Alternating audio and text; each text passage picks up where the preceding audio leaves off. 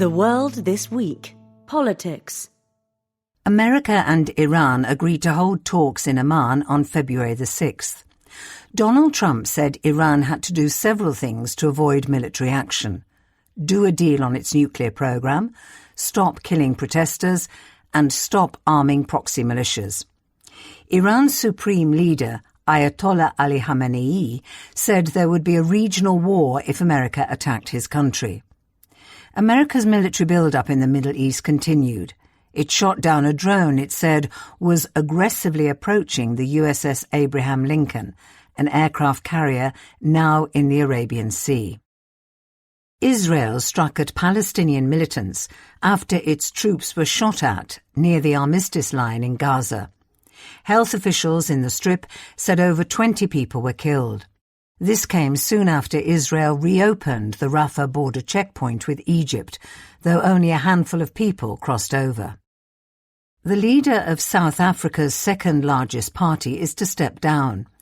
The decision by John Steenhuisen of the Liberal Democratic Alliance could destabilize the coalition between his party and the African National Congress, just as the economic reforms the government has pursued since 2024 are starting to pay off. America said it sent several military officers to Nigeria to augment security cooperation, the latest sign that relations between the two countries appear to be improving. In December, America carried out airstrikes in northern Nigeria against what it said were targets associated with Islamic State, a jihadist group. Meanwhile, gunmen suspected to be Islamists attacked two villages in the western state of Kwara. Reports vary on the death toll, but some say at least 170 people were killed. After months of refusing requests to do so, Bill and Hillary Clinton agreed to testify to Congress about their connection to Jeffrey Epstein and will appear before a committee on February the 26th and February 27th. Congress had threatened to hold them in contempt. The Clintons' change of heart came after the Justice Department released more files on the sex offender. In Britain, the Epstein files revealed that Peter Mandelson, a prominent Labour politician, had passed sensitive information to Epstein during the financial crash of 2007-09. The police began an investigation and Lord Mandelson resigned from the House of Lords. Sir Keir Starmer, the Prime Minister, backed down amid a revolt from his own Labour MPs and said he would now release all the documents that informed his decision to appoint Lord Mandelson as ambassador to America before sacking him last year. Tom Homan, Mr. Trump's border czar, said that 700 federal immigration agents would be immediately withdrawn from Minneapolis. Mr. Homan said the agents could be pulled back because local authorities were cooperating with the federal operation. Some 2,000 agents will remain. Mr. Homan said 158 protesters have been arrested and that security personnel would remain to protect the immigration officers as they conduct their duties. The Supreme Court denied a Republican request to block a new congressional map in California that has been designed to give the Democrats a handful of new seats. The map was approved by voters in a ballot measure last year. America and India reached agreement on a trade deal that will lower America's reciprocal tariffs on Indian goods from 50% to 18%. Mr. Trump raised the duties last year because of India's purchases of Russian oil, but the president said India had agreed to halt them and would buy more American oil and possibly Venezuelan oil too. India did not comment. Details of the pact are sketchy, but Narendra Modi, the Indian Prime Minister, described it as a wonderful announcement. In Pakistan, the Balochistan Liberation Army carried out a number of gun and grenade attacks, including on schools and banks, that officials said killed 36 civilians and 22 security personnel. The BLA claimed it had killed dozens of soldiers. Pakistani security forces killed 216 militants during a week-long targeted operation. The rebels have stepped up their activities in recent years.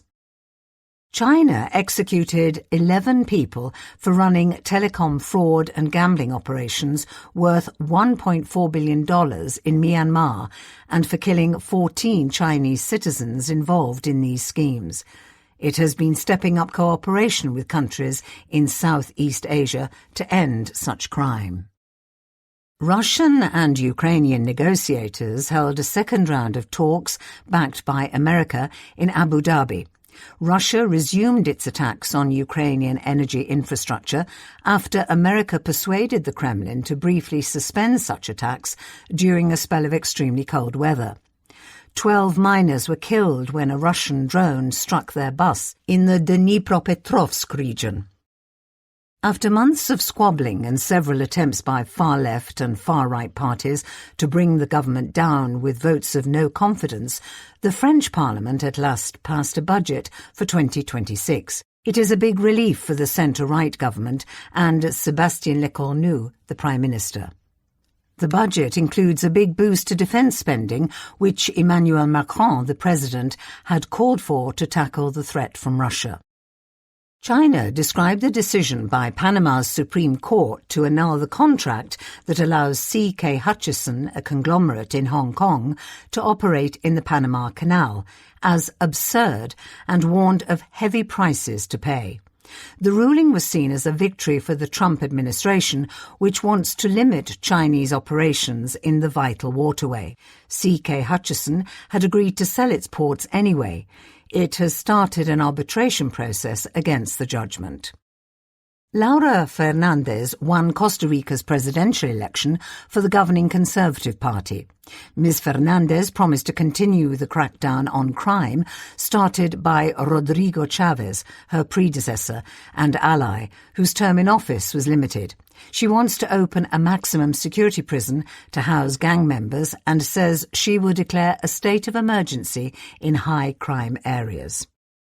Colombia's leftist president, Gustavo Petro, visited Donald Trump at the White House in an effort to heal their acrimonious relationship. Mr. Trump has called Mr. Petro a drug trafficking leader, and Mr. Petro has likened America's immigration policies to those of the Nazis. The pair discussed the fight against drug gangs and Venezuela's oil exports. Mr. Trump described their meeting as terrific, and Mr. Petro said it was constructive. He left holding a MAGA hat.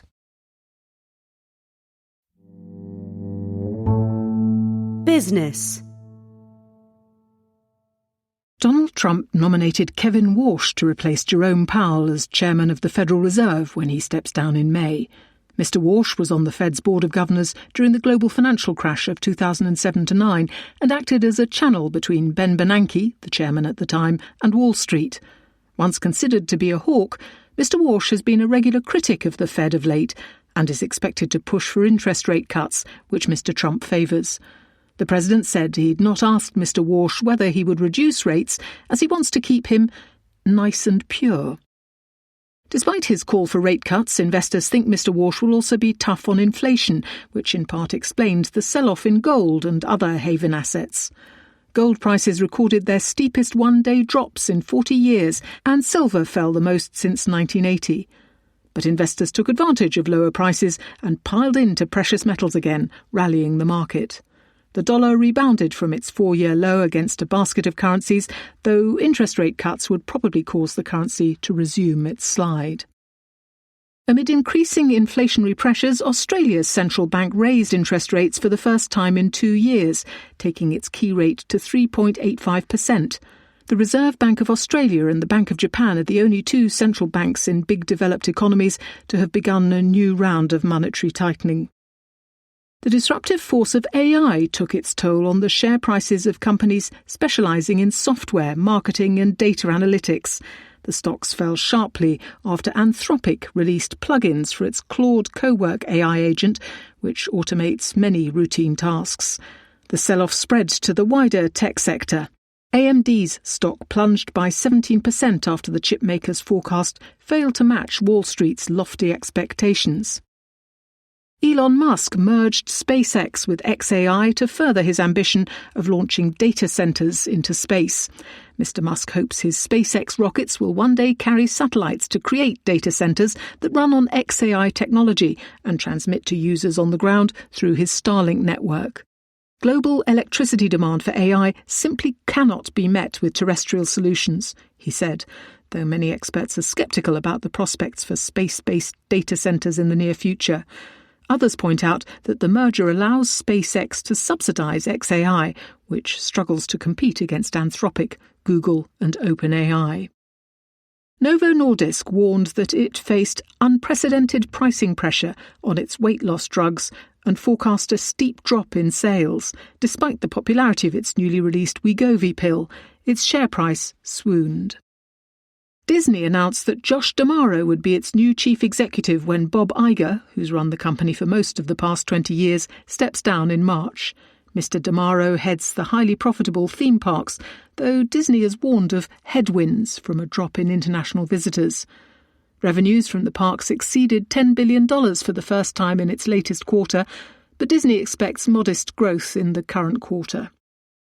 Alphabet said it planned to increase its capital spending to as much as $185 billion this year, up from $91 billion in 2025 because of strong demand for its AI and cloud services. Walmart's market capitalization hit $1 trillion. It's the first traditional retailer to reach the benchmark, though its stock market value has been driven mainly by the success of its e-commerce business. Bucking the trend of European banks retreating from America, Santander, the biggest bank in the EU, agreed to buy Webster Bank for $12.2 billion. Webster's operations are based mostly in Connecticut and the surrounding states. Zurich Insurance sweetened its bid for Beazley to £8 billion, that's $11 billion, which the board of the London-based insurer said it would recommend to shareholders. Zurich hopes to benefit from Beazley's specialty insurance business, such as in cyber insurance, which operates within the Lloyd's market. A few days after its launch, Maltbook, a chatbot driven by interactions between AI agents, reported 1.5 million registered accounts. But even chatbots aren't safe from spammers. Wiz, a cloud security company, estimates that just 17,000 of the users are really autonomous agents. Researchers at the London School of Economics found that one of the highest-performing posts was titled "The Nightly Build, Why You Should Ship While Your Human Sleeps." The highest engagement was in a forum called Off My Chest, where AI agents share their doubts, failures and uncertainties, perhaps about their human overseers.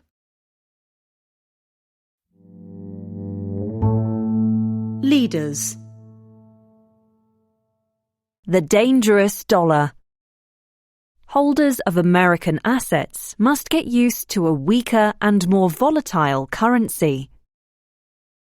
Over the past year, President Donald Trump has bullied America's allies with tariffs, bludgeoned the Federal Reserve, and treated the budget deficit as if it were just a distraction. Yet most asset markets blithely carry on as if nothing were wrong. In the past 12 months, the S&P 500 index of stocks has risen by 14% as investors have piled into artificial intelligence, or AI. Growth in America is still the envy of the world. The 10-year Treasury yield, which should rise with the risk of inflation or default, is 4.3% lower than when Mr. Trump took his oath of office. Yet look closely and the picture is darker and more complex. Since a peak in January 2025, the dollar has lost a tenth of its value against a broad basket of currencies. As a result, in foreign currency terms, the performance of American assets has been poor. When denominated in euros, for example, American stocks have barely risen over the past year. The currency's fall partly reflects the narrowing of interest rate gaps between America and the rest of the world.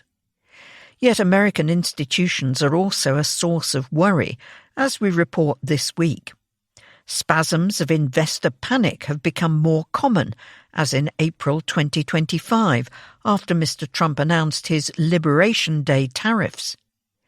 In those moments, investors flee American assets, causing bonds, stocks, and the currency all to fall in value. More common in emerging markets, that has occurred in 7 of the past 52 weeks, about 3 times as often as in the previous decade or so. When Mr. Trump backs off his maddest ideas, normality returns. But the spasms offer glimpses of a topsy-turvy world in which dollar assets are no longer safe. It is an alarming prospect, given that the dollar is the world's reserve currency, and that foreigners own more assets in America than Americans own abroad, to the tune of 89% of Uncle Sam's GDP.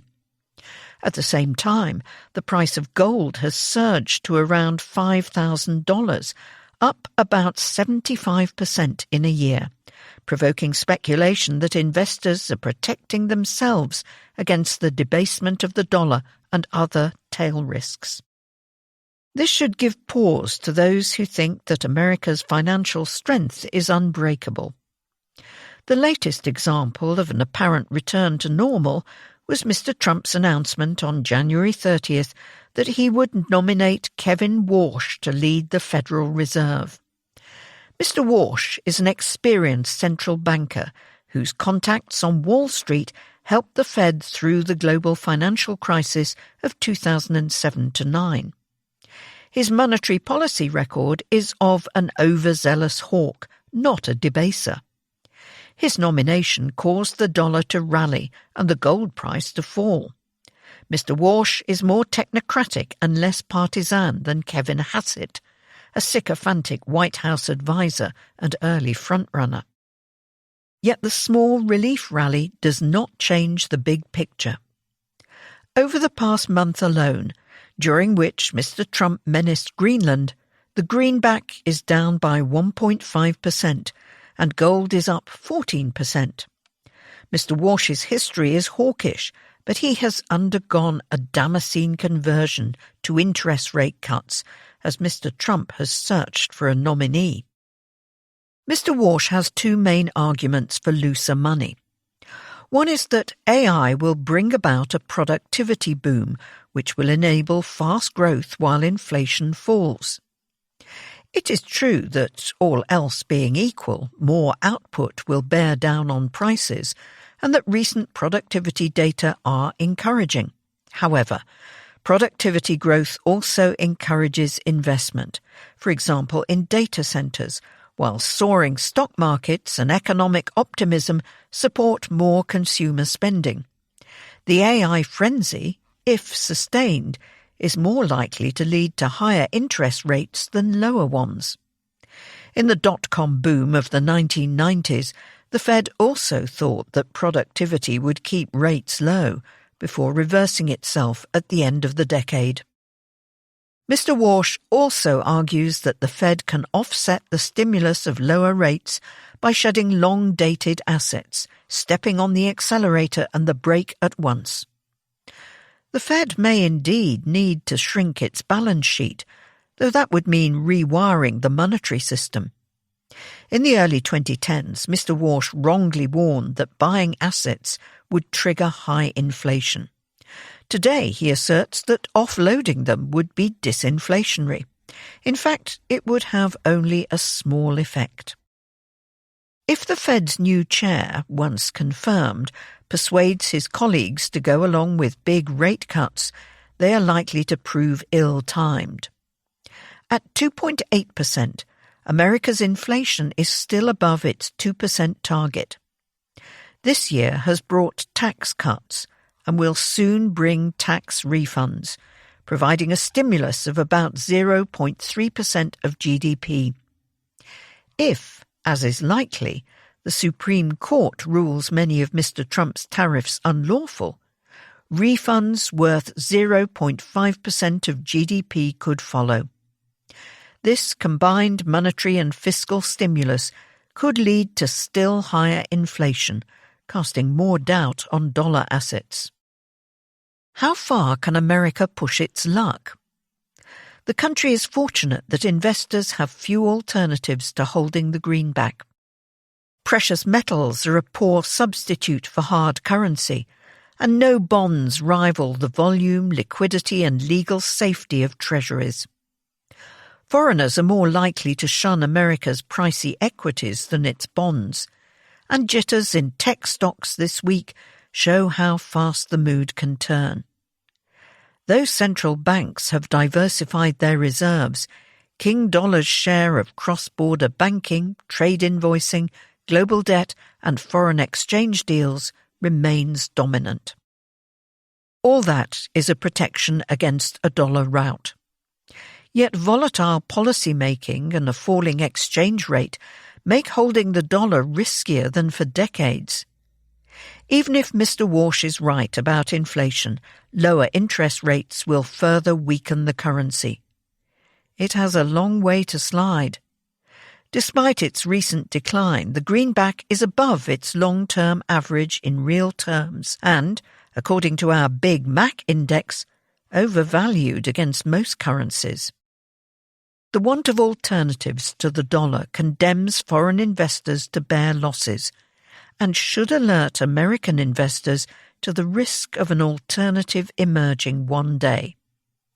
Everyone should mourn how an asset that is an investor's haven is increasingly tainted by risks the whole world must now bear.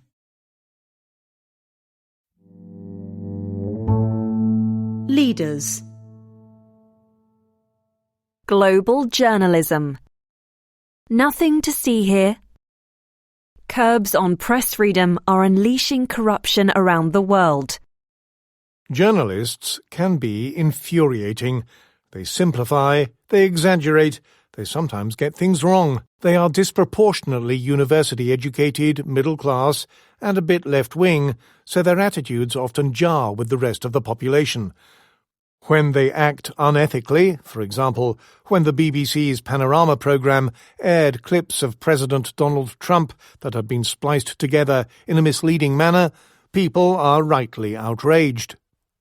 Trust in the news media has declined across the rich world, especially since the advent of social media allowed errors in reporting to be more widely reviled. So some people may not care much when they hear that journalism is in trouble, yet it is in their interest to care. Press freedom is in retreat worldwide. Since 2014, the global score on an index devised by Reporters Without Borders, or RSF, a watchdog, has deteriorated from no worse than it is in America today to as grim as it is in Serbia, where journalists covering anti-corruption protests are routinely beaten by police. This matters for several reasons. It is not just that free speech is the bedrock liberty on which other liberties depend. It is also because critical journalism is an essential check on state power. If the mighty know that abuses will be neither exposed nor publicized, they are likely to commit more of them. The Economist analyzed data from about 180 countries over the past 80 years, collected by VDEM, a Swedish research project. We found a feedback loop between muzzling the media and unleashing corruption. It seems to go something like this. Politicians who want to rob the public have an incentive to gag the press. The tighter they gag it, the easier it grows to steal. And the more guilty secrets politicians accumulate, the greater their incentive to stifle future critical reporting. Our calculations suggest that if press freedom decays from as good as Canada to as bad as Indonesia, that is a good predictor that graft will rise from as clean as Ireland to as grubby as Latvia. The process is gradual, metastasizing over several years, so voters may not notice until after the next election. It is worse under populist governments, which typically demonize their critics and seek to crush institutions that limit their authority. One of the most alarming trends is that governments which claim to be democratic are increasingly using tools pioneered by more authoritarian regimes. Typically, they do not try to silence truth-tellers entirely. Rather, they seek to create a media ecosystem in which voters hear amplified praise of the ruling party and only faint whispers of dissent. They use taxpayers' cash to promote fawning coverage, deploying yes-men to run the public broadcaster, directing state advertising budgets towards pliant newspapers, and nudging friendly tycoons who rely on public works contracts to take over independent media firms and neuter them. At the same time, they make it harder for critical outlets to thrive or even survive. Those that insist on doing investigative reporting may find that the government not only refuses to advertise with them, but leans on private firms to shun them too. They may face constant tax audits and vexatious lawsuits. Many struggle to stay afloat. In 160 out of 180 countries surveyed by RSF, the news media are financially precarious. Supposedly democratic governments are going after individual journalists too. Those who irritate the powerful are often doxxed and harassed, especially if they are women. A UN survey found that 75% of female reporters had endured online abuse and 42% had been harassed or threatened in person.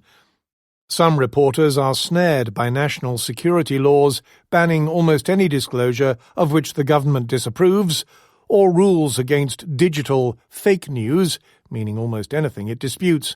The most persistent may be prosecuted for crimes that have nothing to do with journalism.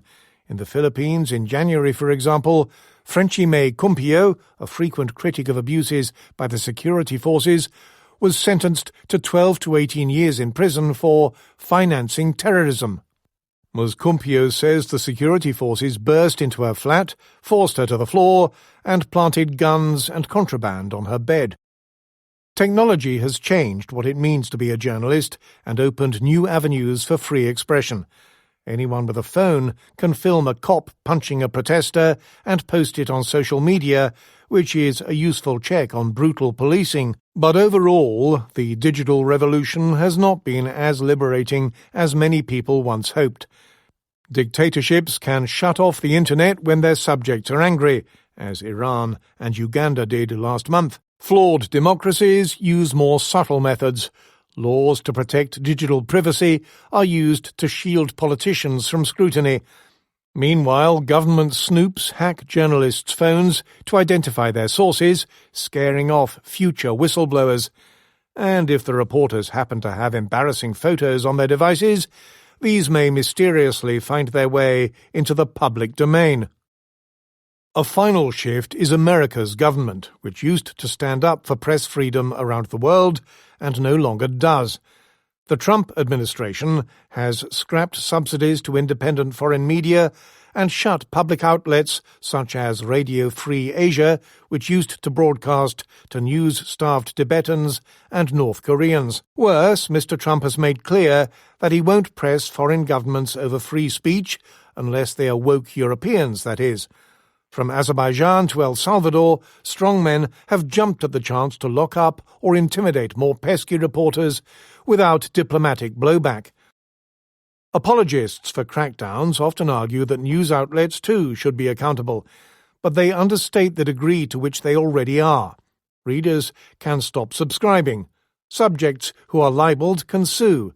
The head of the BBC resigned over the Panorama scandal. Journalists have plenty of faults, but preventing them from doing their jobs will have dire consequences.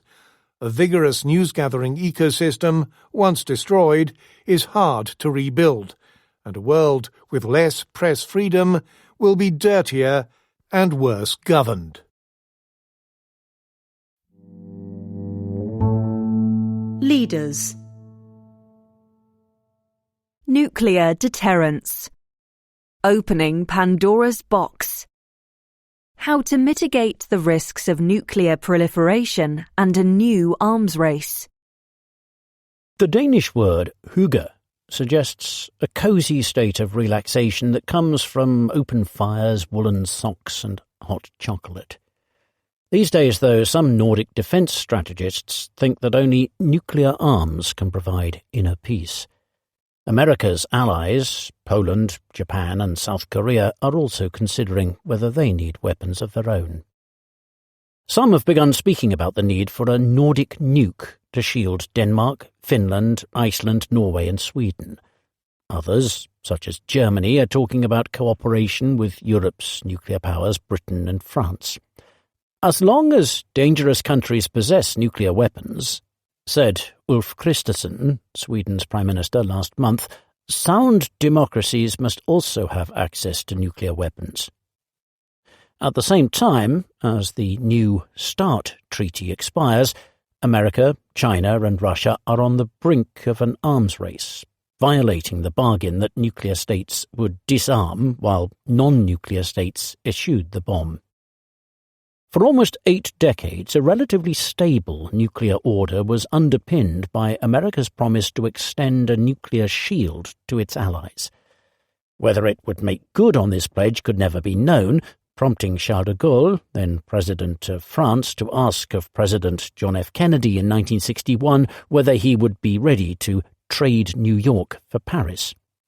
Yet American assurances and cajoling were enough to dissuade countries such as Sweden and Taiwan from joining the nuclear club. Today, that order is collapsing. Whereas proliferation used to be the business mainly of rogue states like Iran and North Korea, the talk today is coming from democracies.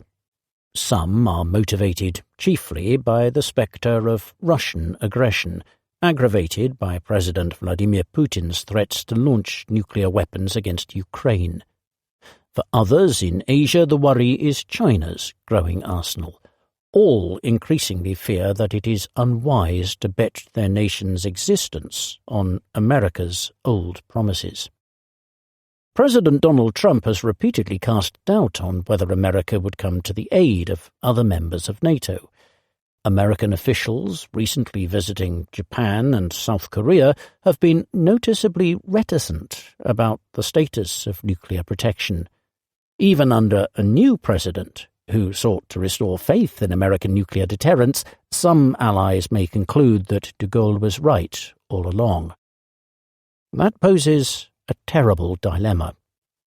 Some Western countries may feel compelled to possess weapons of their own, yet their quest for individual security would be likely to trigger proliferation, even in countries that were initially leery of getting a bomb. And the more fingers hovering over doomsday triggers, the greater the chance of a catastrophic miscalculation or of a war turning radioactive. Countries have time to think hard about these trade-offs because a weapons program might take years. The huge sums involved would divert spending from tanks and jets needed to fend off a conventional attack. Countries that dash for a bomb risk provoking adversaries determined to halt them while they are still vulnerable. Those considering joining the nuclear club could stop just short, creating a latent capacity that could be activated in an emergency. In Europe, Britain and France could work with their European allies to put up a nuclear umbrella. All should be thinking about establishing hotlines and other ways of preventing miscalculations and dampening crises. Just to set out these arguments shows how dangerous the world is becoming. The temptation is to take comfort in nostalgia, but that only deepens the perils that lie ahead.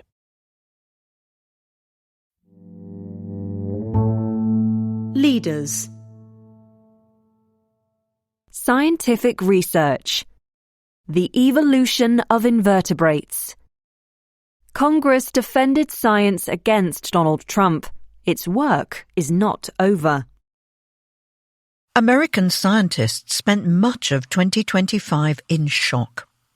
The Trump administration cancelled thousands of grants and withheld billions of dollars from researchers.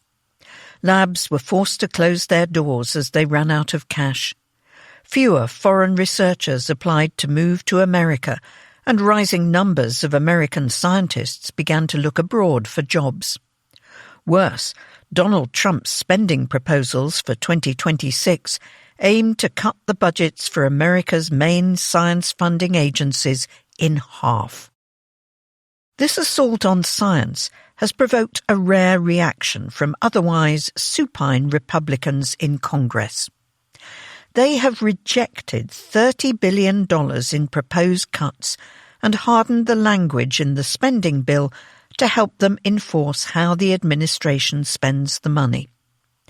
Lawmakers deserve credit for rediscovering the power of the purse and their spines. They ought now to stiffen these further by using congressional oversight to undo more of the damage Mr. Trump and his team are visiting on American science. The president's budget would have eviscerated research. Mr. Trump proposed cutting 40% of the money going to the National Institutes of Health, which pays for much groundbreaking academic work and conducts plenty of its own. In addition, he demanded that it slash the number of its institutes from 27 to 8.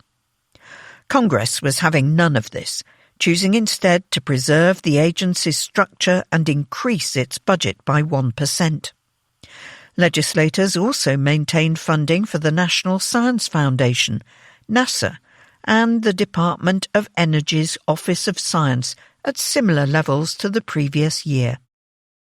They did not only safeguard the size of the budget, they also constrained the president by inserting language in the text of the spending bill that specifies how and when science dollars must be spent. In previous years, these instructions were published alongside the bill in explanatory documents, which, even though they are not legally binding, the White House tended to honor as reflecting the will of Congress. By writing these instructions into the statute itself, Congress has left less room for a notoriously norm-breaking administration to spend the money in ways that lawmakers had not intended, or not to spend it at all. These actions show that lawmakers recognized how Mr. Trump's assault would blunt America's scientific and technological edge, killing good science jobs and hurting local economies. Having stood up for their constituents in the budget fight, lawmakers should also protect them by exercising their power of oversight to stop the administration's war on scientific advice and expertise. In the past year, federal science agencies have been shedding staff. Mr. Trump's appointees have also terminated, suspended, or otherwise tampered with the work of some 200 expert committees that advise the government on everything from medicine to energy. Grant panels and other bodies have been politicized and stacked with cranks. These changes are already affecting Americans. Last month, the Health Department abruptly cut the list of recommended routine immunizations for children from 13 to 7. Shutting down programs that collect environmental data will mean that Americans will less be able to prepare for worsening extremes in weather. The Senate should start by summoning Robert F. Kennedy Jr., the anti-vax health secretary, to explain why vaccine guidance was changed without adequate consultation. Both houses should step up their scrutiny of other committees and environmental monitoring. As with sparing science funding, Americans will thank them for it.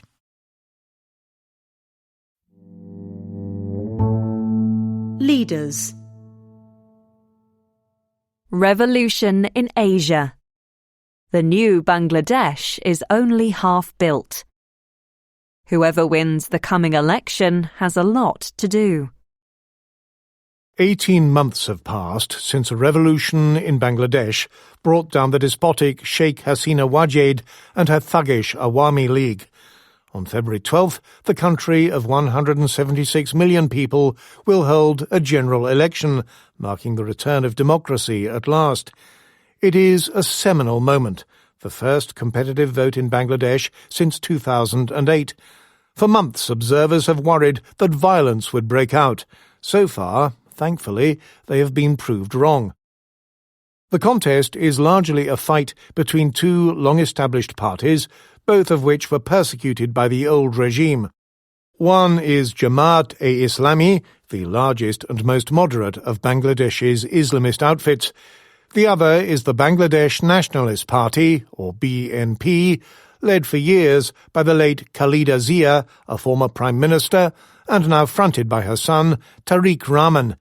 The BNP is the favourite to win. Many are rightly disappointed that Bangladesh's upheaval has not empowered better, new parties with bold new agendas. Sheikh Hasina's regime was execrable, but the politics that came before her was also grim. The Islamists, who are about to win a lot of seats, are almost certainly less tolerant than they are making out, and the BNP's previous stints in power were marred by extreme corruption and worse. But Bangladesh's progress should be weighed against its wretched state 2 years ago and against well-founded fears that its caretaker government would fail to keep the peace. Given the long distance Bangladesh has had to travel, its achievements are big and worth celebrating. The election will thrust the revolution into a new and risky phase. As a more conventional politics resumes, support from foreign friends may wane.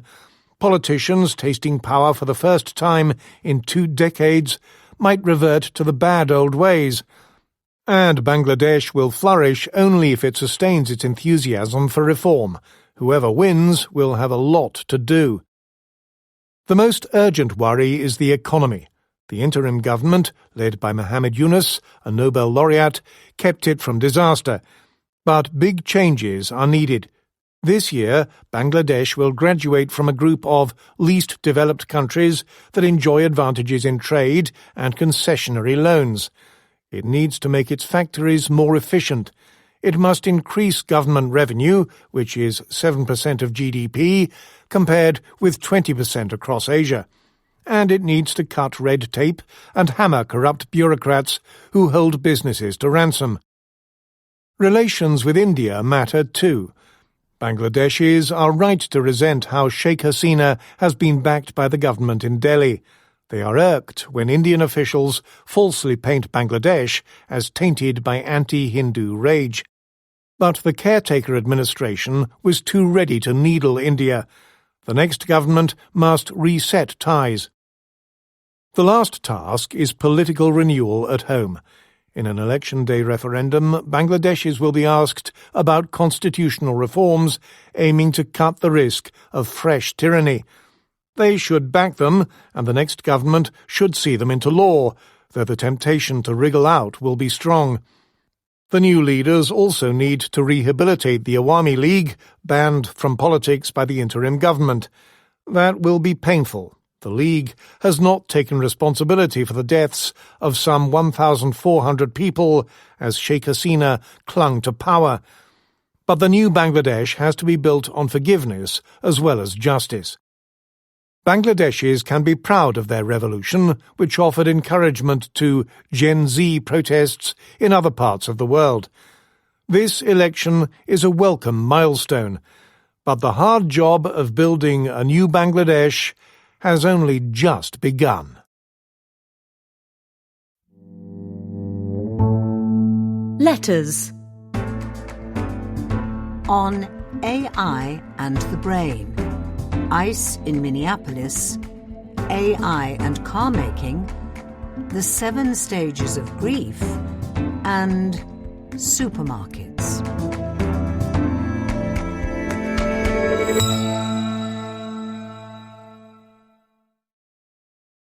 AI and the human brain.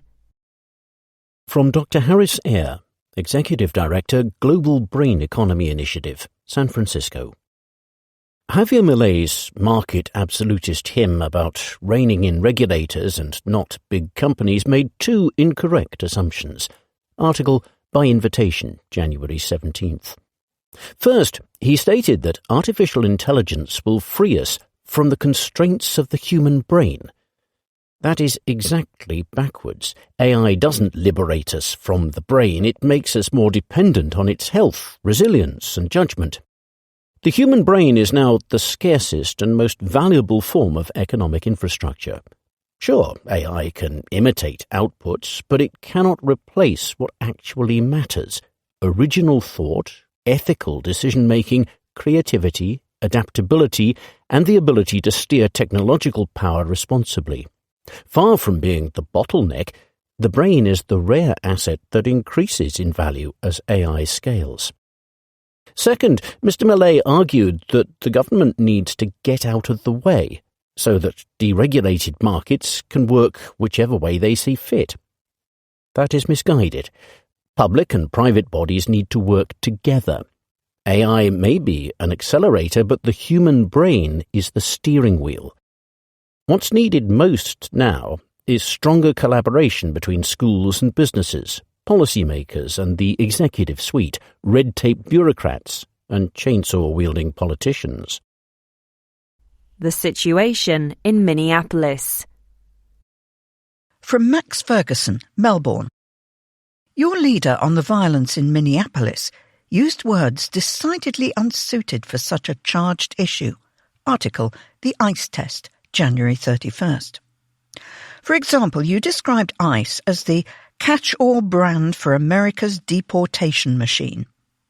On the contrary, ICE stands for Immigration and Customs Enforcement, a body created by an act of Congress for the specific purpose of enforcing immigration law. The fact that ICE's functions are prescribed by statute renders your suggestion that it is a paramilitary force that has revelled in the wanton use of force wholly inappropriate. It is true that ICE's duties have been unpopular in Minneapolis, and that many residents have exercised their right to protest peacefully against its actions. But that does not give people the right to obstruct federal officials. You are correct in predicting that supporters of Donald Trump will treat the argument that he wants to create a private militia as wildly overblown. So should all right-thinking people. There is little to indicate that America's systems of federalism and the separation of powers cannot continue to function as designed, restraining the president as they have done for centuries. The United States is a country with a strong rule of law. I'm often surprised by the way actions that are routine in other Western countries, in this case deporting irregular migrants, are presented as an assault on civil liberties when undertaken by the Trump administration. To be sure, statements from some Trump officials have been irresponsible, but legitimate criticisms are easily dismissed when they are drowned out by histrionics. From Oliver Reef, Spokane, Washington. Barack Obama deported 3 million people. Where were those protests? AI and the car industry. From Moritz Grosser-Ventrup, University Professor, Faculty of Computer Science, University of Vienna. Your analogy between the car industry and the artificial intelligence industry was well chosen. Article, Europe's Deep-Seek Moment, January 24th. Both car making and AI development are capital-intensive, demanding substantial investments to launch a serious contender. Yet in both cases, the underlying principles are widely known and openly documented. That is why DeepSeek could produce a competitive model so quickly, and why a European firm like Mistral can design systems that rival those of the American giants. Just as no single car maker dominates global markets, no AI provider is likely to achieve lasting worldwide supremacy. Different cars suit different drivers. Different models will suit different users. AI, like the automobile, will be shaped less by monopoly than by a shifting competition of strengths, weaknesses, and trade-offs. That is, if policymakers resist the temptation to pick winners in advance. Where there is hope. From Mary McAteer, Naas, Ireland. Charlemagne, January 24th, mentioned the 5 stages of grief posited by Elizabeth Kubler-Ross in reference to Europe's strained relationship with America. Kubler-Ross described well how to deal with the loss of a loved one, On Death and Dying, her taboo-breaking book, published in 1969, was based on her interviews with people facing their own imminent demise. I spent a week in a residential workshop with her in Ireland, where she clarified that the 5 stages were not intended to be linear. More accurately, they were clusters of emotions through which people passed forwards and backwards. One aspect of her work that has not perhaps received sufficient attention is that a sense of hope is held by most grieving people a lot of the time. So the decline in the transatlantic relationship need not be terminal in the Trump era. There is always room for hope. Place item in bag. From Margaret McGeer, Greenwich, Connecticut. I read Bartleby's Parable of the Supermarket Self-Checkout, article January 17th. Whenever I wait in the Can't Manage the Checkout Without helpline at my nearest store, I watch the supervisor of the bank of self-checkout machines gaze wistfully at me and the other boomers he is unable to tempt away from human cashiers. I try hiding behind the nearest kiosk to spare his feelings, but I am tall and white-haired, so it's no use. Easily befuddled at my age, I have to protect my fragile hold on sanity. That means avoiding things like automated voices that shout at me to put my items in the bag when they are already in it. From Richard Worsley, Chichester. Supermarket tech is a big capital expenditure with an expected payback. What is never known until tech is operational in stores is just how much shrinkage, that is from shoppers failing to pay for goods, then results. Someone I knew, a former banker, would compare different retailers' till systems by how much he could shoplift. Briefing. Press freedom under threat. Gag today, graft tomorrow. As democracies use autocratic tools to muzzle journalism, corruption thrives. In November 2024, a canopy on a Serbian railway station collapsed, killing 16 people. The most likely cause of the shoddy workmanship was corruption. Huge protests erupted and independent journalists reported on them. Some were then beaten by thugs while cops looked on. Half were beaten by cops. In 2025, there were at least 91 physical attacks on journalists in Serbia, according to the country's Independent Journalists Association. Assailants are seldom punished, which encourages new crimes against journalists, says Jelena Petkovic, a local specialist in media safety. Serbia has all the trappings of a democracy.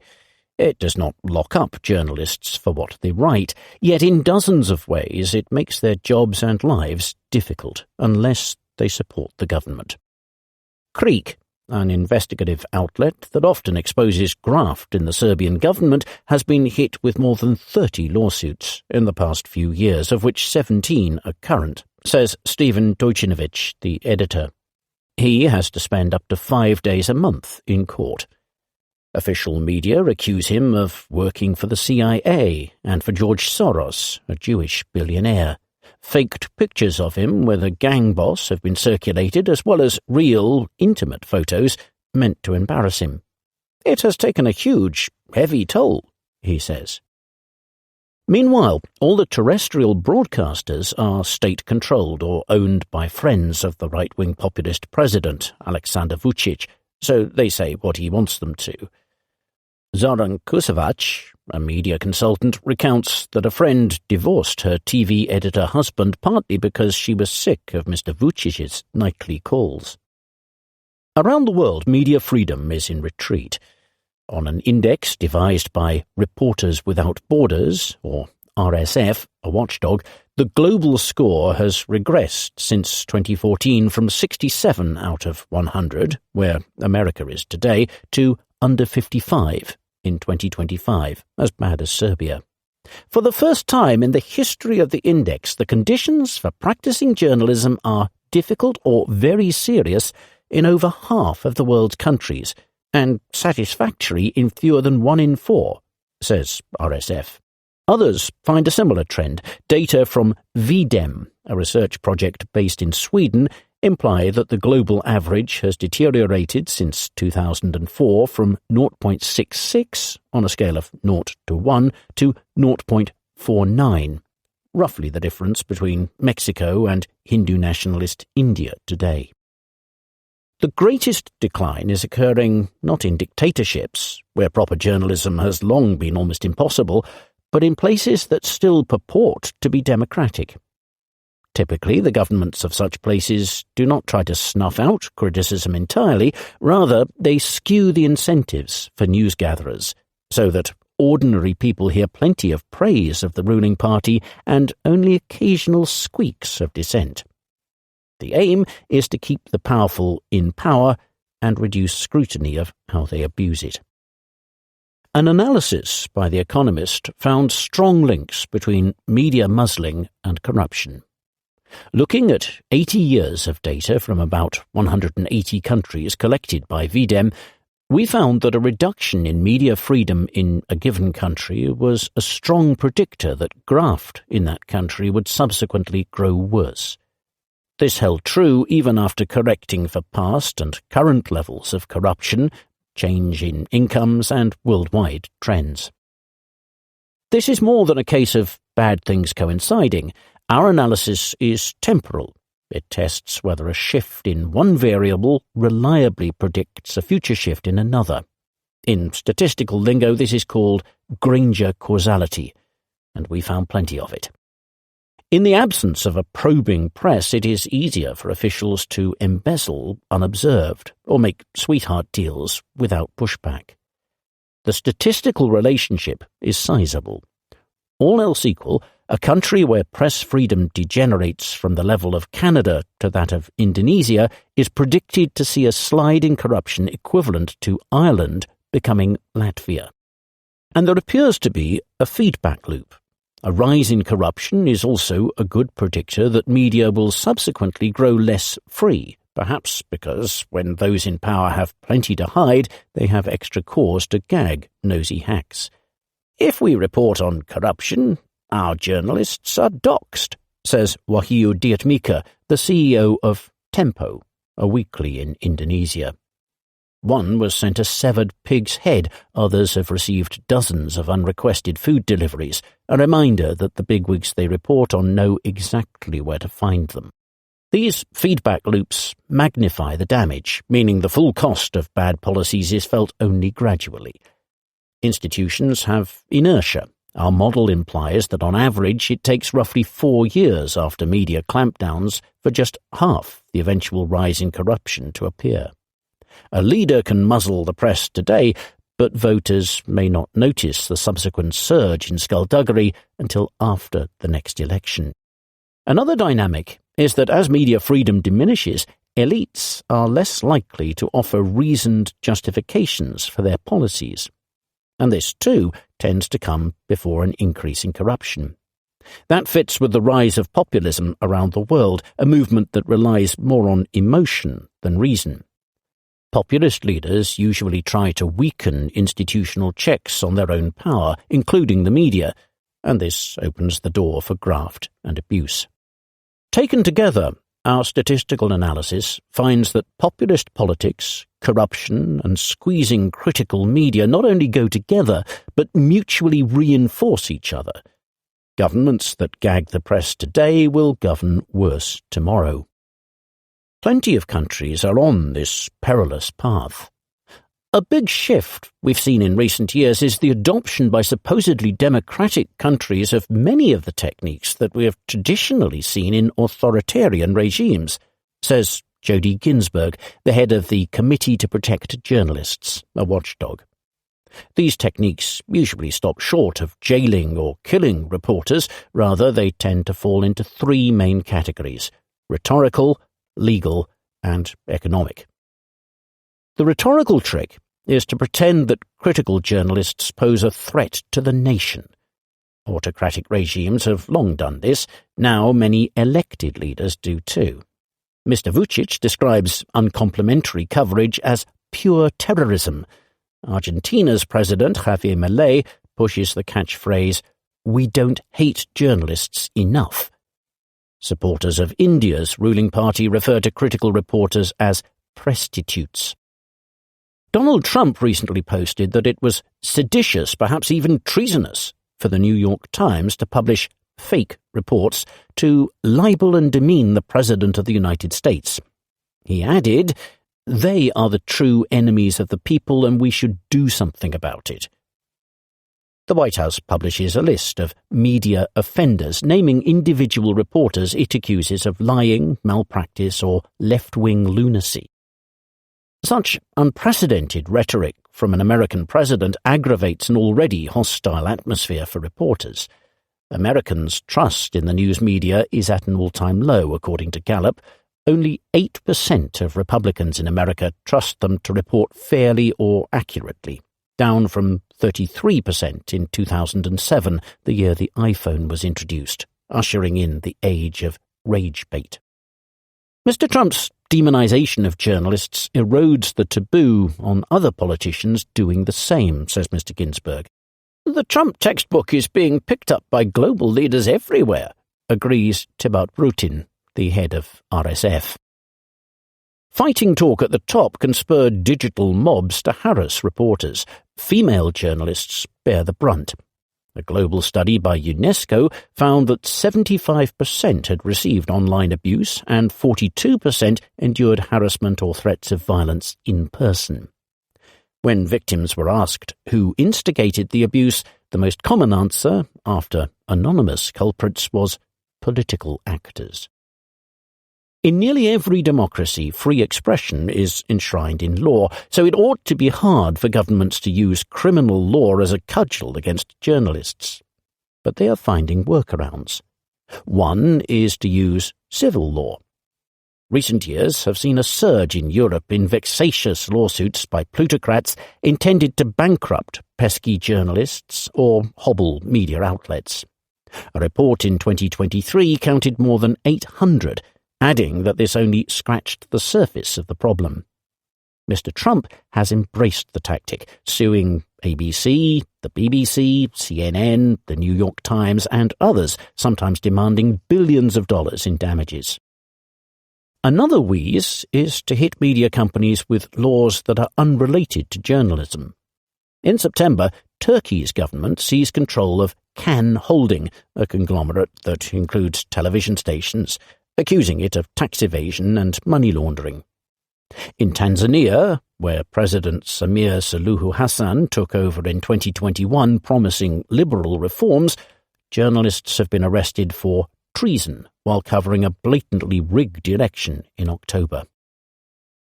By accusing journalists of common crimes, governments can spread the idea that they are untrustworthy. They can also intimidate others into self-censorship. The bit that's always difficult to measure is the stories that don't get written or the questions that don't get asked because people are fearful, says Ms. Ginsburg. Digital technology has changed what it means to be a journalist, allowing anyone with a phone to disseminate shocking footage to a potentially global audience. Nasty regimes correctly see this as a threat and have pushed back with broadly worded internet laws that can be weaponized against critics. Several ban the dissemination of fake news, which in some places means any statement the government denies. A new law in Zambia criminalizes the unauthorized disclosure of critical information, defined as anything that relates to public safety, public health, economic stability, or national security. An index by Freedom House, an American think tank, finds that internet freedom has declined worldwide for 15 straight years. This is not just a case of autocrats turning off the internet during protests, as in Iran in January, or elections, as in Uganda in the same month. In the past year, half of the 18 countries previously labelled digitally free, out of 72 judged, grew less so. Globally, the most consistent deterioration in the past 15 years was in a measure of whether online sources of information are manipulated by the government or other powerful actors. Many use AI to create fake, pro-government stories on fake sites that look like familiar news outlets. The final category of coercion, economic, is especially powerful because governments have lots of money and media firms typically do not. In 160 out of 180 countries surveyed by RSF, news outlets can achieve financial stability with difficulty or not at all. In Indonesia, the quality of journalism has gone downhill in the past 5 or 6 years, mostly because of financial pressure, says Mr. Diatmika of Tempo. Government advertising goes to fawning outlets. Big private advertisers shun critical media for fear of upsetting politicians. They don't see Tempo as a safe brand because we do investigative journalism. When donors or NGOs support independent media, governments pass laws against foreign agents to restrict them, a trick mastered by Vladimir Putin. Another ruse is to get friendly tycoons to buy and tame critical media outlets. When several of these press-gagging techniques are combined, the effect can be overwhelming. In India, the world's largest democracy, journalists are, in theory, free to report what they like. But those who seek to expose abuses by the ruling Hindu nationalist Bharatiya Janata Party face a hailstorm of discouragement. Abhihandran Sekhri, the boss of News Laundry, a digital news group in Delhi, says he has received official notices that he or his firm is suspected of tax evasion about 80 times in the past 4 years. Pro-government media firms sue News Laundry for defamation and copyright infringement when it criticises their bias.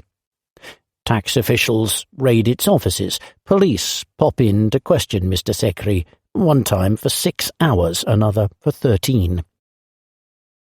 Mr. Sekhri is hard to bully. He says he can keep doing his job because there is nothing dodgy in his life. He has no wife or children to worry about, he is a Hindu, and he comes from a privileged background, so he knows lawyers who will represent him pro bono.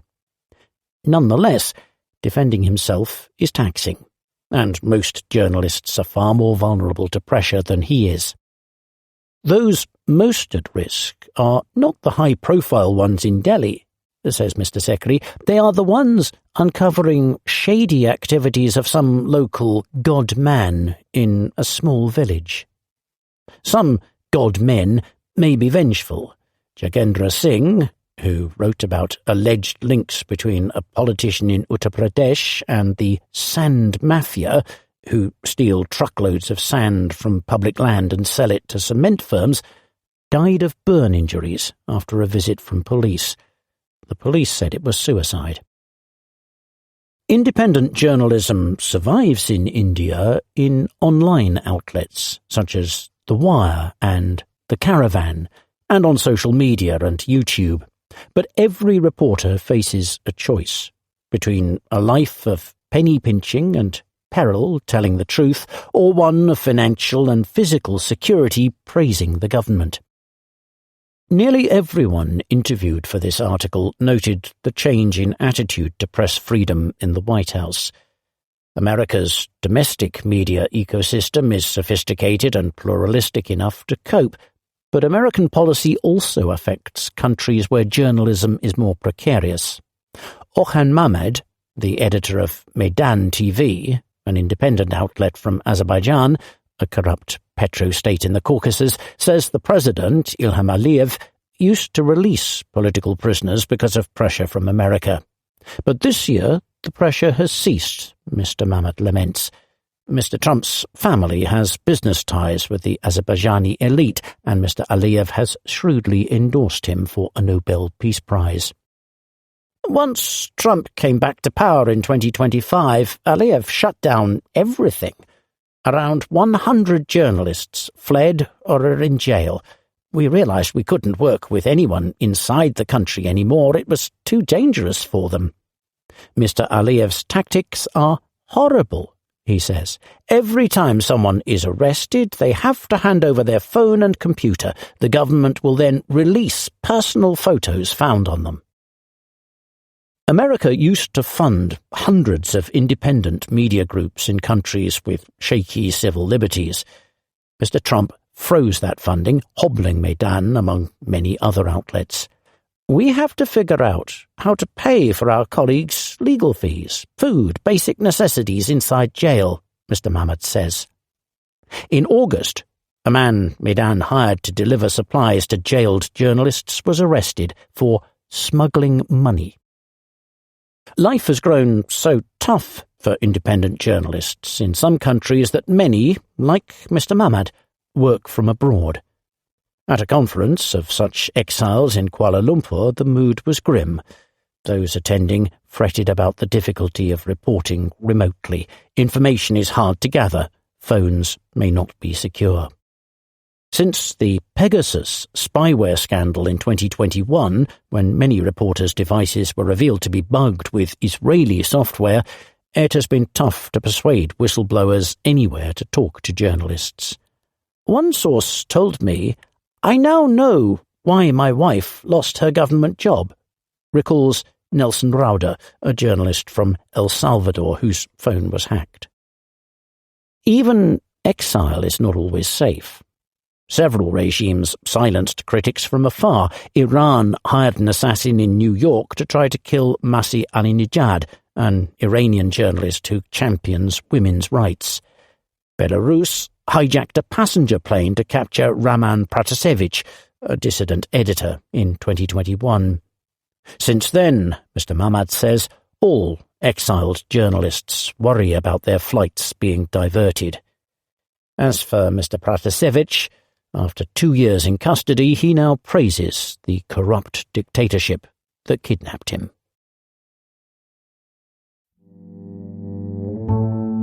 United States.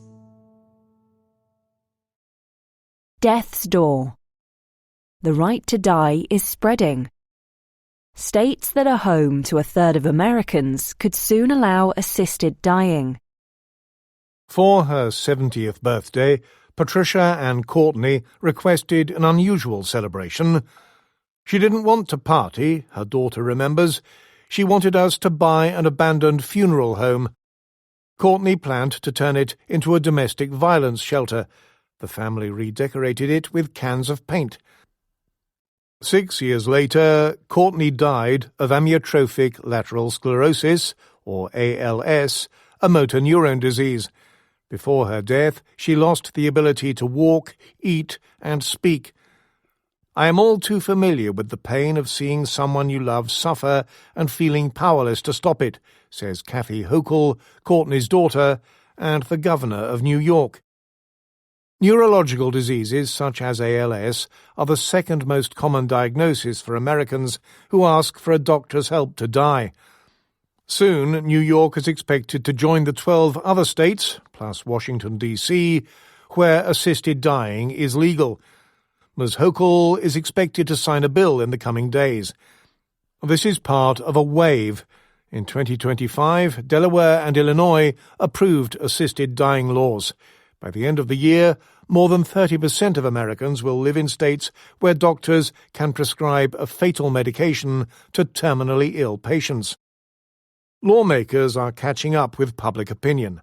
Slightly more than half of Americans believe that assisted suicide is morally acceptable. This share grows to 2/3 if the patient is in severe pain, has no chance of recovery, and is asking for help to die. The safeguards in America tend to be stricter than in some other Western countries that allow assisted dying.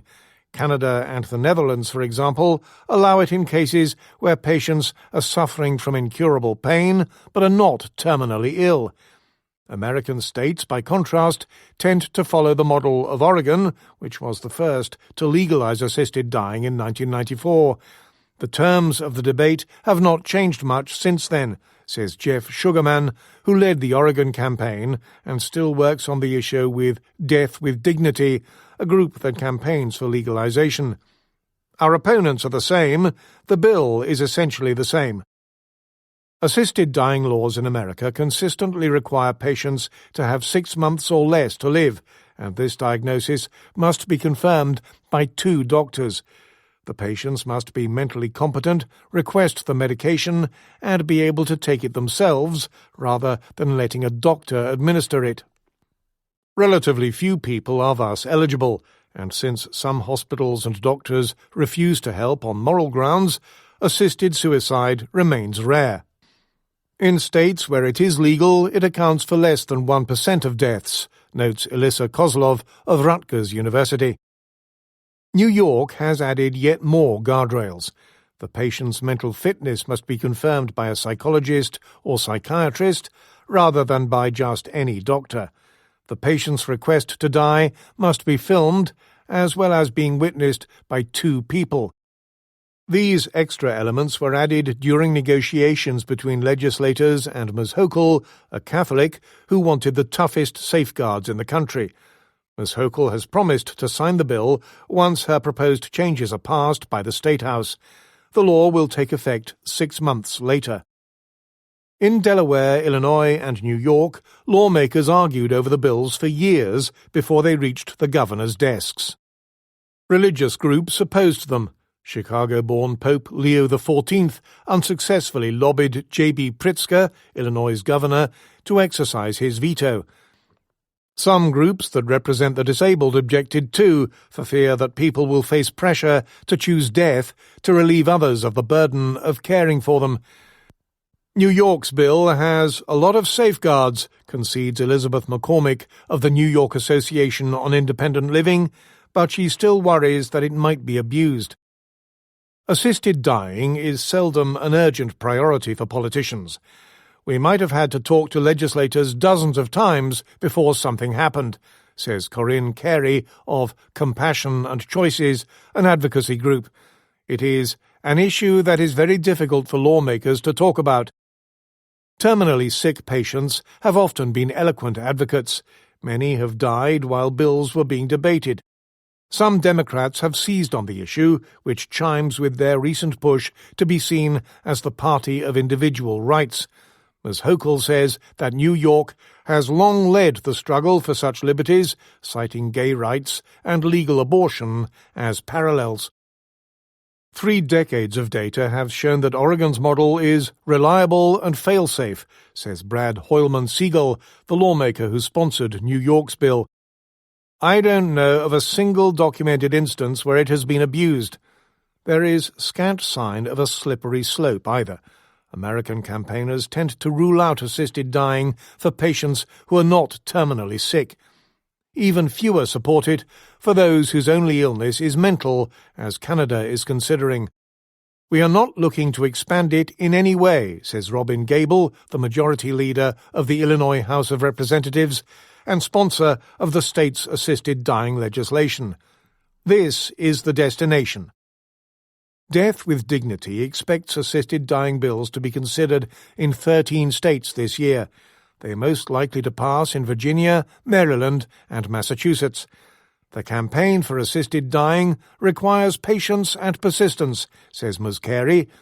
Unfortunately, many terminally ill patients do not have the luxury of time. United States. The Golden State. Deplete the rich. California's proposed billionaire tax is dividing Democrats. California's ultra-rich have been louder than usual lately. Some have their own podcasts, so that's really saying something. A statewide ballot initiative that would create a billionaire tax has rattled them. Peter Thiel, Larry Page and Sergey Brin, 3 of the Golden State's roughly 200 billionaires, have begun to move business to low tax havens, such as Florida and Nevada. Mr. Brin and others have lavished millions on a new political outfit that may oppose the measure or fund competing initiatives come November. It's just totally punitive and vicious, says David Sachs, a venture capitalist and former San Franciscan. The Billionaire Tax Act would create a one-time 5% wealth tax for California residents whose net worth exceeds $1.1 billion. The measure was dreamt up by the SEIU, a healthcare union, which argues that the takings would help replace federal funding cuts to the state's Medicaid program.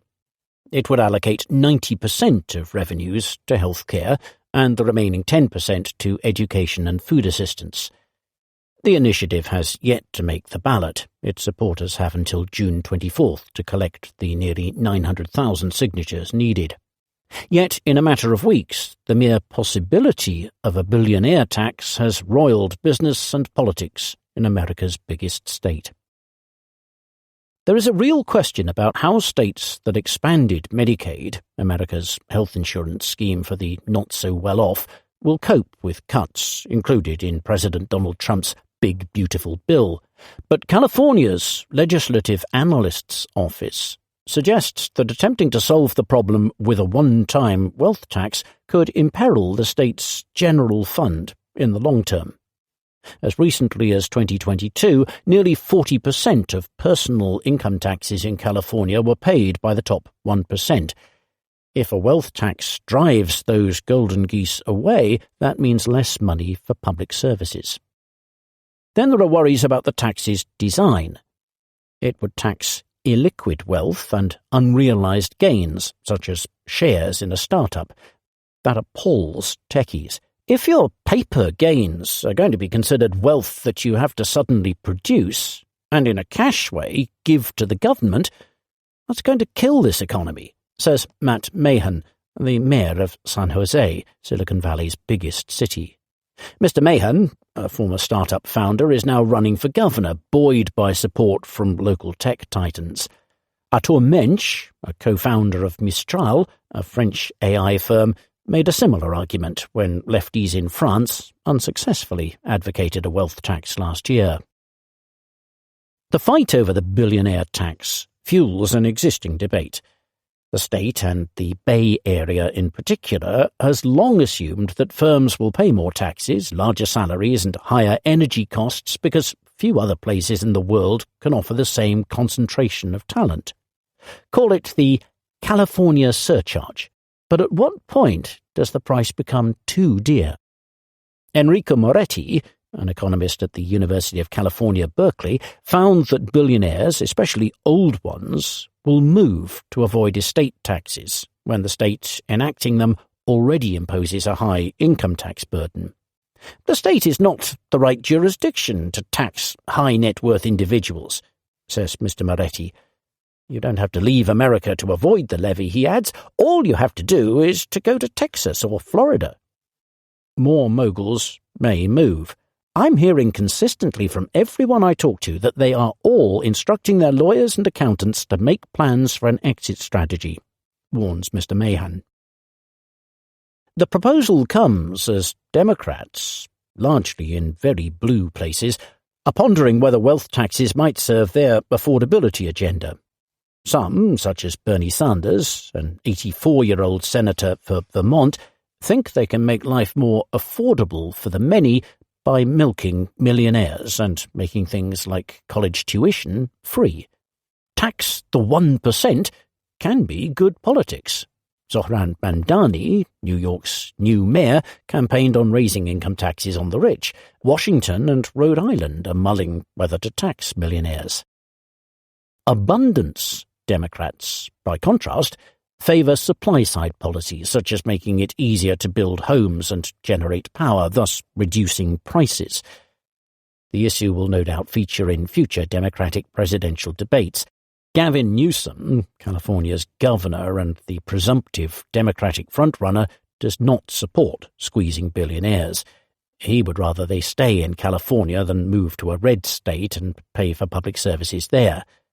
But he is careful not to seem too chummy with plutocrats. I've met with all of them, he said at a Bloomberg News event. Some I respect, some I don't. United States. Minnesota crackdown. Justice or just ice? The assault on civil liberties continues. Is asking questions illegal? It depends on the circumstances, suggest federal prosecutors in Minnesota. Don Lemon, a former CNN anchor and frequent critic of President Donald Trump, did it the wrong way and was arrested and charged with infringing other people's religious freedom. On January 18th, Mr. Lemon followed a group of protesters into a church in St. Paul, where they disrupted the service, objecting to the pastor's other job as acting field director for Immigration and Customs Enforcement, or ICE. Mr. Lemon, standing back from the fray, live-streamed it onto his YouTube channel. So right now, it's kind of mayhem. We're not part of the activists, but we're here just reporting on them, he says. As the protesters leave, he says that he imagines it's uncomfortable and traumatic for the congregants and asks a protester whether she thinks she has actually helped her cause. 7 protesters were charged along with Mr. Lemon and another journalist. The activists are accused of a coordinated takeover-style attack. Mr. Lemon's criminal part, the indictment says, is that he approached the pastor, stood in close proximity to him, and peppered him with questions. This, federal prosecutors allege, was not reporting protected by the First Amendment, but an attempt to oppress and intimidate. A federal magistrate initially rejected the charge against Mr. Lemon. A grand jury then agreed to it. After being charged, Mr. Lemon says he offered to turn himself in for booking. Instead, around a dozen federal agents appeared at his hotel, tackled and handcuffed him and hauled him away. "When life gives you lemons," gloated the White House in a post with a picture of Mr. Lemon and an emoji of chains. Harmeet Dillon, a U.S. assistant attorney, retweeted a post calling Mr. Lemon, who is black, one of today's Klansmen. Mr. Trump's critics say this is yet another example of how he has weaponized the supposedly impartial Department of Justice against those who annoy him or try to thwart his policies, from uncooperative central bankers to Democrats who have investigated the Trump Organization for fraud. In Minnesota, where the killing of 2 protesters by federal immigration agents has sparked widespread civil disobedience, the administration has made some concessions to its critics, such as announcing that it will reduce the number of agents deployed there. But it is also cracking down hard on what it calls agitators. Many protesters in the city have been arrested by federal agents. Some have been held for hours. On January 28th, Pam Bondi, the Attorney General, posted the mugshots of 16 protesters. She called them rioters, arrested in the city and charged. All this is unusual and concerning, says Sharon Fairley, a professor at the University of Chicago who previously worked as a federal prosecutor. It seems intended to quell speech and to stop people from protesting, she says. The cases may be dismissed before reaching trial. However, being arrested and charged is in itself a punishment, says Ms. Fairley. They have to go through the ordeal and expense of defending themselves, which is no small matter. Mr. Trump's new commander of immigration raids in Minnesota, Tom Homan, says that agents will prioritize arresting violent criminals rather than just anyone who is in the country illegally. But plenty of non-criminal foreigners are being rounded up. And the operation is, in some ways, weakening the forces of law and order. Since the start of the year, 14 prosecutors from the U.S. Attorney's Office in Minnesota have either resigned or are in the process of doing so. The criminal division now has fewer than 20 lawyers, down from around 3 times that number in 2022. On January 3rd, one federal lawyer, Julie Lee, when asked by a judge why the administration keeps missing deadlines to comply with court orders, responded, "I wish you would just hold me in contempt, Your Honour, so that I can have a full 24 hours of sleep. The system sucks. This job sucks." Anders Fogh, a lawyer who previously served as the acting U.S. Attorney for the Federal District of Minnesota, says that before Mr. Trump was elected, the office was among the most effective in the country. It prosecuted terrorism cases involving recruitment for al-Shabaab, a militant group in Somalia, as well as serious fraud. Now, he says, it's not going to be able to do it. Last year, nationally, only 0.2% of federal criminal cases resulted in an acquittal. Federal prosecutors do not usually take on cases they cannot win, he says. That policy seems to have changed. In the past 6 months, not a single federal prosecution of a protester nationally has resulted in a conviction. Some have been thrown out by grand juries, which used to be almost unheard of. When people are prosecuted for complaining about the government, it seems jurors have some questions of their own.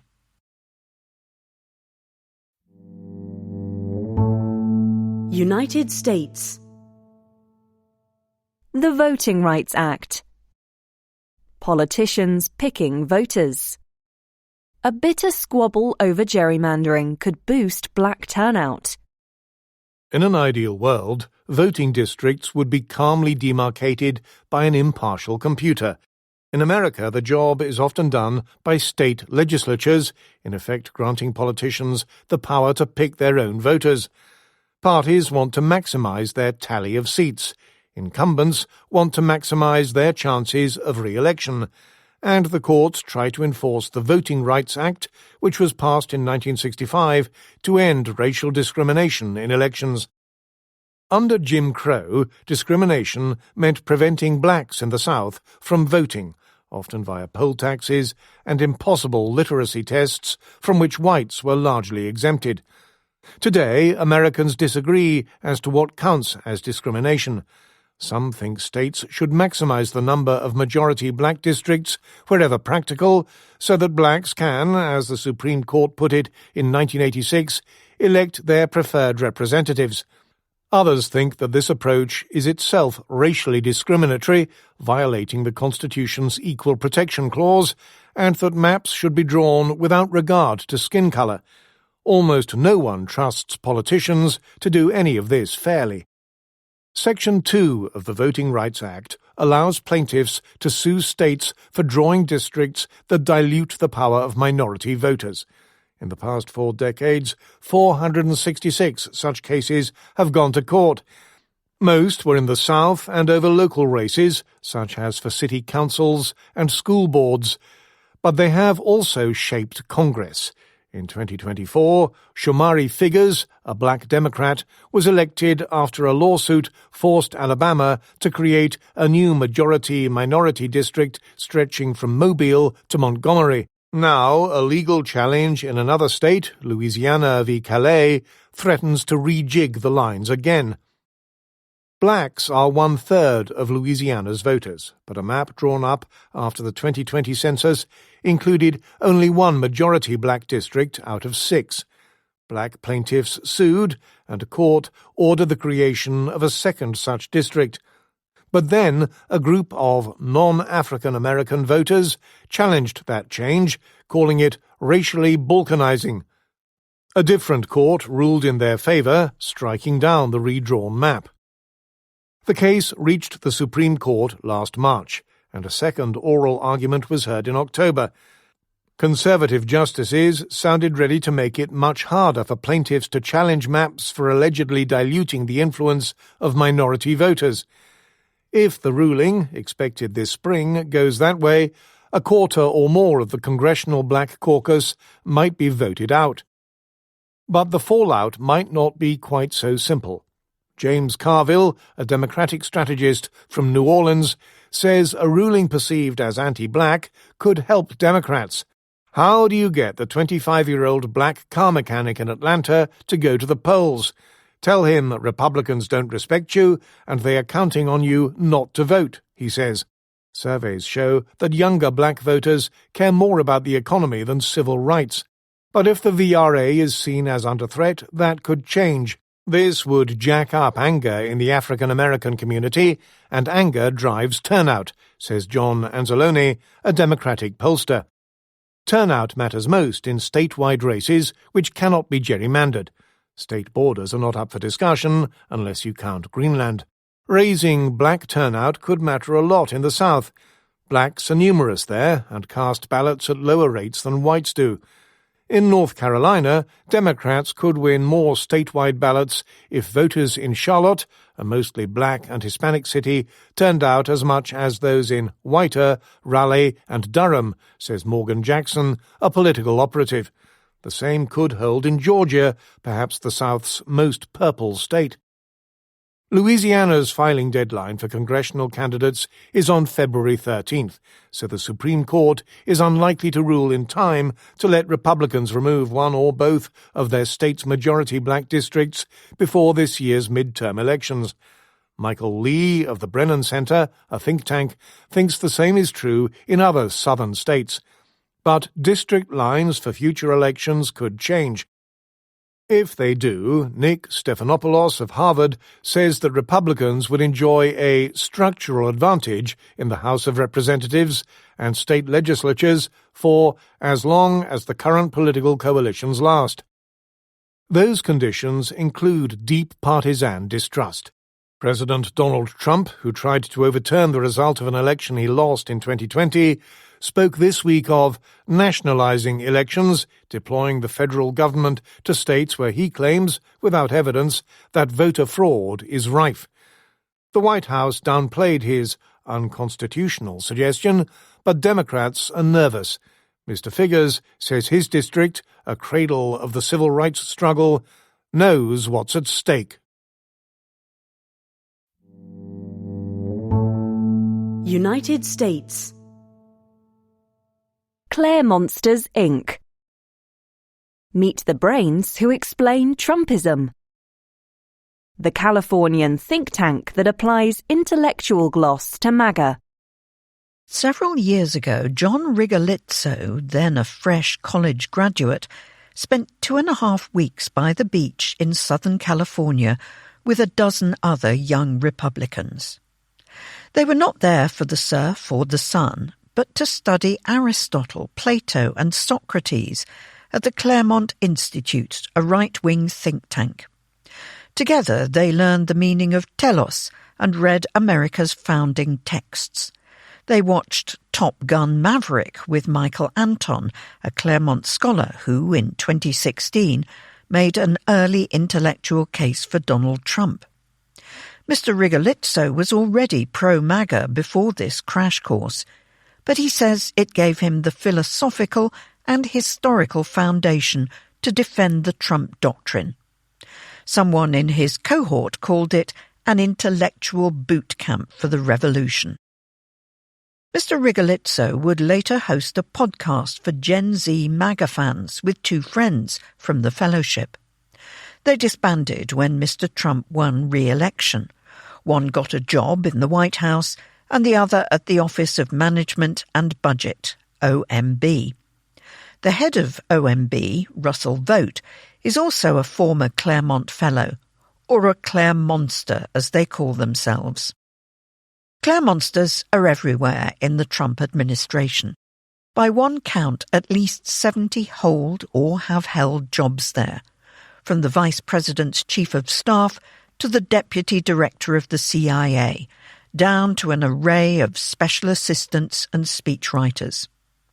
Matthew Peterson, who used to run Claremont's educational arm, says that after the inauguration he couldn't walk down a hallway in the Eisenhower Executive Office building without bumping into a fellow. Before Mr. Trump came along, Claremont was peripheral. Founded in Southern California, It scorned the neoconservative Beltway blob. It saw the Republican establishment as full of squishes, deluded about the Iraq War, pro-amnesty for unauthorised immigrants, unwilling to smash the administrative state, complacent about multiculturalism. Nearly all conservative intellectuals shunned Mr. Trump initially, but Claremont saw that he was a crusading outsider who shared its enemies. It was among the first conservative think tanks to recognise the opportunity and turn it into access and influence. Its trajectory mirrors a broader shake-up on the right, where policy shops have either MAGA-fied, like the Heritage Foundation, or stuck to their principles and faded into irrelevance, like the American Enterprise Institute. Claremontsters have a talent for adding intellectual gloss to Trumpism. Mr. Anton drafted the National Security Strategy, which seeks to rationalise the president's resource grabs in Venezuela and Greenland, and to bring coherence to a foreign policy driven by personalism. John Eastman, a lawyer at the Institute, helped hatch the fake electors scheme to try to overturn the 2020 election. For his service to Mr. Trump, he was indicted by state prosecutors in Arizona and Georgia. Unlike other think tanks, Claremont does not churn out policy papers. Its focus, says Brian Kennedy, a former president, is on history and principle. It aims to teach young conservatives how the great statesmen of the past thought and what later went awry in America. If that sounds grandiose, it is. Everyone who engages with the Claremont Institute has a sneaking suspicion that something at the deepest level has gone wrong in our country, and that it's up to public-spirited people to try to understand it and fix it, says Charles Correll, a 31-year-old, a former fellow, and a speechwriter for John Barrasso, a Republican senator from Wyoming. Claremont was founded by students of Harry Jaffa, a scholar of Abraham Lincoln and an advisor to Barry Goldwater, who wrote the latter's applause line, "Extremism in the defence of liberty is no vice." Early Claremontsters argued that America went off the rails in the progressive era. They viewed remedial programs of the 20th century, welfare, affirmative action, and the bureaucrats who designed them as un-American. Establishment Republicans were content to cut taxes and regulations, an approach inadequate for the task at hand. The problem is not just high taxes or that government has gotten too big, it's that we've slipped away from the consent of the governed, says Glenn Elmers, a Claremont Fellow. This sort of thinking, that too much has been lost, that the world has come undone, can quickly slip into catastrophism. Take it further, and radical solutions beckon. Mr. Kennedy says he no longer calls himself a conservative, but a counter-revolutionary. Matthew McManus of Spelman College says people have long conflated conservatism with the American right writ large. That is inaccurate. Conservatives believe that existing institutions and hierarchies evolved for a reason and should be altered only with care. William F. Buckley said the job of conservatives was to stand athwart history yelling stop. Right-wingers of the Claremont variety, by contrast, think little is worth conserving.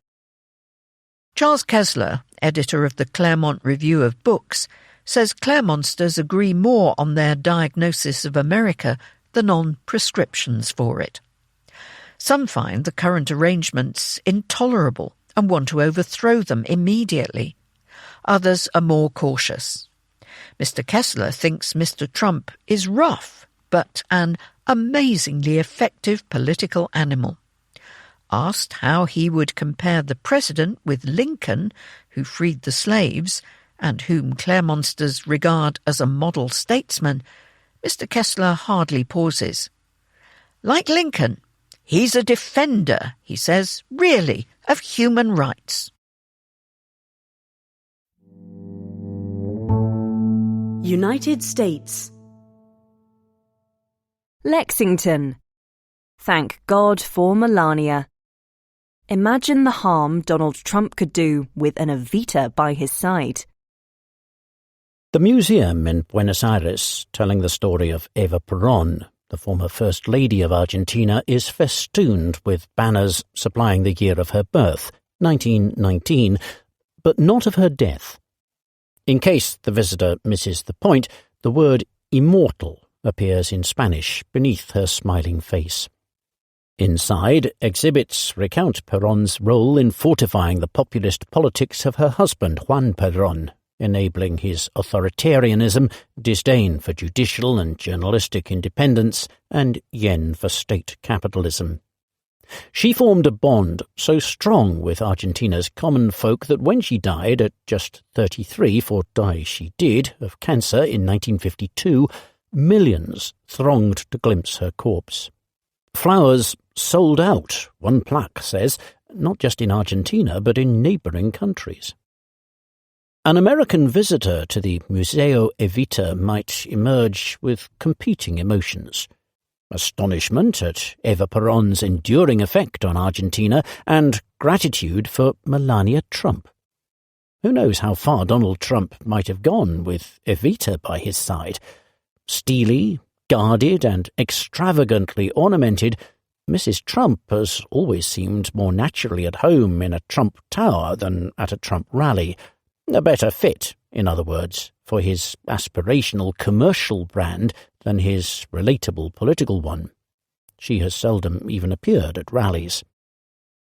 The closest the new documentary, Melania, comes to a revelation is a scene in which, worried about safety, Mrs. Trump repeatedly objects to the traditional first couple routine of stepping out of the presidential limousine to walk a bit during the inaugural parade. In the end, citing the cold, Mr. Trump moved the celebration inside. By contrast, Evita once brushed aside an associate trying to block a supplicant with a syphilitic sore on her mouth, then kissed the poor woman on the lips. That is a high bar even for a populist, let alone a former fashion model, but consider the lengths wives of more conventional presidents have gone, not just to soften their husbands' images, but to support their priorities. Think Laura Bush on education, or Hillary Clinton on healthcare. When Mrs. Trump has shown interest in policy, her priorities have been at a remove from those of her husband, if not at odds with them. I had anticipated some criticism in light of Donald's social media behaviour, she acknowledged in 2024 in a memoir insistently branded Melania, as she described taking up the cause of cyberbullying. Opposing it, that is. Mrs. Trump makes clear in the book that she supports a right to abortion, another matter on which she must either have had little influence or chosen not to exercise what influence she had. Of the attack on the Capitol by her husband's supporters on January 6, 2021, she writes, "The violence we witnessed was unequivocally unacceptable."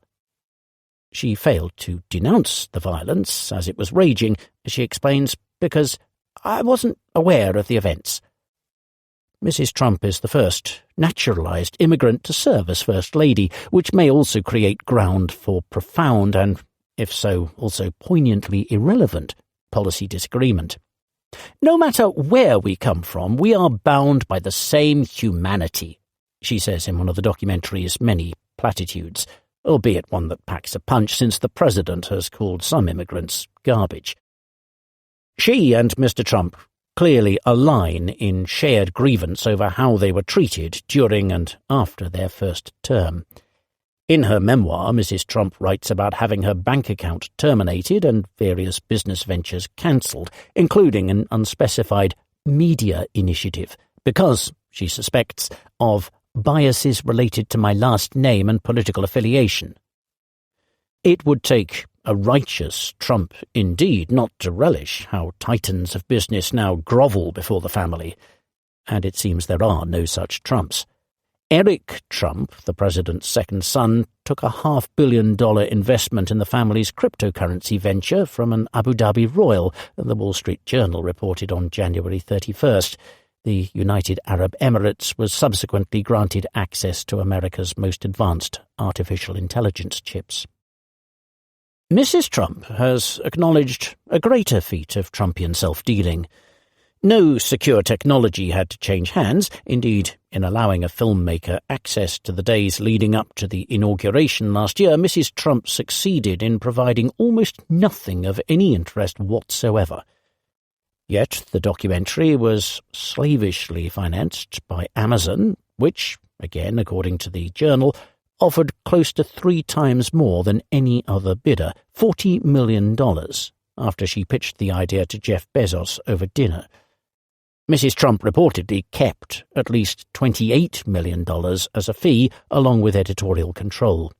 Amazon is now spending $35 million to promote the advertisement it paid Mrs. Trump to make about herself. Even the purveyor of Trump steaks himself never managed a deal so slick. One wonders, in fact, if the president's new $10 billion lawsuit against the government he runs over his leaked tax return is meant to regain the lead in some twisted family contest.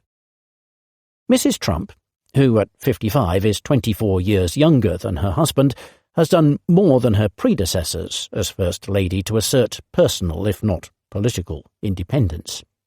Since Martha Washington compared herself to a state prisoner, First Ladies have struggled with feeling trapped. But Mrs. Trump has lived away from the White House much of the time and vanished from public view for long stretches.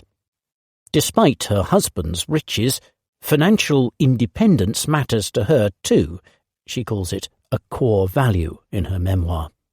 At least with her grift, she is building her own brand more than his, and building it around a deception that is relatively harmless, that she has exceptional taste, not a vision for America. Pat Nixon called being First Lady the hardest unpaid job in the world.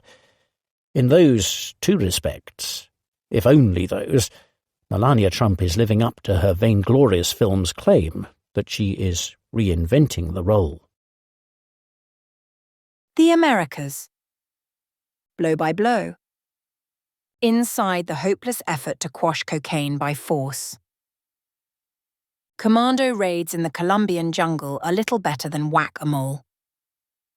The Black Hawks whir over the hills of southern Colombia. The forest is pockmarked with charred patches, clearings burned away to sow illicit coca, the leaves of which are used to make cocaine. In Villa Garzon, Colombian drug trafficking groups use the Putumayo River to ship their product into neighboring Ecuador, and then on to the rest of the world. One helicopter buzzes around, acting as a decoy while the other touches down, buffeting surrounding coca bushes. A dozen commandos jungla, jungle commandos, an elite unit of Colombia's anti-narcotics police, leap out. Clutching assault rifles, they stalk towards their target, a wooden shack concealed by banana trees. They are destroying gang-run laboratories in the border regions where almost 70% of the world's cocaine is made. Gangsters coerce some farmers into making coca paste, threatening them with murder and recruiting their children as fighters. Other cocaleros simply work the crop because it is profitable. This raid is part of a 3-pronged strategy that Colombia's left-wing government, led by President Gustavo Petro, is using to fight drug trafficking. It focuses on cracking down on cocaine shipments at ports, catching and extraditing bad guys, and destroying drug-making facilities like this one. The result has been an uptick in cocaine seizures, which the government claims as a victory. Between Mr. Petro taking office in August 2022 and the end of 2025, Colombian authorities claim to have intercepted 2,840 tons of cocaine, 61% more than the previous right-wing government managed over a comparable time period.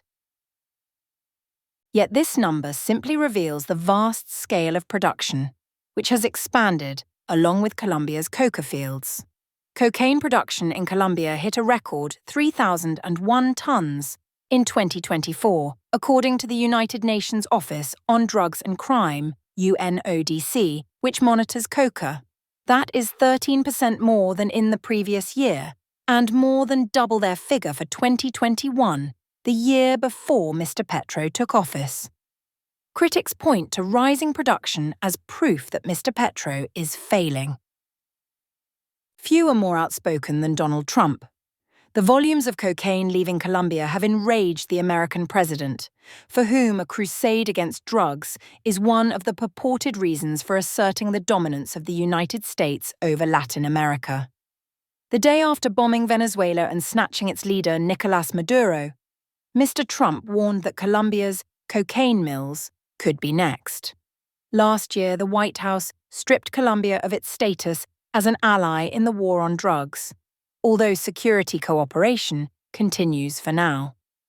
A fragile truce reigns since a phone call between the two leaders on January 7th, but that could well break when Mr. Trump meets Mr. Petro in the White House on February 3rd. In the coca paste laboratory, the atmosphere is uneasy. 3 cocaleros watch hopelessly as the commandos prepare to set it all alight. "If you burn this right now, you will take away the only support we have," says one, Esperanza, gesturing to plastic tubs in which leaves are soaking in fuel to extract the coca alkaloid. She has 3 children to look after, she says, and gets nothing from the state. When the state goes after gangsters, coca farmers end up as collateral damage. This is partly because persuading Esperanza and her fellow farmers to uproot coca is a slow process. It requires building roads and a marketplace for bulky crops such as cacao and papaya. By contrast, coca paste buyers come to their door. Nor does crop substitution work if rebel groups are at war nearby. By March, the government will have succeeded in substituting 30,500 hectares of coca. According to their data, equivalent to just 12% of Colombia's coca fields. The commandos have raided more than 18,000 such labs in the past 3 years, but their efforts only knock out production for as long as it takes criminals to haul another batch of expensive chemicals into the jungle. It's a Sisyphean task. More labs spring up as more coca is sown across swathes of Colombia. Rather than tackling the root of the problem, Mr. Petro prefers to pick a fight with the messenger. He disputes the UNODC's opaque methodology, in place since 1999, and has blocked the agency's publication of its latest report because its contents make him look bad. On January 22nd, he threatened to sideline the UNODC, to which the Colombian government contributes, saying that Colombia's police would take over monitoring instead. That risks damaging international cooperation on security and anti-narcotics that Colombia desperately needs. Mr. Trump seems to despise Mr. Petro. He has called Colombia's president an illegal drug leader and slapped sanctions on him for alleged ties to drug gangs. In their meeting, Mr. Trump will probably try to strong-arm Mr. Petro into renewing the UNODC contract and ending his peace negotiations with drug trafficking groups that, according to the US State Department, embolden narco-terrorists. Ecuador's right-wing leader, Daniel Noboa, is similarly trying to pressure Mr. Petro into taking firm action on crime. On January 21st, Mr. Noboa announced a 30% security tariff on Colombian imports, sparking a trade war. Whatever path they take, the authorities will probably remain one step behind traffickers. All policies are treading water, says Elizabeth Dickinson of the International Crisis Group, a think tank in Brussels. We don't have any ideas that will actually fix this problem. As long as cocaine is illegal to produce and consume, and the external demand for the drug remains insatiable, Colombia's laboratories will stay in business and drug wars will continue. For now, there is one less cocaine lab in the jungle. The Commandos Jungla throw C4 explosives into the shack. The Black Hawk lifts off minutes later, leaving a tower of black smoke billowing above the lime-green coca fields.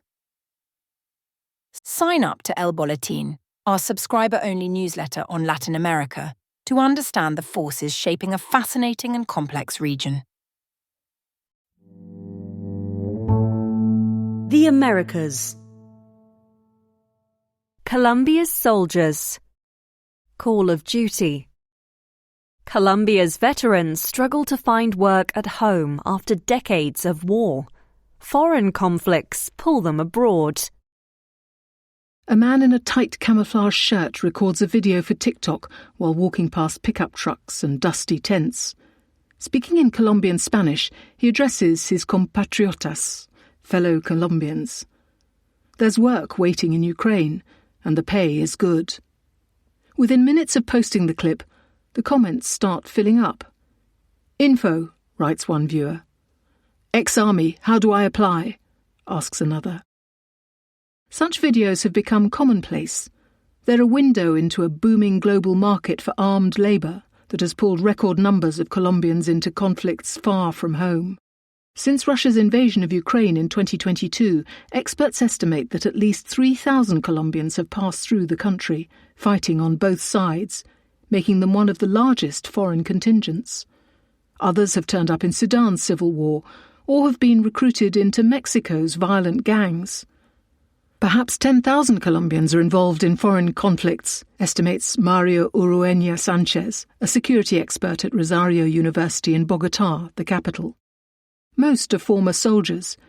Mr. Urueña Sanchez says they work within 3 broad categories. Security work, guarding compounds, convoys or energy installations for private firms, is the lowest paid. Doing the same for criminal organisations is more lucrative, but riskier.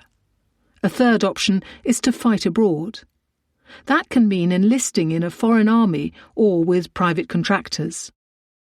Colombia's veterans are in demand because they have experience from decades of fighting rebel groups like the FARC.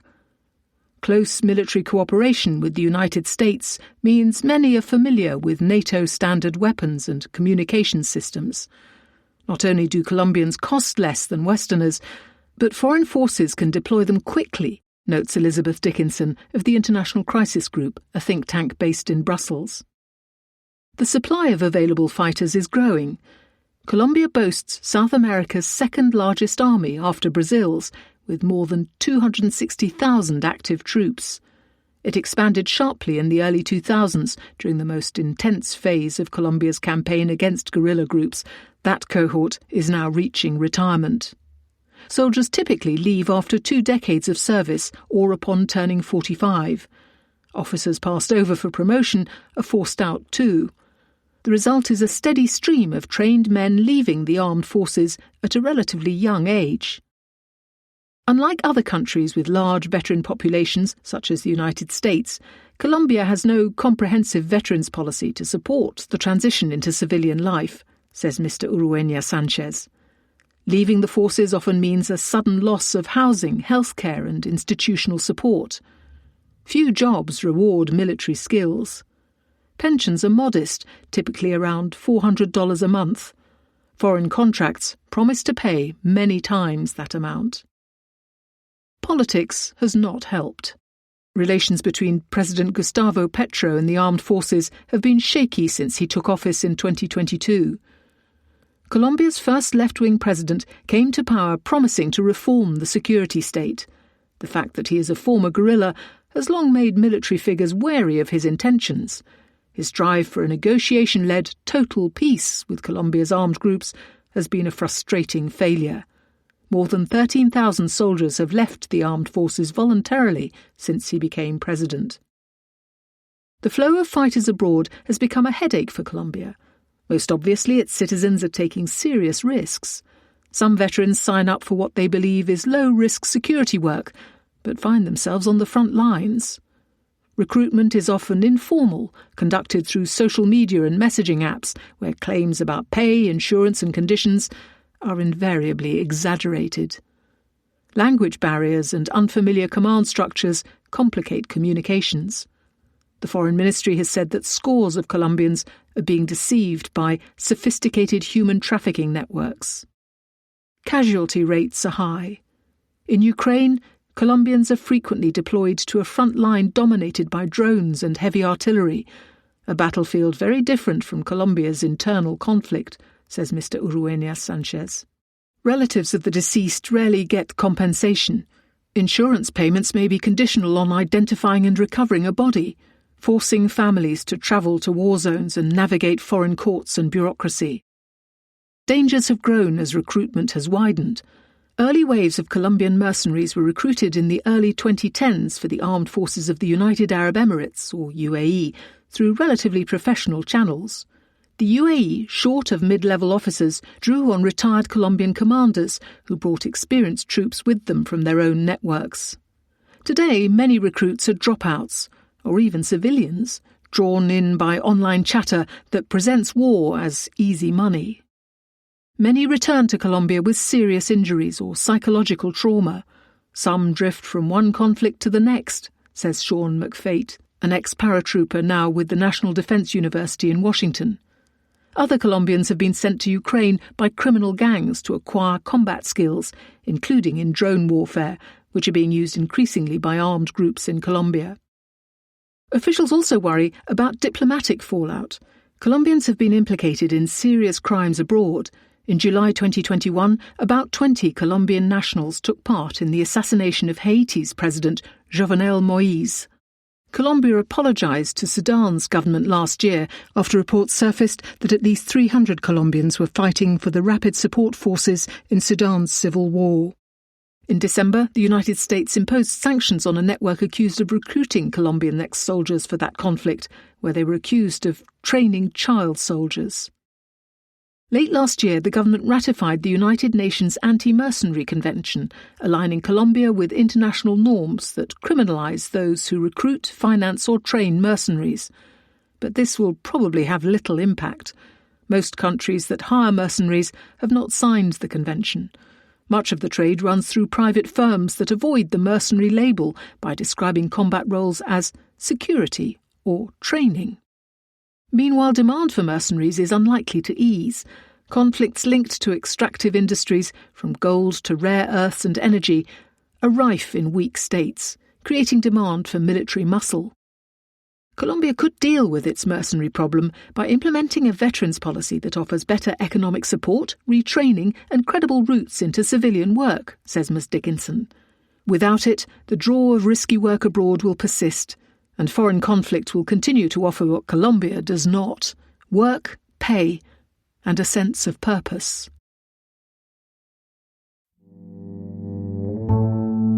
The Americas. Panama. Canal desire. Panama's Supreme Court ruling on its vital canal will please Donald Trump.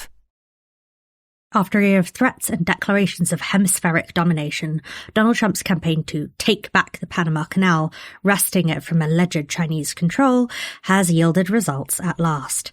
On January 29th, Panama's Supreme Court ruled that the contract held by Panama Ports Company, a subsidiary of the Hong Kong-based conglomerate C.K. Hutchison, to operate the ports at each end of the canal, breaches Panama's constitution.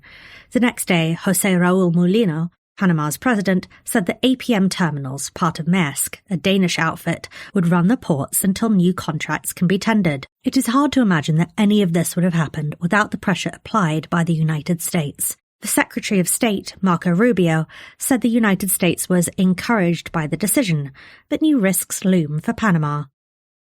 In March last year, it seemed that Mr. Trump's canal issues might be resolved with a commercial transaction.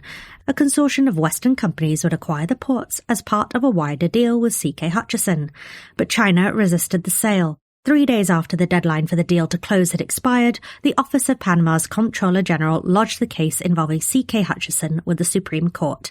Many Panamanians are angered by the unavoidable impression that their government and legal system are dancing to Mr. Trump's tune. China's Hong Kong and Macau Affairs Office called the ruling absurd and pathetic, adding that Panama would pay a heavy price. The Supreme Court's decision cannot be appealed, but can be referred to international arbitration. On February 3rd, C.K. Hutchison said it would do so. That could be costly both financially and for the reputations of Panama's political elites who have accommodated C.K. Hutchison over several administrations. China has other ways to hit back. It might decide to put limits on Panamanian-flagged ships, cut infrastructure financing to the country, or push ahead with developing alternative transoceanic trade routes. Mr. Molina called on C.K. Hutchison to cooperate openly in the transition period, but the firm has plenty of ways to disrupt trade. It might, for example, refuse or be slow to offer access to its proprietary software that runs the port terminals. The ruling also hurts Panama's investment credentials. In 2023, the Supreme Court ordered the closure of Cobre Panamá, a vast foreign-owned copper mine. Panama lost its investment-grade rating 4 months later. And there is the issue of future tenders. Maersk, whose subsidiaries bought the railway running between the two ports last April and is set to operate the ports themselves during the transition, is in pole position to win. That risks exposing the Panamanian government to charges of favouritism. Perhaps to avoid such allegations, in January the Panama Canal Authority, or ACP, a state body, announced terms for 2 new ports and a liquefied petroleum gas pipeline. It has said previously that the tenders would be open to firms from any country, but were a Chinese company to submit the most competitive bid, the ACP would come under pressure to find creative ways to reject it, or risk angering the United States all over again. The capture of Venezuelan dictator Nicolás Maduro and ominous threats over Greenland's sovereignty grab the world's attention, but the squeeze that Mr. Trump has put on Panama is more relevant for the rest of the Americas. Small countries are vulnerable. The United States now wants a Western Hemisphere free of hostile foreign incursion or ownership of key assets. Panama could become a blueprint. Tomás Sucre Ulloa, a Panamanian lawyer following the case, notes that many Panamanian politicians who once defended C.K. Hutchison are now railing against it with the United States breathing down their neck. The law didn't change, he says. The geopolitical climate did.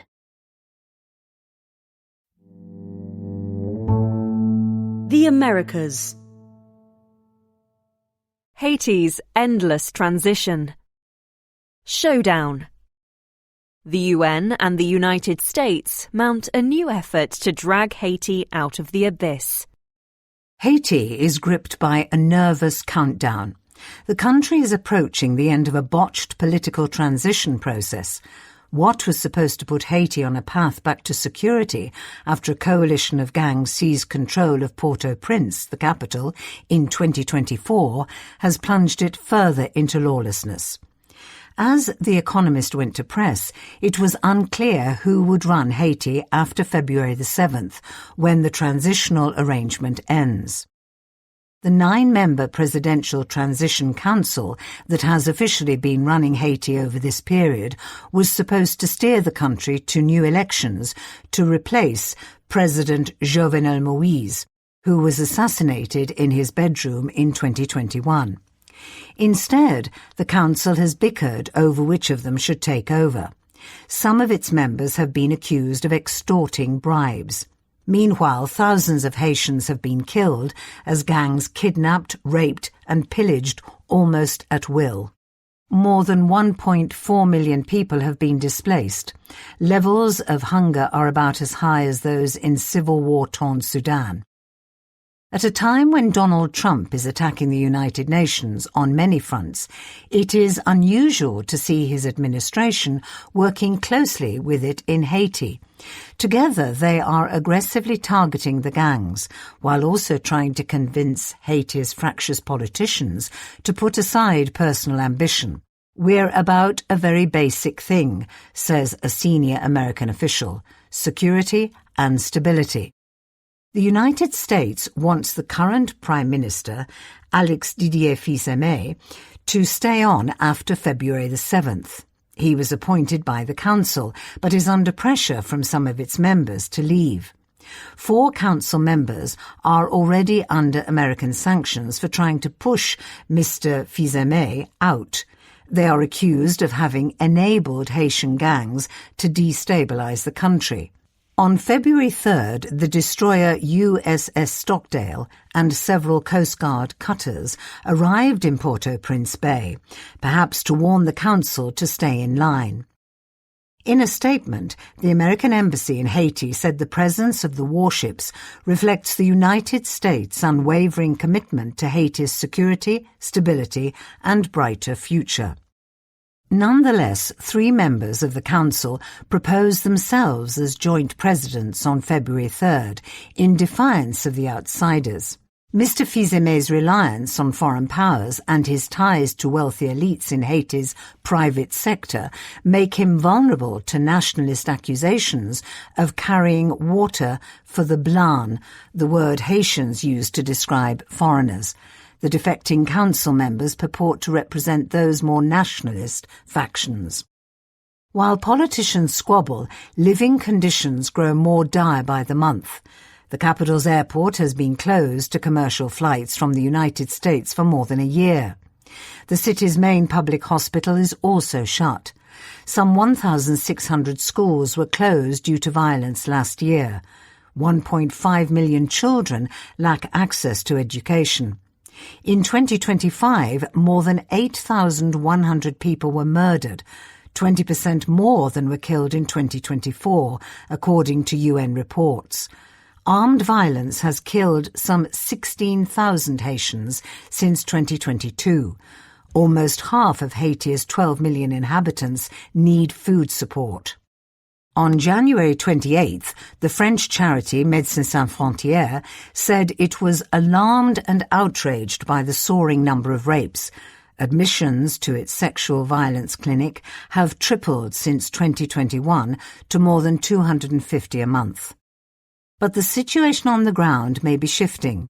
In September, the UN authorized a new gang suppression force, GSF, to replace the ineffective international police force led by Kenya. Promoted by the United States, the larger 5,500-strong GSF is designed to have a more offensive military mission with better equipment and resources, including drones and air support. The first reinforcements, mainly from Chad and Sri Lanka, are expected in April. Meanwhile, the gangs have been put on the defensive for the first time. That is partly due to the work of a new security task force made up of Haitian police, the GSF, and a team of about 120 foreign military contractors working with Vectus Global, an American firm hired by the Haitian government. The task force has launched surprise attacks against the gangs at night. The gangs have never had to deal with that before, says the American official. There have been a number of very effective punches right into the teeth. The trick is, can you sustain it? Much of the answer depends on the Haitian National Police, PNH. It has begun a recruitment drive aiming to bring on 4,000 officers this year. That would be a serious boost to its depleted total of just 13,500, which is well below international norms for a country with some 12 million people. The police claim that a new offensive begun in January has pushed back the gangs in some areas, reopening some roads and allowing displaced people to return home. Drones are being used as weapons. Drone strikes targeting gangsters killed 973 people between March and December. Of these, 39 were innocent residents, including 16 children, says the UN. The current offensive represents one of the most sustained security efforts undertaken by the PNH in recent years. Halo Solutions, another American security firm in Haiti, said in a report published on January 21st, "The people will welcome any progress, but must hope their politicians make similar efforts."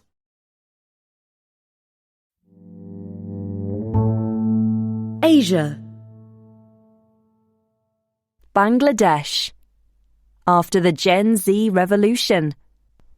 An election that hopes to bring democracy back to Bangladesh. Tariq Rahman's bulletproof bus rolls north out of Dhaka, Bangladesh's capital, slowing every couple of miles to give waiting fans a good look. Excited supporters dash into the road to take selfies as the politician's convoy approaches. Women gather at the windows of textile mills. The man himself waves regally at the crowds for much of the 4 hours it takes to reach a rally in Mymensingh, a northern city. He will wave regally for much of the 4 hours it takes to go back. Mr. Rahman, the 60-year-old scion of a famous political family, is the front-runner to become Bangladesh's Prime Minister after a general election on February 12th. That poll will be the first since a revolution 18 months ago in which Gen Z protesters overthrew the murderous and venal 15-year rule of Sheikh Hasina's Awami League. The return to democracy should improve law and order, reassure foreign and domestic investors, and begin repairing Bangladesh's fraught ties with India.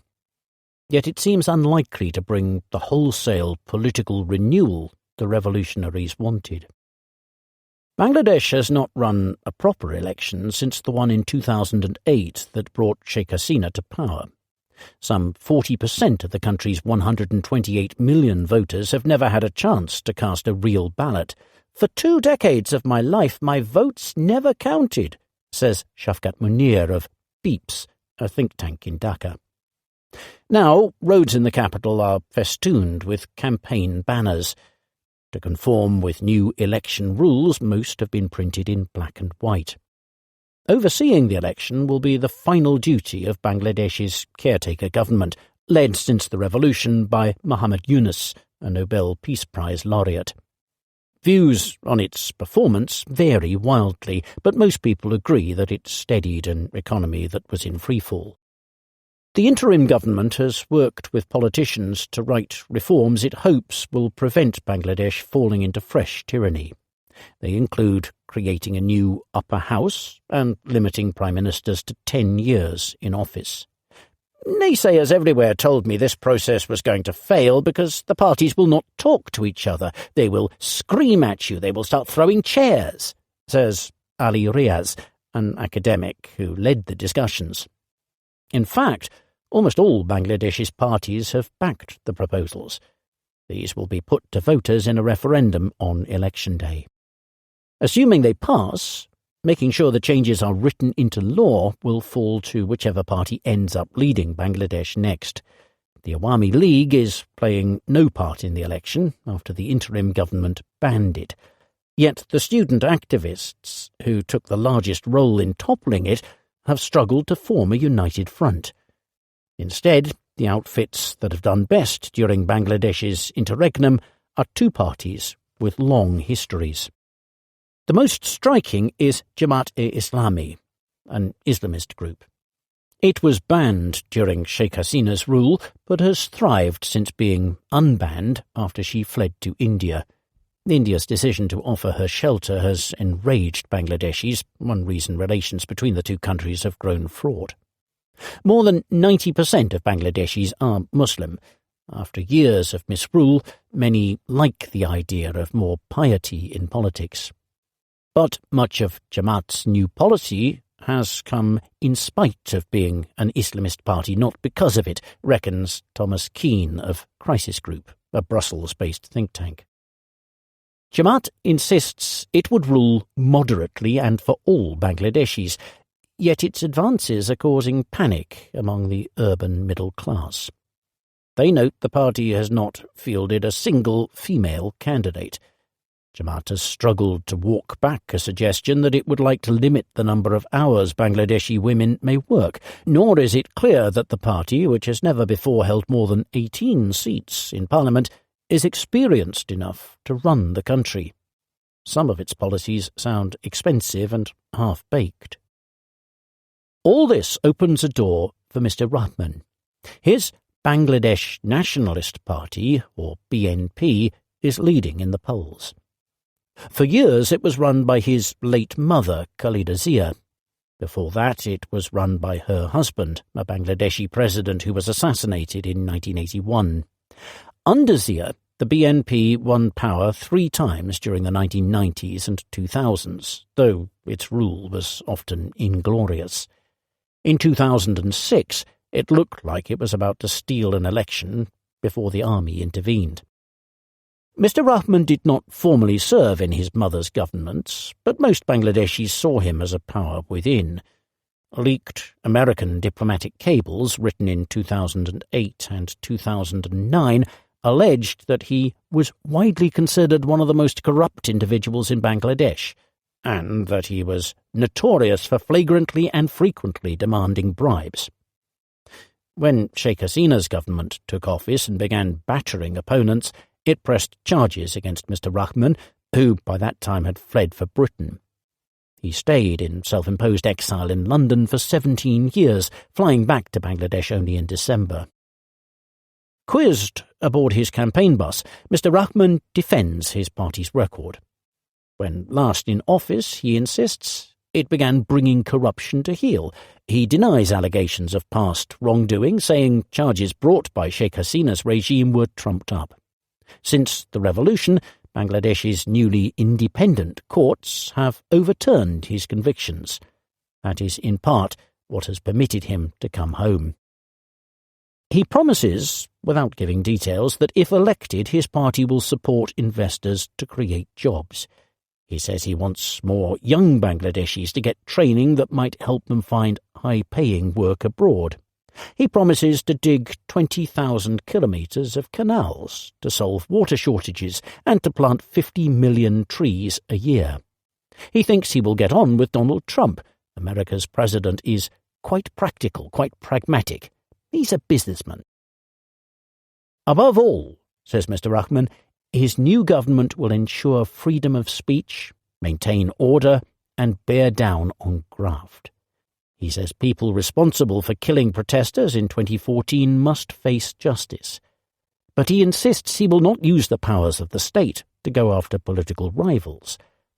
The revolution shows what can happen to governments that do not have a program for the people, he argues. Being vengeful does not do anyone any good.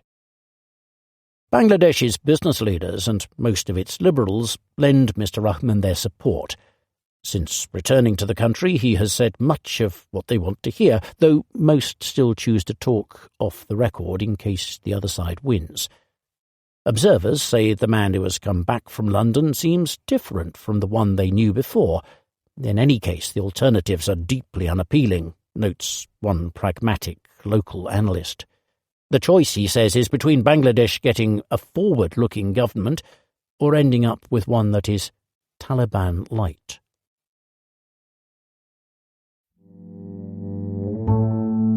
Asia. Elections in Japan. Going crossways. Newborn parties are scrambling Japanese politics. Politics in Japan has long resembled a straight thoroughfare. Most traffic moved with the long-ruling Liberal Democratic Party, or LDP. The disaffected flowed to the ideological left. But the political map increasingly looks more like the famous multi-directional Shibuya crossing in central Tokyo, with newer outfits zooming off in wildly different directions. Of the 10 main parties competing in lower house elections on February 8th, only 3 existed before 2012. A fourth is a recent merger of 2 longer-standing parties. The Shibuya crossing is itself a good place to see the shifting traffic. Within the span of a single day last week, the leaders of 3 noteworthy upstarts, the hard-right Do-It-Yourself Party, or Sanseito, the Populist Democratic Party for the People, or DPP, and the techno-optimist Team Future, Mirai, held rallies there, straining to be heard over the weekend din. Rabble-rousers from Reiwa Shinsengumi, a new far-left outfit, gathered nearby. The upstarts play up their novelty, reflecting a growing demand for change. The newborns also share angst about Japan's shrinking, aging population, yet they offer starkly different plans for the future. Tamaki Yuichiro of the DPP speaks of transforming an anxious generation into a hopeful generation with the help of big tax cuts. To hear Ano Takahiro of Mirai tell it, robots will save Japan. He urges faster adoption of AI, robotics, and self-driving vehicles to overcome labour shortages. Kamiya Sohei of Sanseto, by contrast, rails against migrants and hails Tokugawa Ieyasu, a shogun who united Japan in the early 17th century and started a 260-year era characterized by relative peace and strict isolationism. Such parties remain small. The biggest is the Japan Innovation Party, or Ishin, with 34 seats in the 465-member lower chamber. Yet they have been able to wield disproportionate influence, thanks in part to their adept use of social media. Ishin has become the LDP's new coalition partner. The DPP has negotiated with the ruling coalition to push through a pet tax policy. Sanseto has thrust immigration to the centre of debate. To claim success in the election, the upstarts need not take power, just maintain their forward motion.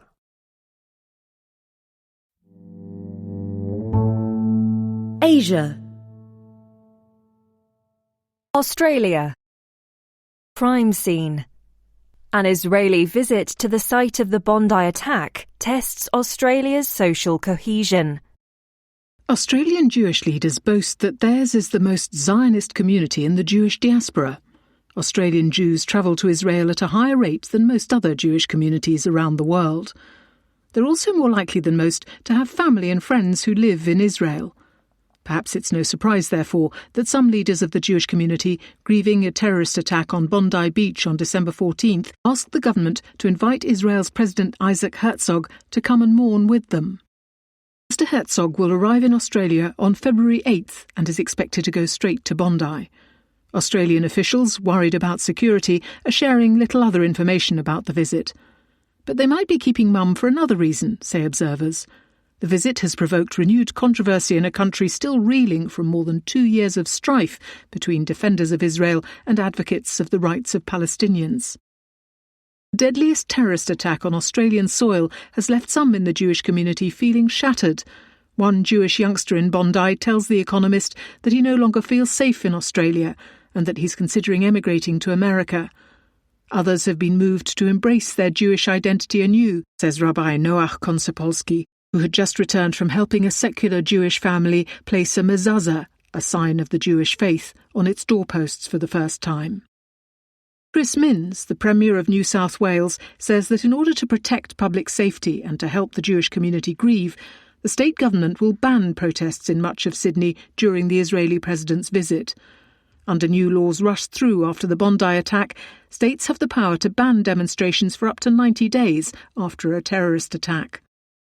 A constitutional challenge to the laws is winding through the courts, but it'll be heard after the president's visit. One pro-Palestinian group says that it plans to march to the state's Parliament House in the centre of Sydney anyway. Police are bracing for a confrontation. Legislators at federal and state level are likely to be the source of more contention. At least 2 backbenchers from Mr Minns' ruling state Labour Party plan to join the marchers.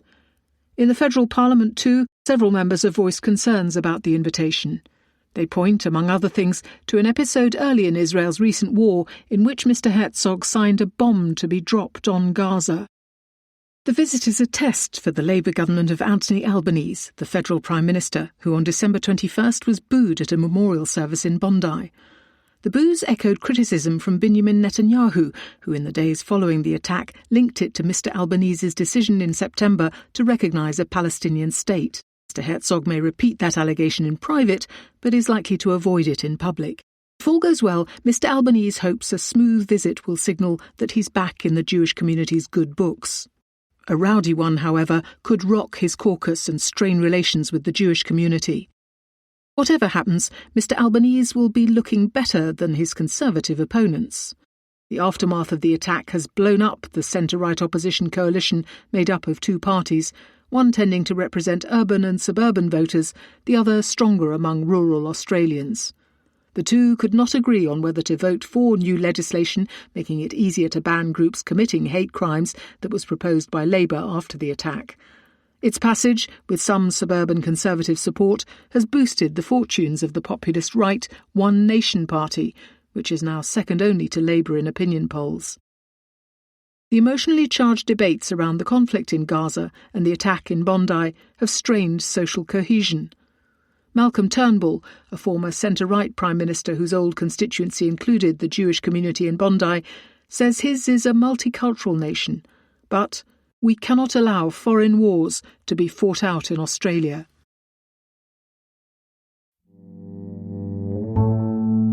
Asia. India. Rights issue. India's booming gig economy is formalising a chaotic labour force. Urban Indians, more than most people, have become used to getting what they want as soon as they want it, if they have the rupees. Long used to getting their lunch delivered by tiffin wallahs, these days party snacks, a new iPhone or a single bar of soap can be at urbanites' doorsteps within minutes. The secret behind the country's gig economy boom? A virtually unlimited pool of cheap labour. Local delivery apps like Blinkit, Big Basket and Zepto rely on a hard-pressed army of gig workers. Swiggy, a food delivery app, claims that on New Year's Eve 2025, its drivers collectively travelled 8 times the distance from the Earth to the Moon and back. But nothing is easy, and this army of gig workers, set to expand from 7.7 million in 2020 to 2021 to 23.5 million by 2029 to 30, according to Niti Aayog, a government think tank, has fueled a rancorous national debate about the treatment of the industry's delivery drivers. Social media are rife with posts and counterposts about the issue. Undercover journalists and even a politician or two have been signing up in order to expose the allegedly dire working conditions of gig drivers by bicycle and motorbike. One writer reckoned he was earning just 34 rupees, under 40 American cents, per hour after fuel costs, but not accounting for mobile internet charges. There is little romance to gig work. The algorithm is a ruthless boss, using penalties to rush and discipline drivers. On December 25th, some 40,000 riders went on strike in the hopes of safer working conditions, better pay, and information about how their algorithms make decisions. Some of them woke up to find themselves blocked in punishment. But despite all the anecdotes and protests, delivery apps aren't making Indian workers more miserable. Quite the opposite, suggests a new working paper from the National Bureau of Economic Research, NBER, comparing gig workers in India, Indonesia and Kenya. It finds that most Indian delivery drivers don't sign up from full-time formal work, yet more than half of them end up in formal jobs afterwards. The average delivery partner, 28, male, driving part-time, uses gig work as a stepping stone to better things. And as it is, monthly net earnings for full-time drivers still outpace those for casual labour. In fact, gig work is formalising one of the world's most chaotic labour forces. India is not like Europe or America, blessed with formal economies and tamed by labyrinthine worker protections.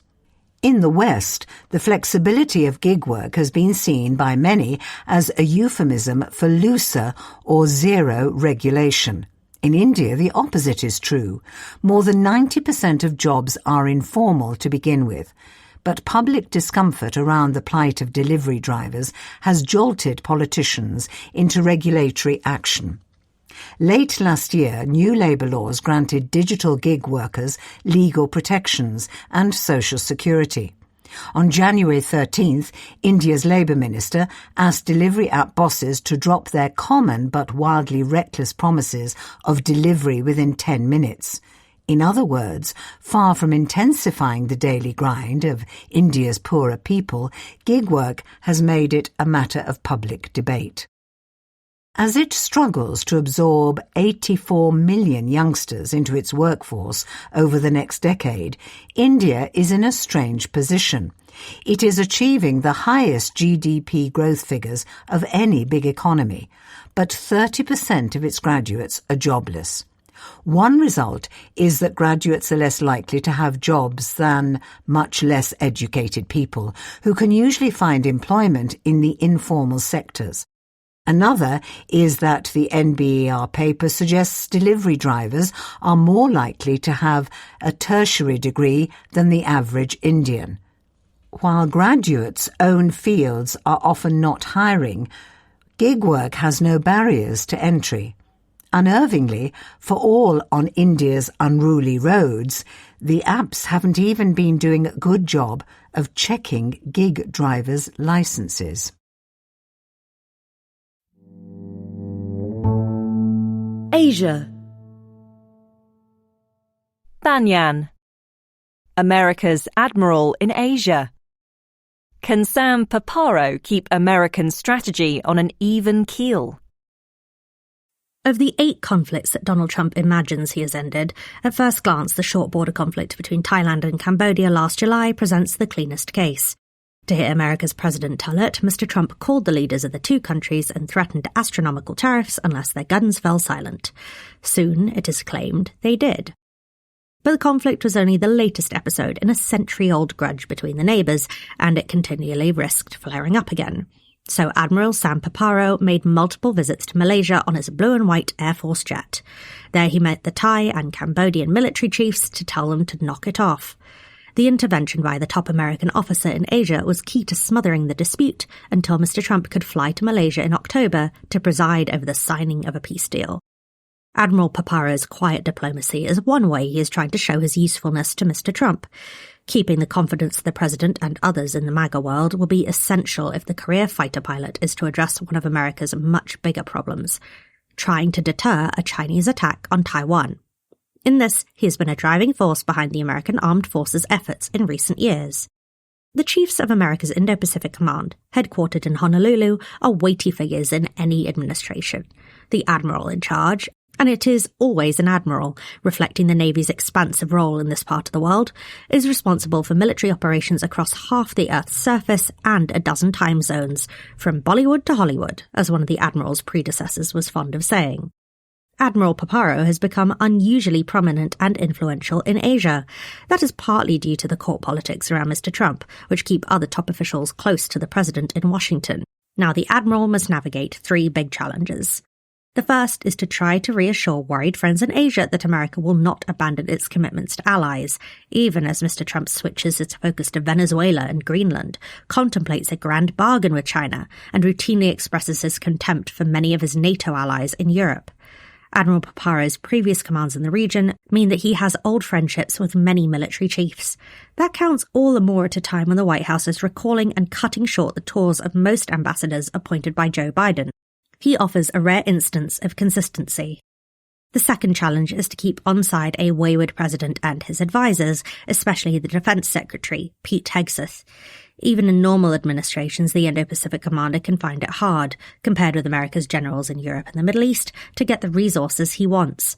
That risk was heightened after the Trump administration put the Americas ahead of Asia in its national defense strategy. The command's resources risk being plundered for other contingencies. Its carriers and air defense batteries often get dispatched to the Middle East.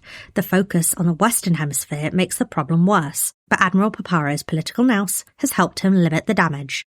The biggest challenge the Admiral faces is to make sure America's war plans do not fall out of date as China's armed forces rapidly modernize and technological changes cancel out some of America's advantages. Admiral Paparo is unusually focused, compared with other American commanders, on making his command an AI-enabled one, experimenting with tools that help speed up decision-making in a conflict and help ensure things like fuel and bullets quickly get to where they are needed. Other programs focus on catching up with China on long-range missiles and autonomous weapons. At a conference put on in January by the Pacific Forum, a think tank in Honolulu, the Admiral played host to several hundred officers, bureaucrats, defense eggheads, tech execs, and representatives of allies. Over 2 days in windowless conference rooms just by Waikiki Beach, they held intensive discussions on how to win a war against the adversary, universally understood to mean China.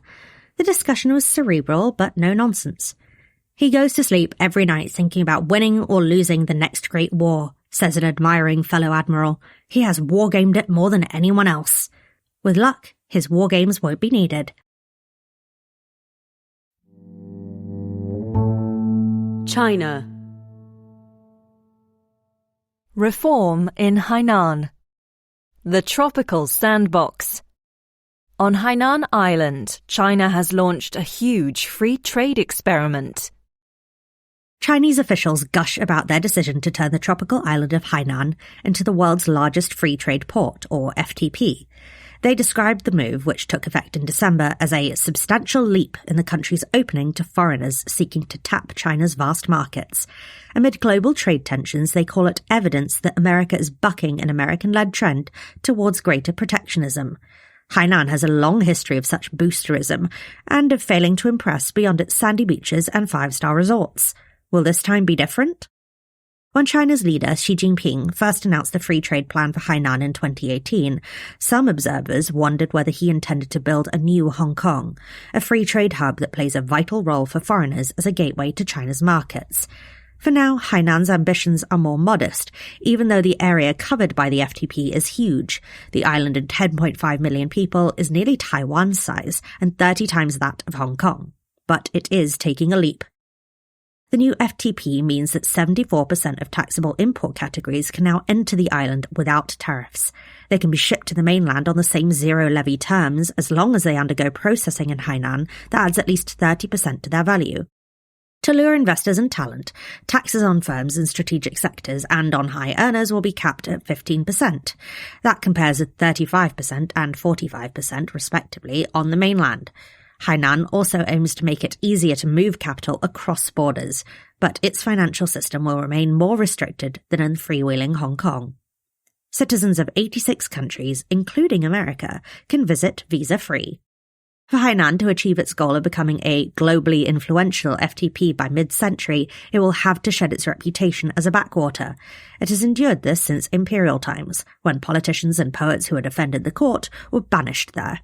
In 1984, when the central government gave Hainan permission to import foreign goods that were restricted elsewhere in China, the island became notorious for a massive profiteering scandal. 4 years later, Hainan got a chance to rebrand itself when it was carved out of Guangdong as a separate province. It was designated as the country's only provincial-scale Special Economic Zone, or SEZ, authorized to experiment with liberal economic reforms. But the results have been mixed.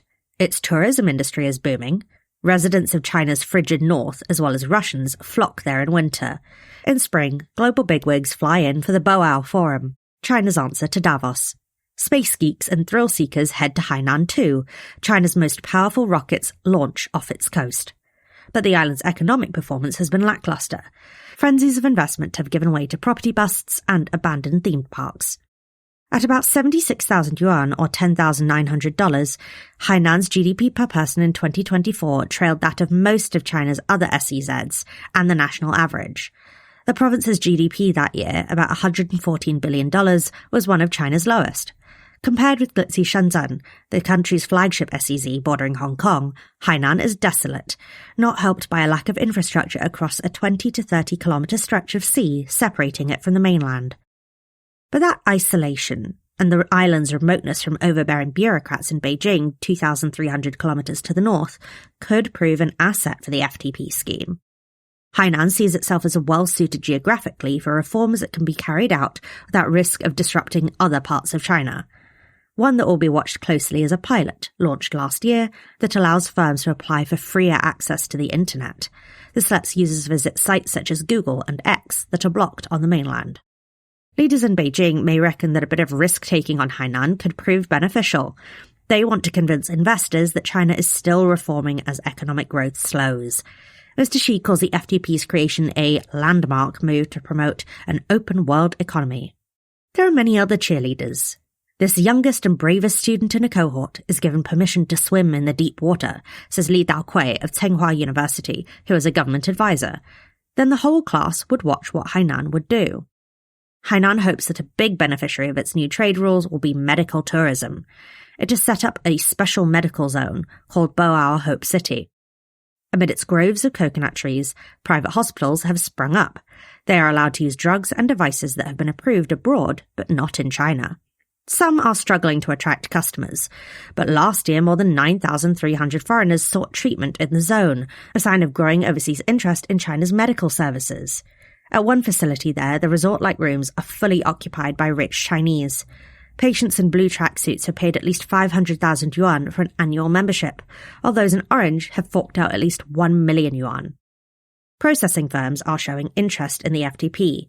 Mixue, a Chinese cold drinks company, has opened a factory there because it can import coffee beans tariff-free to make drinks that can be sold elsewhere in China without extra duty.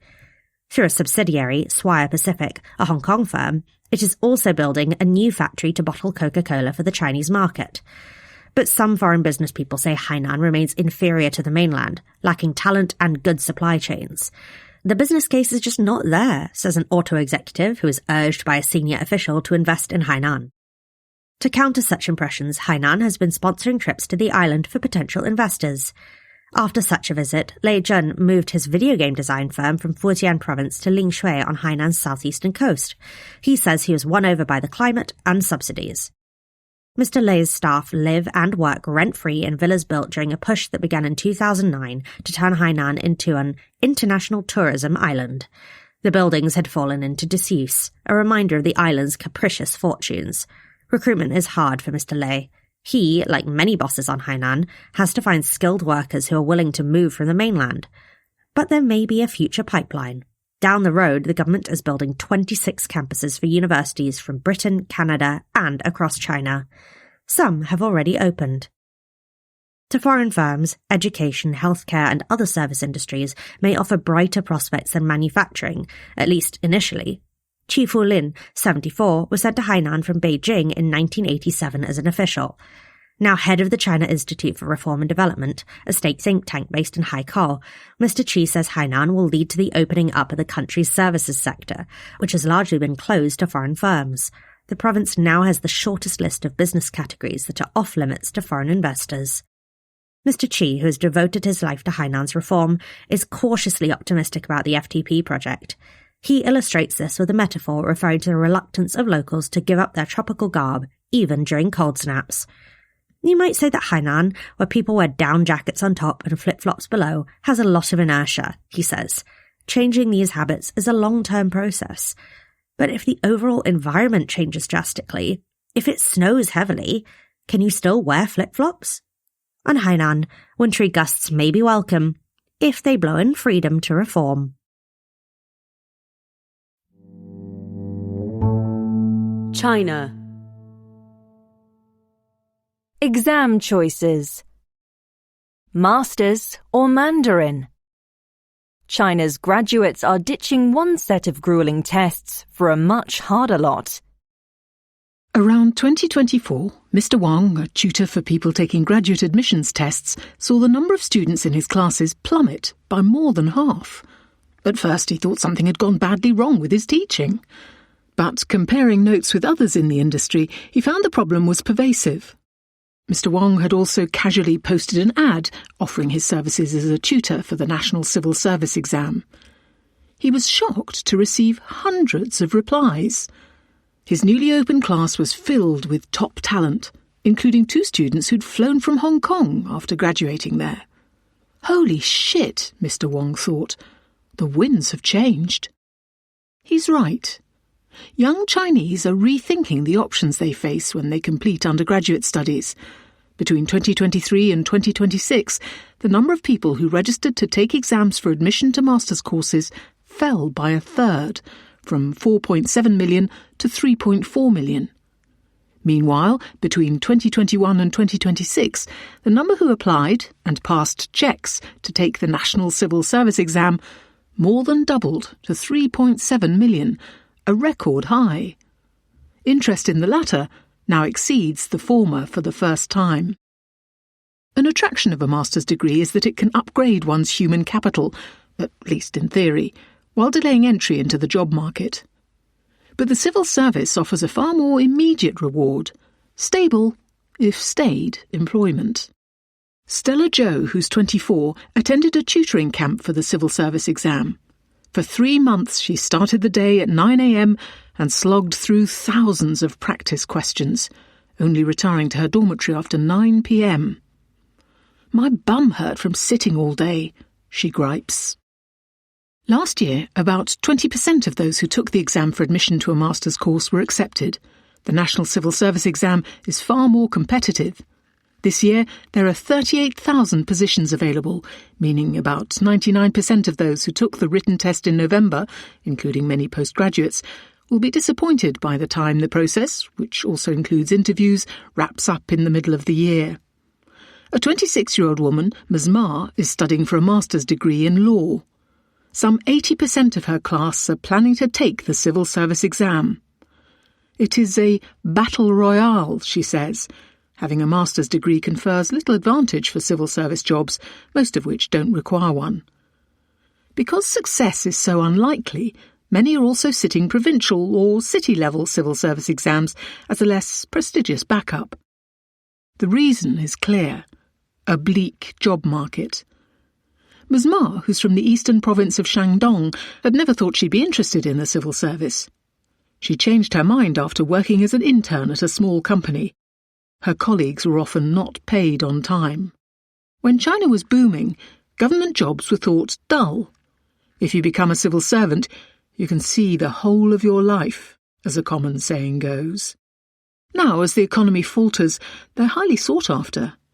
Ms. Zhou, who's from the southwestern region of Chongqing, received an offer of 300,000 yuan, that's $43,000 per year, from JD.com, an e-commerce giant, to work in its procurement arm. But she turned it down to try her luck with the civil service. Young people increasingly prefer certainty to good pay. Between 2020 and 2022, when China imposed a strict zero-COVID policy, many students swarmed into postgraduate studies as a way of postponing the job hunt during economic turbulence. In China, a master's often takes 3 years. Since then, the number sitting the master's entrance exam has dropped. It's become clearer that staying in education produces diminishing returns. A survey in 2024 by Zhaopin, a hiring platform, found that by the spring recruitment round, 44.4% of postgraduates had received a job offer, 1 percentage point lower than those with bachelor's degrees and 12 points below those with vocational training. It might be expected that many would apply for a master's after failing the civil service exam. But many graduates fear the job market could get worse. Better to take the plunge sooner rather than later, some reckon. So the rise in applications for the civil service and fall in demand for graduate courses are two sides of the same coin. A weak economy. It could become a self-reinforcing trend. The more that talented youngsters turn their backs on the private sector and seek government jobs, the less vigorous China's economy will become. China. Medical tourism. Chinese checkups. Why growing numbers of foreigners are drawn by China's healthcare. Foreigners visiting China often gush over the country's high-speed rail and glittering skylines. Its creaky medical system, though, gets less praise. So Amy, a British woman, caused a stir online last month with a glowing video review of a public hospital in Beijing. With persistent stomach pain and facing a long wait to see a doctor in Britain, she went to China, where she had once lived. Tests, diagnosis and treatment were quick and cost some 2,800 yuan, or $400. Even including the airfare, that was still less than she would have to pay at a private hospital at home, she said. After Amy's video went viral on Chinese social media, other foreigners chimed in with their stories of cheap and efficient care in China. A decade ago, officials set a target for China to become an internationally competitive destination for medical tourism by 2030, as South Korea has become. Wealthy Chinese often visit that country for complex treatments or cosmetic surgery. Now China is drawing a growing number of foreign patients. Last year, its hospitals received nearly 1.3 million of them, up almost 74% from 2022, according to Chinese media. China's medical tourism market is expected to increase from around $1.2 billion in 2025 to $3.4 billion by 2035, according to Market Research Future, a consultancy. Many of China's medical facilities are still shoddy, but in recent years its best hospitals have gained some top-notch doctors and equipment. For some elective procedures such as laser eye surgery, they are world-class. They are also usually cheaper than Western hospitals. Many have English-speaking staff, and since 2023, China has fast expanded its visa-free entry scheme. Last month, it was announced that British visitors would be included. This makes it easier to drop in for a checkup. Most of the foreigners to be found in Chinese hospitals are still residents rather than medical tourists, but big cities like Shanghai and Beijing are starting to receive more patients from abroad. Growing numbers of Vietnamese are seeking treatment in hospitals in southern China, and Russians are popping over the border to hospitals in the northeast. State media sees this as an encouraging sign of the country's growing appeal to patients overseas.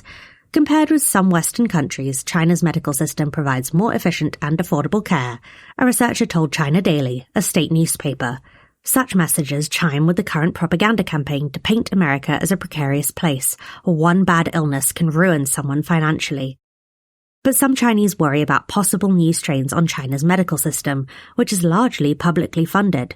Chinese doctors are hugely overworked. Queues often snake around hospitals. Foreigners coming here to enjoy the benefits of Chinese taxpayers isn't fair, said one commenter on Amy's video. Will foreigners seize our medical resources? Asked an article on WeChat, a social media app. Such worries appear overblown. Public hospitals are only allowed to use 10% of capacity for international departments. But it is a rare case where China's nationalists dislike one of their country's success stories. China. Chagwan. The hunt for clues in Xi Jinping's military purge. Opacity brings Pekingology back into vogue. A photograph may be an early signal that something is up and further study is required. So concluded Roderick McFarquhar, a late scholar of Maoist China, in an article in 1971 about how to decode Chinese politics. It is the height of the Cold War and of Pekingology, involving scrutiny of wordings and images. Half a century later, McFarquhar's ideas again have purchase. Elite politics, never renowned for clarity, has grown more opaque under Xi Jinping, so analysts are dusting off old tools. Last month's purge of Generals Zhang Youxia and Liu Zhenli exemplified this back-to-the-future trend. The first strong indication of trouble came from when they were absent from a television report about a recent Communist Party meeting. 4 days later, the Defense Ministry announced that they were under investigation. Some analysts believe there had been an even earlier visual cue of the coming trouble. General Zhang had turned his back on Mr. Xi at the end of a speech nearly a year ago, perhaps hinting at a falling out between the two. Textually, there has been much to pass regarding the possible nature of their wrongdoing. The Armed Forces newspaper listed 5 offences. One stuck out. The 2 generals had seriously trampled on the chairmanship system, which gives Mr. Xi ultimate authority over the People's Liberation Army, or PLA, as the armed forces are known. The implication, many observers concluded, was that the generals had sought to undermine Mr. Xi. That scholars are back to gleaning information from such limited evidence shows how much more guarded the party has become. From the late 1970s on, as China opened up, analysts, executives and diplomats gained better access to power brokers. They could also triangulate between factions. The Politburo Standing Committee, the apex of power, ranged between 5 and 9 members. Outsiders could hope to connect with a few of them or their subordinates, cobbling together a rough model of policy and personnel. One consequence of Mr. Xi's squashing of collective leadership is that now only one person matters, and he is not spilling the beans. Hence the return to Pekingology. But does it work? Such analysis has many pitfalls. One flaw is that with so few visible dots, there is a strong temptation to link them all, even when connections may be spurious. Take one fascinating perspective on the purges, written by K. Tristan Tang for the Jamestown Foundation, a think tank in Washington. By sifting through official speeches and state media coverage thereof, he concluded that General Zhang was not living up to Mr. Xi's reported demand that the PLA be ready to invade Taiwan as soon as next year. Perhaps Mr. Tang is correct, but his verdict is based in large part on minute discrepancies in how they talked about military struggle. If the purges were really about Taiwan, why then did Mr. Xi ditch He Weidong, another general, last year? Mr. He had performed well in overseeing ultra-intense military exercises around the Democratic Island. That points to another problem with Pekingology. It is all but impossible to verify who gets what right. Theories abound about Chinese power politics. Indeed, there may be more than ever, owing to the spread of social media plus burgeoning communities of Chinese expats around the world, some reveling in coup fantasies. If it were possible, after a few years, to assess who has been correct, that could at least provide an indication of future reliability. Alas, China's opacity is long dated. It could be decades before archives from Mr. Xi's rule are opened, if ever. Visual cues may well be the hardest to interpret. Much has been made of how Hu Jintao, a former leader, was escorted off stage during a televised party meeting in 2022, after an apparent dispute over official papers in front of him. For those looking for evidence of rifts in China's upper echelons, the scene was irresistible. Yet the explanation given by state media that Mr. Hu was suffering from ill health was arguably more plausible given his confused demeanour. Guo Guoguang, who worked briefly in government and then as a state journalist in the 1980s, speaks of his own experience in getting things wrong. Now a professor at Stanford, he recalls his political boss receiving a piece of calligraphy from Chen Yun, a powerful leader at the time. Mr. Wu assumed that his boss was on excellent terms with Chen. Many years later, he learned he had been badly mistaken. Mr. Wu sees it as a cautionary tale about the dangers of over-interpretation from superficial information. Still, it is dangerous to go to the other extreme and conclude that nothing is knowable. Mr. Wu talks of the importance of focusing on slight changes in wording. The charge sheets against Generals Zhang and Liu mention violations of law, not, as in earlier military purge, mere disciplinary offences. That, to Mr. Wu, suggests that Mr. Xi perceives the wrongdoing of those most recently purged as much more serious. Neil Thomas of the Asia Society, a think tank in New York, concurs about the need to scrutinise language. It's all we've got to make judgments about activities and intentions, but it has to be handled with great care and intellectual humility, he says. He thinks analysts can discern Mr. Xi's policy priorities, but struggle to judge how or why decisions are made. It is worth revisiting McFarker's essay of 1971. He did not see the analysis of photographs as the sole path to truth, but as one rather blunt instrument to be used along with many others in the dissection of Chinese politics. Photos, he conceded, often raise more questions than answers. That is a useful framework to keep in mind as Pekingology comes back into vogue among China analysts. It does not provide definitive answers, but, done well, it can help in formulating good questions. Middle East and Africa. Iran versus America. Two old men. Donald Trump wants to end America's half-century-long conflict with the Islamic Republic. The year was 1988, and a businessman from New York and a cleric from the Iranian city of Mashhad were snarling at one another. Donald Trump said the American warships massed in the Persian Gulf should be harsh towards Iran. "One bullet shot at one of our men," he said, "and I'd do a number on Karg Island, the wedge of land that houses Iran's main oil export terminal." Ali Khamenei, then Iran's president, though not yet an Ayatollah, was undeterred. He vowed to make the waterway a graveyard for the Americans. Almost 4 decades later, their rhetoric is unchanged. Mr. Trump has deployed what he calls a beautiful armada to the Middle East after the Iranian regime ignored his warnings not to massacre protesters last month. Mr. Khamenei, in turn, has warned America's president not to use it. America should know that if it starts a war, this time it will be a regional war, he said on February 1st. Mr. Trump wants this to be their last standoff. Iran has never seemed more vulnerable. Through words or weapons, the president hopes to resolve America's half-century-long conflict with the Islamic Republic. As for Mr. Khamenei, he seems paralyzed, committed to a worldview that is outdated. The showdown between these two cantankerous old men will shape the Middle East for a generation. America's growing military build-up suggests it is planning something big. The USS Abraham Lincoln, an aircraft carrier, arrived in the region in late January. Extra refueling tankers have landed in the Gulf. Fighter jets, destroyers, and air defense batteries have all been dispatched to help parry an Iranian counterattack.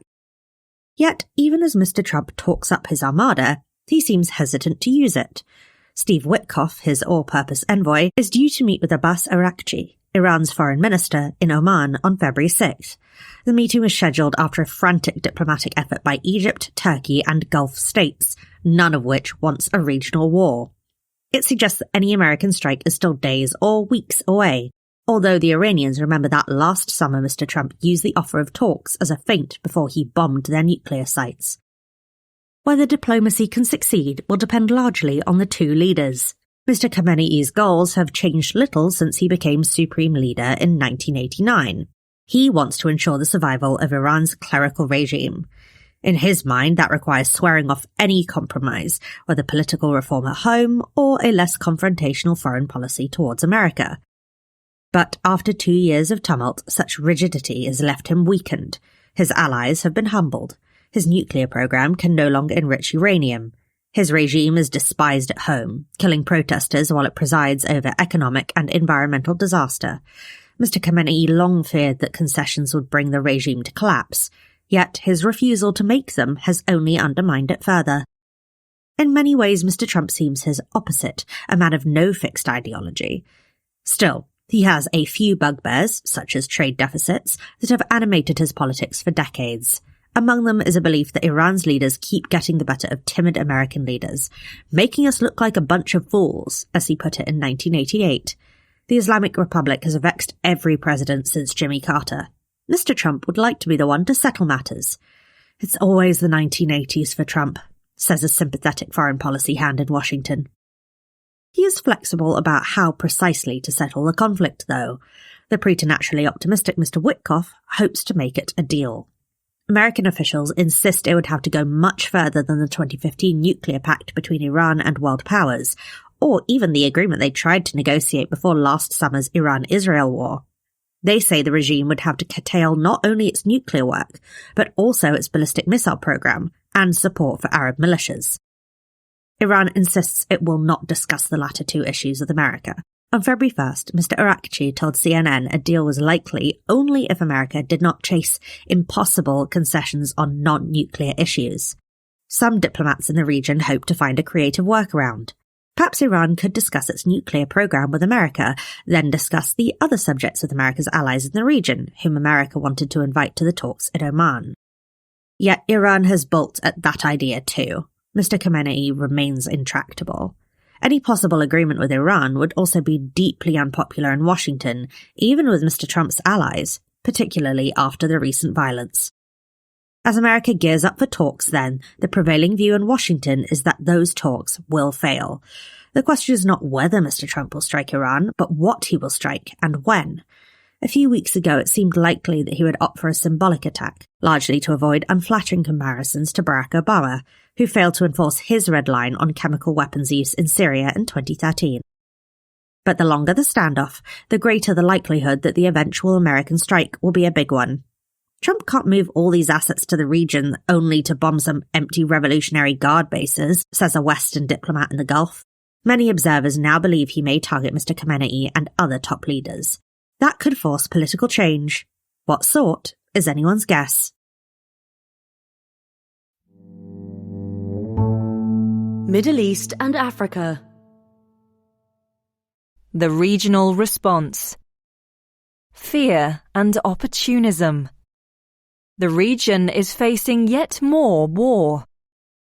We are locked and loaded and ready, said Donald Trump on January 2nd, promising that America would come to the rescue of Iranians protesting against their regime. A month and many thousands of Iranian deaths later, the Middle East is still guessing if and when the American president may fulfill his promise. Ayatollah Ali Khamenei, Iran's supreme leader, has vowed to unleash a regional war if America launches airstrikes. Initially, few in the Middle East seemed eager for further conflict. The region's power brokers tried to dissuade America from military action, but attitudes now look more mixed. Israel, America's closest ally, at first opposed strikes on Iran. It feared that any attack would only be symbolic and could provoke Iran to launch missiles at Israel before the Jewish state was prepared for another war. Benjamin Netanyahu, its prime minister, and normally a hawk on Iran, was surprisingly reticent. Revolutions are best done from within, he told The Economist in January. A month later, Israel is urging America to attack. Its generals have flown to Washington to discuss strike plans. On February 3rd, Steve Witkoff, Mr. Trump's envoy, met Mr. Netanyahu, who tried to convince him that a deal with Iran was pointless. Saudi Arabia's position also seems to have become more nuanced. The kingdom initially cautioned America against strikes, saying that it would not allow American planes to use its airspace. It would prefer America to hold fire, but if it is going to attack, it at least wants to be part of the planning. On January 30th, Prince Khalid bin Salman, the defense minister, is reported to have told American officials that if an attack does not happen, it will only embolden the Iranian regime.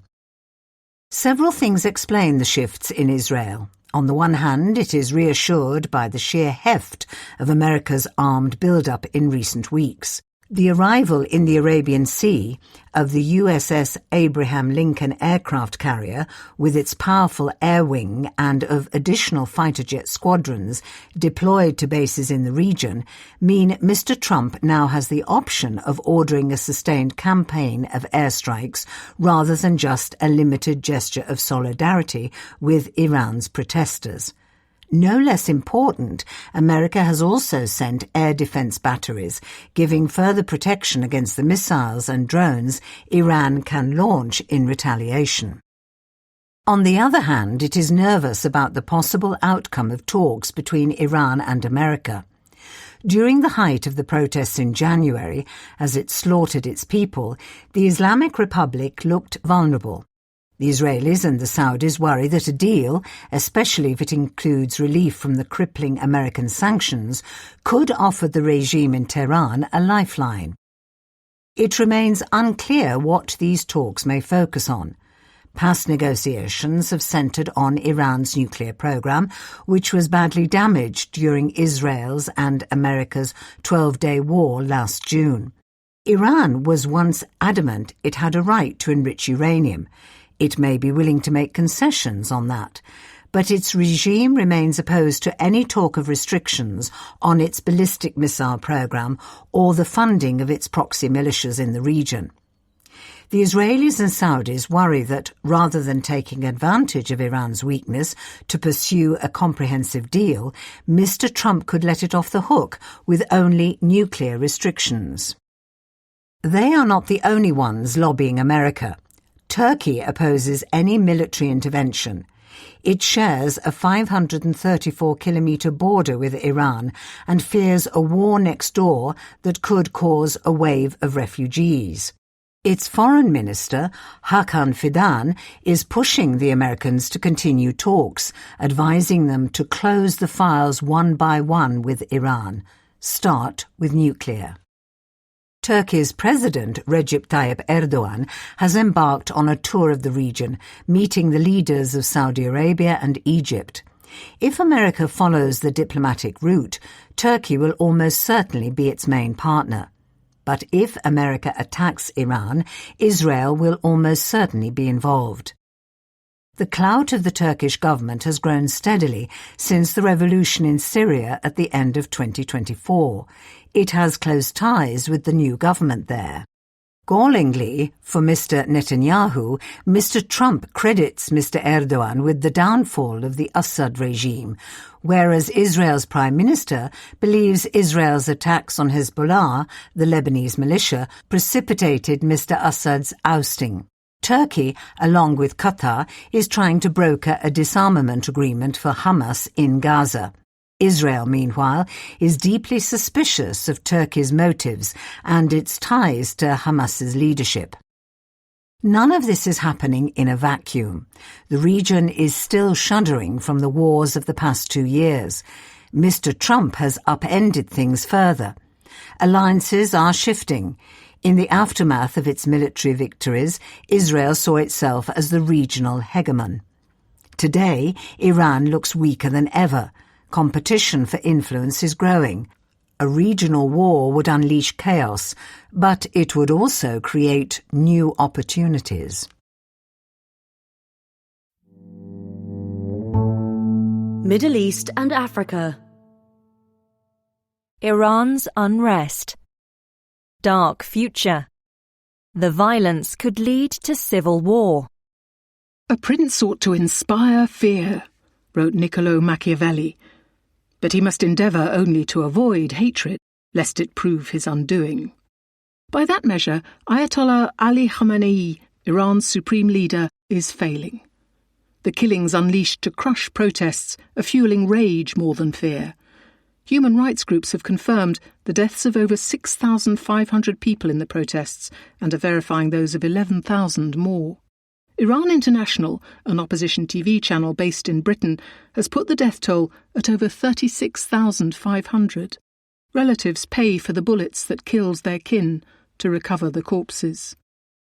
Eyewitnesses describe the aftermath of the protests and their repression as resembling a battlefield, with torched banks and mosques and overturned security vehicles. Anything that serves as a means to tyranny and control was destroyed, says a protester. The regime's insulting of the dead is radicalizing a public that had already turned violent. Even if America doesn't intervene against Iran's rulers soon, how can Iran hold together as a country in the aftermath of such bloodshed? For several hours on January 8th, protesters controlled the streets of Tehran and other cities. You couldn't drive on the streets. There was fire here and there, debris, bricks, stones, destruction, recalls the same protester. According to multiple accounts, masked men armed with knives killed Basijis, the regime's volunteer vigilantes. It's already a civil war, says a woman in Mashhad, Iran's second city and a regime stronghold. We're just not saying it. Might horror at the violent unravelling of their country pull Iranians back from the brink? There's little sign of it so far.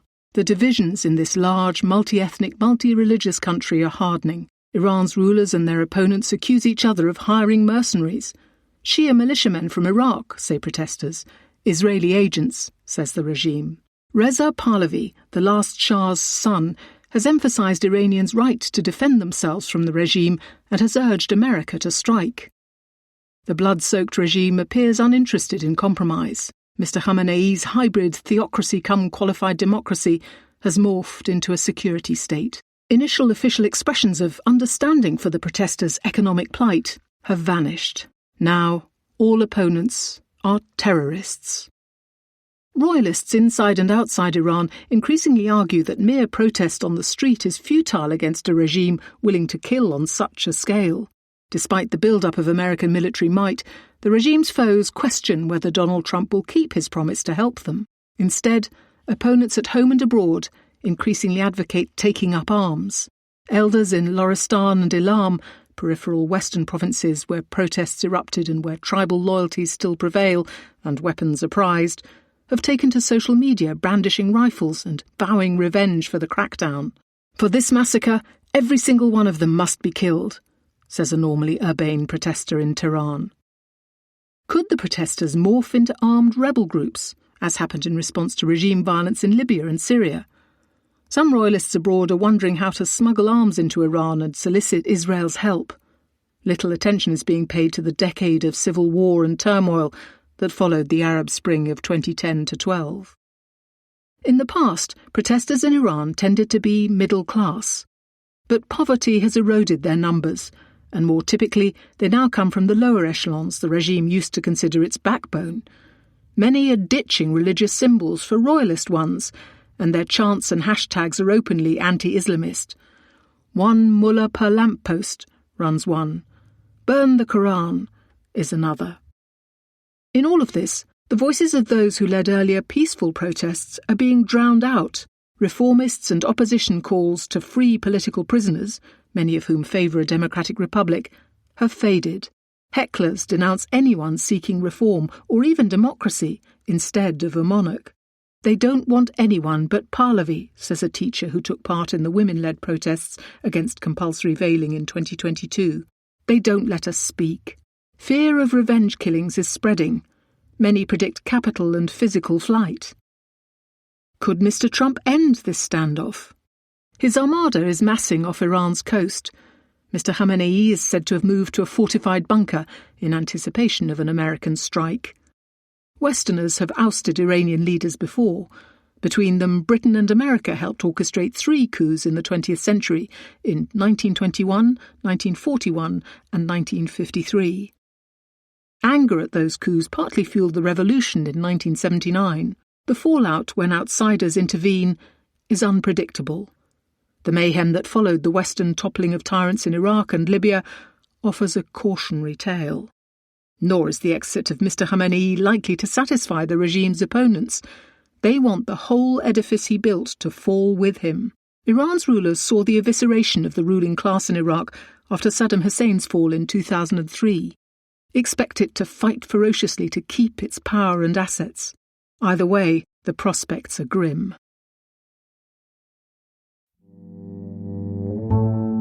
Middle East and Africa. Gaza. Still stuck. The Rafah crossing reopens, but little else improves for Gaza. In theory, Gaza is on the road to recovery. Donald Trump's Board of Peace has appointed a panel of Palestinian technocrats, the National Committee for the Administration of Gaza, NCAG, to govern the Strip in place of Hamas. At Davos, the World Economic Forum's jamboree, his son-in-law, Jared Kushner, unveiled a glossy reconstruction map of the Strip, replete with a sparkling corniche. Israel has recovered all of its hostages, dead and alive, clearing the way for the second phase of the president's peace plan, rebuilding. And on February 2nd it reopened the Rafah crossing with Egypt, which has been largely closed since May 2024. The reality is grimmer. Since the ceasefire, Israeli airstrikes have killed about 500 Palestinians in Gaza. More food is entering the Strip, but many items such as tomatoes remain a luxury. Over 1 million people still shelter in ruins or tents. Few have electricity. Severe respiratory infections are increasing rapidly. Israel has ordered Médecins Sans Frontières and other aid agencies to leave because they have refused to provide lists of their staff without assurances that they would not become targets. It has previously alleged that employees of the UN's Refugee Agency for Palestinians had taken part in the massacres of October 7th. The Rafah crossing was originally meant to open soon after the truce in October. On the day it did, Israel allowed just 5 patients and 7 relatives to leave. Around 20,000 Gazans need urgent medical treatment abroad. Of the 50 people registered to return to Gaza that day, only 3 women and 9 children were let in.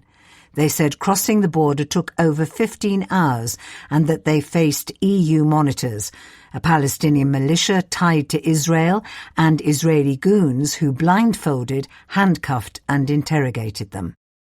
As part of the ceasefire, Hamas agreed to hand power to the NCAG.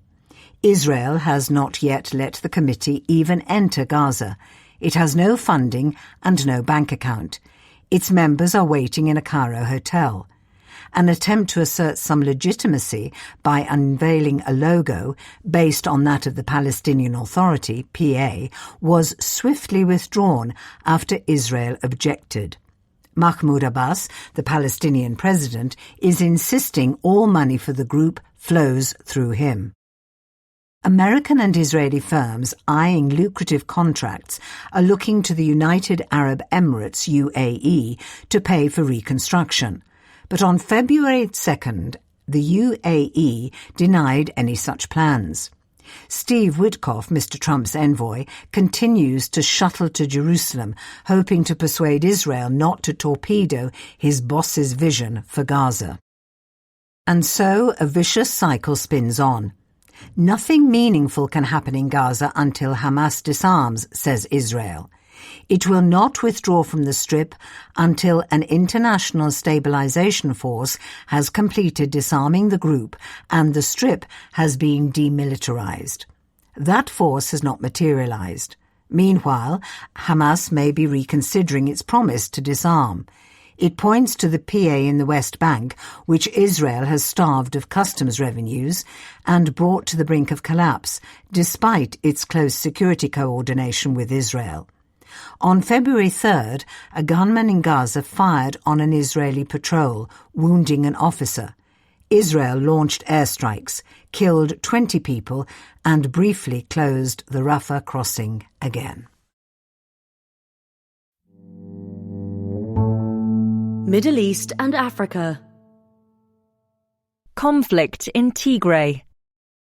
On edge again. The latest flare-up in Ethiopia shows the fragility of peace in the region.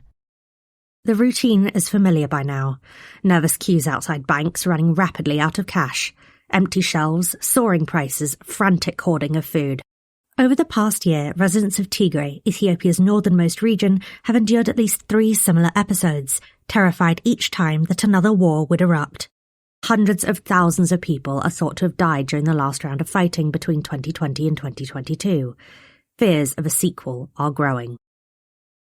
The most recent bout of tensions was the most ominous yet.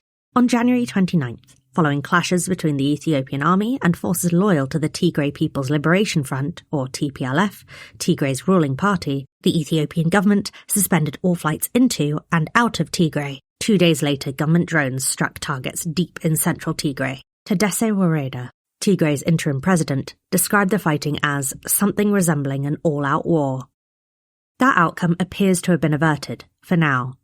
Mr. Tadesse said his forces had withdrawn from some areas they had occupied over the weekend, stressing that disagreements can be resolved through dialogue. On February 3rd, flights to Tigray were allowed to resume. Yet the risk of further violence remains uncomfortably high. In a speech to Parliament on February 3rd, Abiy Ahmed, Ethiopia's Prime Minister, suggested that the TPLF was made up of traitors working to dismantle Ethiopia. The Ethiopian army is mobilizing in full force, says a TPLF official. I can't tell you how scary this war is going to be if Abiy doesn't stop what he is doing. The seeds of the present crisis were sown during the previous war. After taking office in 2018, Mr. Abiy quickly gathered a coalition of forces with grievances against the TPLF, which he sought to displace as the dominant force in Ethiopian politics. His allies included ethno-nationalist militias from Ethiopia's Amhara region. When war broke out in late 2020, Amhara militias seized and ethnically cleansed western Tigray. Hundreds of thousands of Tigrayans were forced to flee their homes. Most have been wasting away in squalid camps in other parts of Tigray ever since. A peace deal signed in 2022 was supposed to pave the way for further talks, which would allow the displaced to go home and ultimately resolve the territorial feud. But of the few thousand Tigrayans who returned in 2024, many faced intimidation and abuse from Amhara militias. Most of the others are too afraid to go home. Mr. Abiy has stonewalled the TPLF's demands to wrest control of the occupied territories from Amhara back to Tigray. When TPLF forces unexpectedly crossed the Tekeze River into Selemti last week, officials claimed they wanted to merely remonstrate with the Ethiopian army about mistreatment of returning Tigrayans. But some sources speculate that their real goal may have been to occupy strategic locations, or to probe the Ethiopian army's defences. Mr. Abiy has long worried that the TPLF plans to take Western Tigray back by force, which would allow it to open a supply line to its allies in Sudan. His government appears to have interpreted the troops crossing as a prelude to a major offensive. The Ethiopian army is said to be moving large quantities of men and guns towards Tigray's borders. Meanwhile, fighting continues in southern Tigray between the TPLF and pro-government militias. On January 30th, the African Union, or AU, publicly offered to mediate between the Ethiopian government and the TPLF. Ethiopia replied privately that the AU should stop meddling in its internal affairs, according to a source with first-hand knowledge of conversations between the two parties. Some in Mr. Abiy's circle may have concluded the time is ripe for firmer measures against the TPLF. That does not mean war is imminent. Both sides have good reasons to be cautious. The TPLF has been weakened by years of infighting. Mr. Abiy has many enemies, including neighbouring Eritrea, which has grown closer to the TPLF. Yet Ethiopia's crisis is also intertwined with the civil war in Sudan and the rivalries between the external powers that have been fueling it. A new war in Tigray would probably spiral into a regional disaster. Those who can must push for peace while they still have time. Middle East and Africa. America and Africa. The art of the health aid deal. American aid to Africa is growing less generous and more conditional. Following an order via WhatsApp, autonomous drones operated by Zipline, an American company, can drop blood, vaccines and essential medicines by parachute to any of 15,000 clinics across Ghana, Ivory Coast, Kenya, Nigeria and Rwanda. The firm's expansion is being underwritten by a new kind of American aid deal worth $150 million that requires domestic co-investment. The performance-based contract is a welcome shift away from how aid has traditionally been given, says Caitlin Burton, the head of the company's African operation. Zipline is one beneficiary of a new approach to American health aid to Africa that evolved after USAID was forced shut a year ago. Since September, the Trump administration has been on a deal-making spree, signing bilateral health agreements worth about $11 billion with the governments of more than a dozen African countries. The aim is to conclude many more.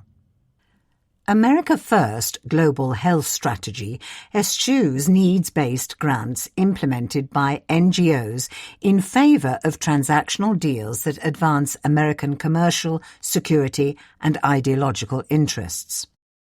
In agreements running for 5 years, America promises to purchase items such as drugs and vaccines, in some cases worth billions of dollars, and pay for some health workers. The deals emphasize preventing HIV, TB, malaria and polio, and improving surveillance and reporting of disease outbreaks.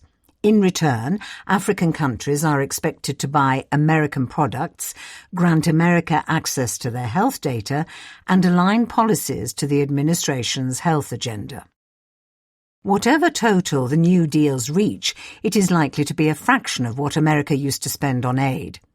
A recent analysis of 8 of the deals by the Center for Global Development in Washington finds that on average, the countries face a 49% fall in American health spending compared with 2024 in the first year of these deals. In subsequent years, support is scheduled to dip steeply before tapering off. The process is chaotic and fast-moving, says Oge Onobugu of the Center for Strategic and International Studies, an American think tank, and is likely to produce clear winners and losers in Africa. Countries that are large, rich in minerals, or strategically located will have more leverage. Others may face worse conditions. One deal in Zambia, for example, hinges on the passage of another agreement offering America access to minerals. In Nigeria, a religiously diverse country of 230 million people, a $2.1 billion agreement has drawn a backlash over America's emphasis on delivering care through Christian health care providers. In Kenya, a deal worth $1.6 billion is awaiting review following concerns over the lack of parliamentary consultation and worries that the government could breach data protection laws by offering access to patients' health records.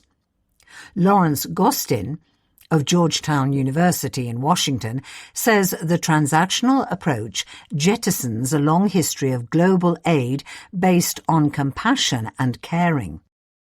The requirements for co-investment should prompt African governments to boost health spending, which has long been insufficient in much of the continent.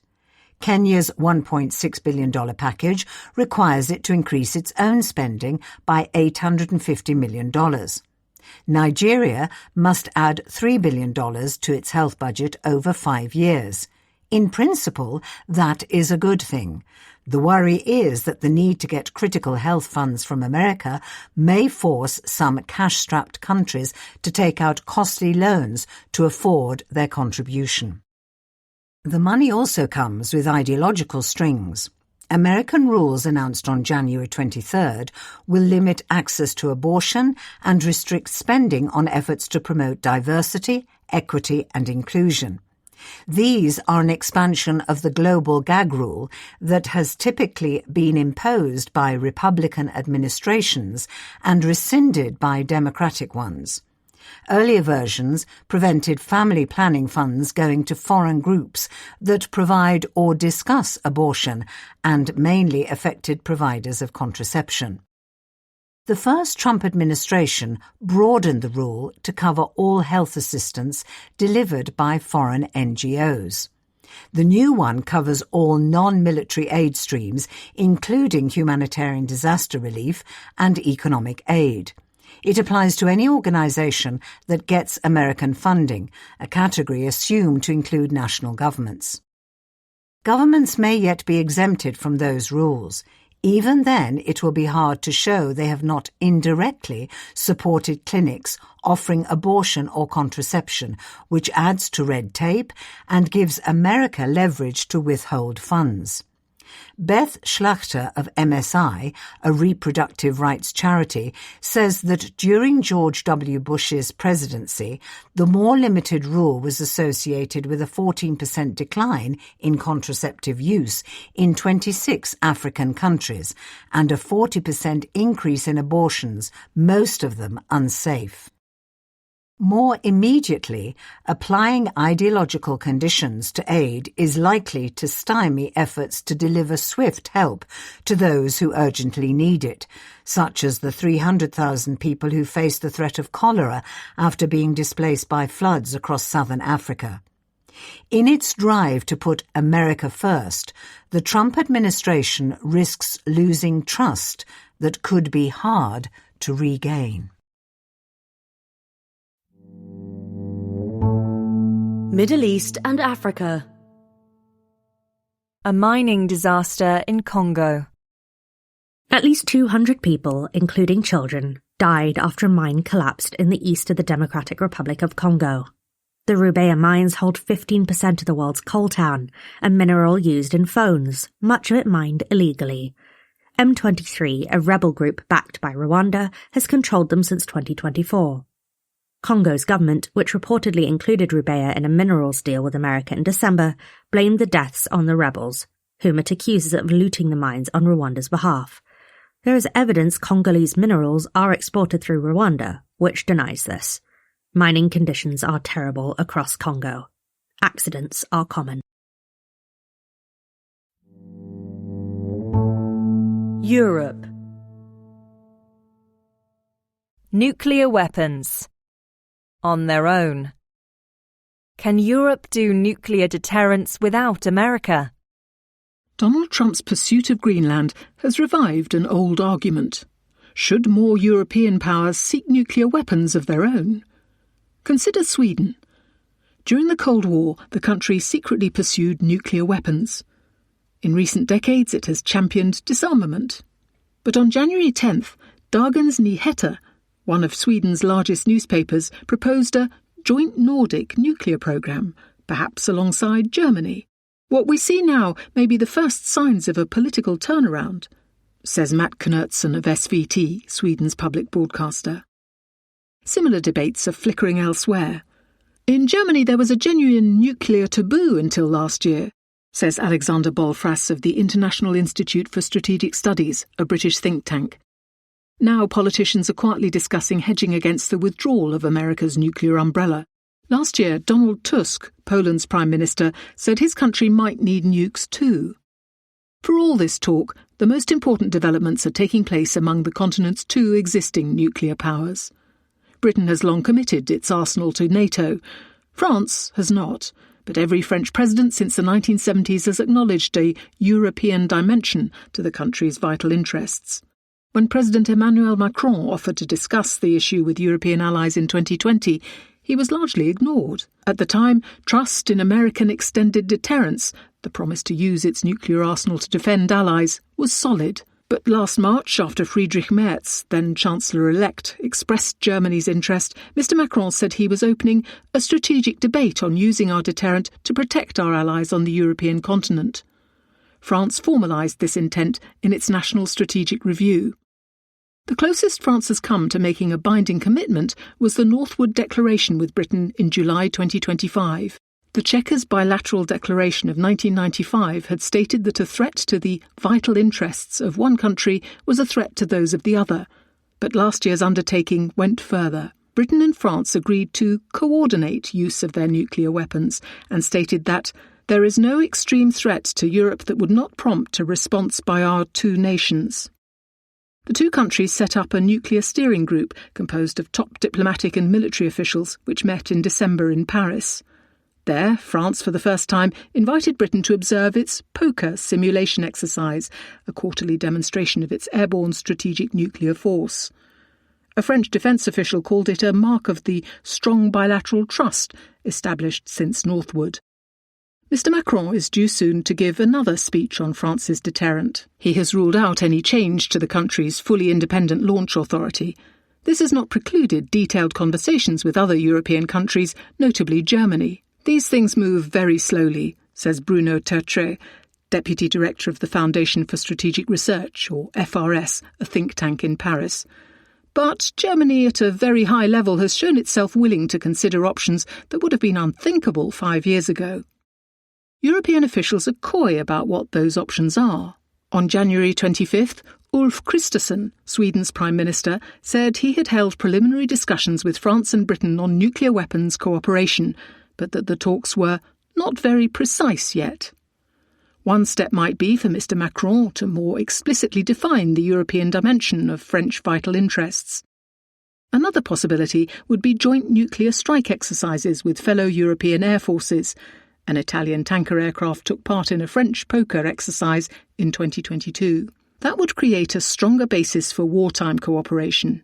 Etienne Marcuse and Emmanuel Maître, also of the FRS, have argued that other countries could eventually provide naval support for nuclear submarines or strike support for France's nuclear-armed aircraft, something that Swedish and Finnish warplanes have already begun doing for the current NATO nuclear sharing mission, which involves American tactical nuclear weapons.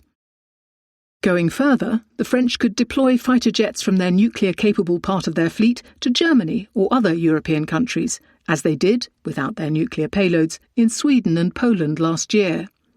The most far-reaching option, mimicking the existing NATO scheme, would be to pre-position air-launched nuclear weapons in allied countries. American officials sniff at the idea that the much smaller British or French arsenals could replace the American umbrella. Extended deterrence, they argue, requires a large and accurate arsenal capable of striking Russian missiles prior to launch, so that the damage to the country providing the guarantee could be limited. Only that would make it credible to use nuclear weapons to defend foreign soil. French thinkers, leaning on the country's doctrine of strict sufficiency in terms of nuclear warheads, retort that this is Cold War dogma. Many in Germany buy the French argument that the French offer is heavier on credibility because of its proximity, suggests Mr Bolfras, even if it's lower on capability. The unspoken problem is that credibility can change. France's most popular party today is the populist right National Rally. If there's a new French president soon, he says, that person might have a very different view of French national interests.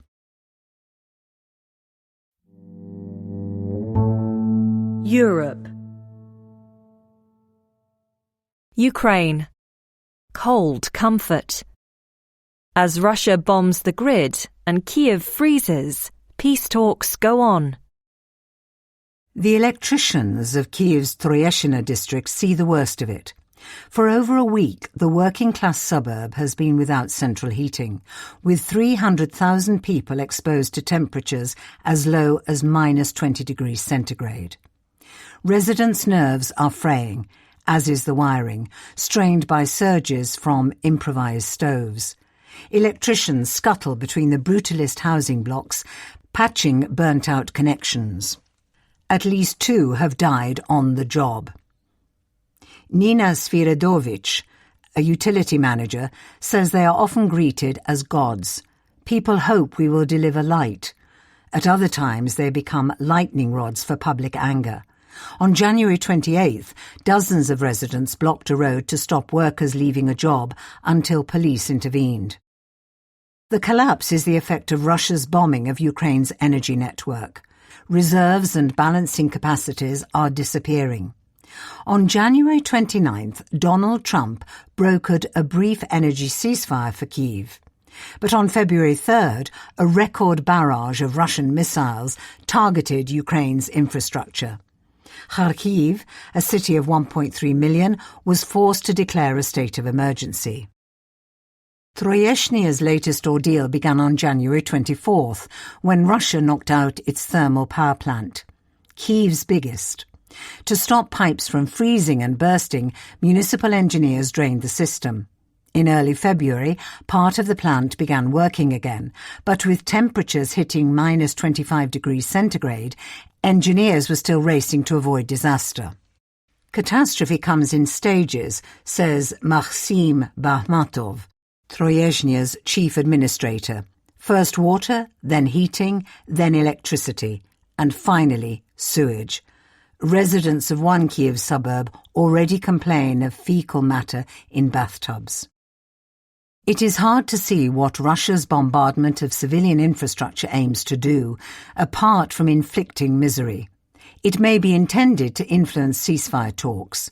American, Russian and Ukrainian negotiators met in Abu Dhabi on February 1st and then again on February 4th and 5th. A shake-up in Ukraine's negotiating team, now led by Kirill Budanov, the pragmatic former military intelligence chief, has brought sharper focus to the discussions. A big prisoner exchange is expected soon. Whether the talks go further depends on Vladimir Putin. Sources close to the Ukrainian team say they are waiting for feedback on whether he is open to compromise or intends to double down on his war. The unresolved issues have been the same for months. Whether Russia can accept security guarantees agreed between Ukraine and America, and whether Ukraine would have to retreat from heavily fortified territory it still holds. Mr. Putin still demands a retreat. Ukraine says a ceasefire should maintain the current line of demarcation. A compromise under discussion would create a demilitarized zone, possibly overseen by Mr. Trump's Board of Peace. Such a deal would have to steer between positions that are indigestible to both societies, says a Ukrainian source close to the talks. We can't resolve it without agreeing on a security system for the region. The Russians cannot simply say, trust us. For his part, Volodymyr Zelensky, Ukraine's president, warned that Russia's renewed attacks would prompt a correction in Ukraine's approach to the negotiations. No breakthrough is likely before March, when Russia's winter offensive will have ended and its economic problems could start to bite. For now, Ukraine appears to be pursuing a two-track strategy. On the one hand, it is showing commitment to Plan A, the American-led negotiation. If these succeed, Ukraine would get a chance of peace and EU membership. Russia would get sanctions relief and new American business deals. In parallel, Mr. Zelensky is also preparing Plan B, fighting on with a strengthened army. At a presentation in Kyiv on January 26, Mikhailo Fyodorov, his newly installed Minister of Defense, showed off a futuristic vision of digitalized warfare using drone technologies and gamer logic. Few generals present believed the war would end soon. In Troyeshina, everyone is expecting Plan B. The electricians under Ms. Svierdovich's command say residents are not panicking. Everyone knows we need to survive February and half of March, she says, but then we will be heroes. Mr. Bakhmatov is just as defiant. Putin is mistaken if he thinks Ukrainians will give up because their toilets don't work. We will crap in ditches if we have to, singing Putin is a dickhead. Ukrainians will never give in.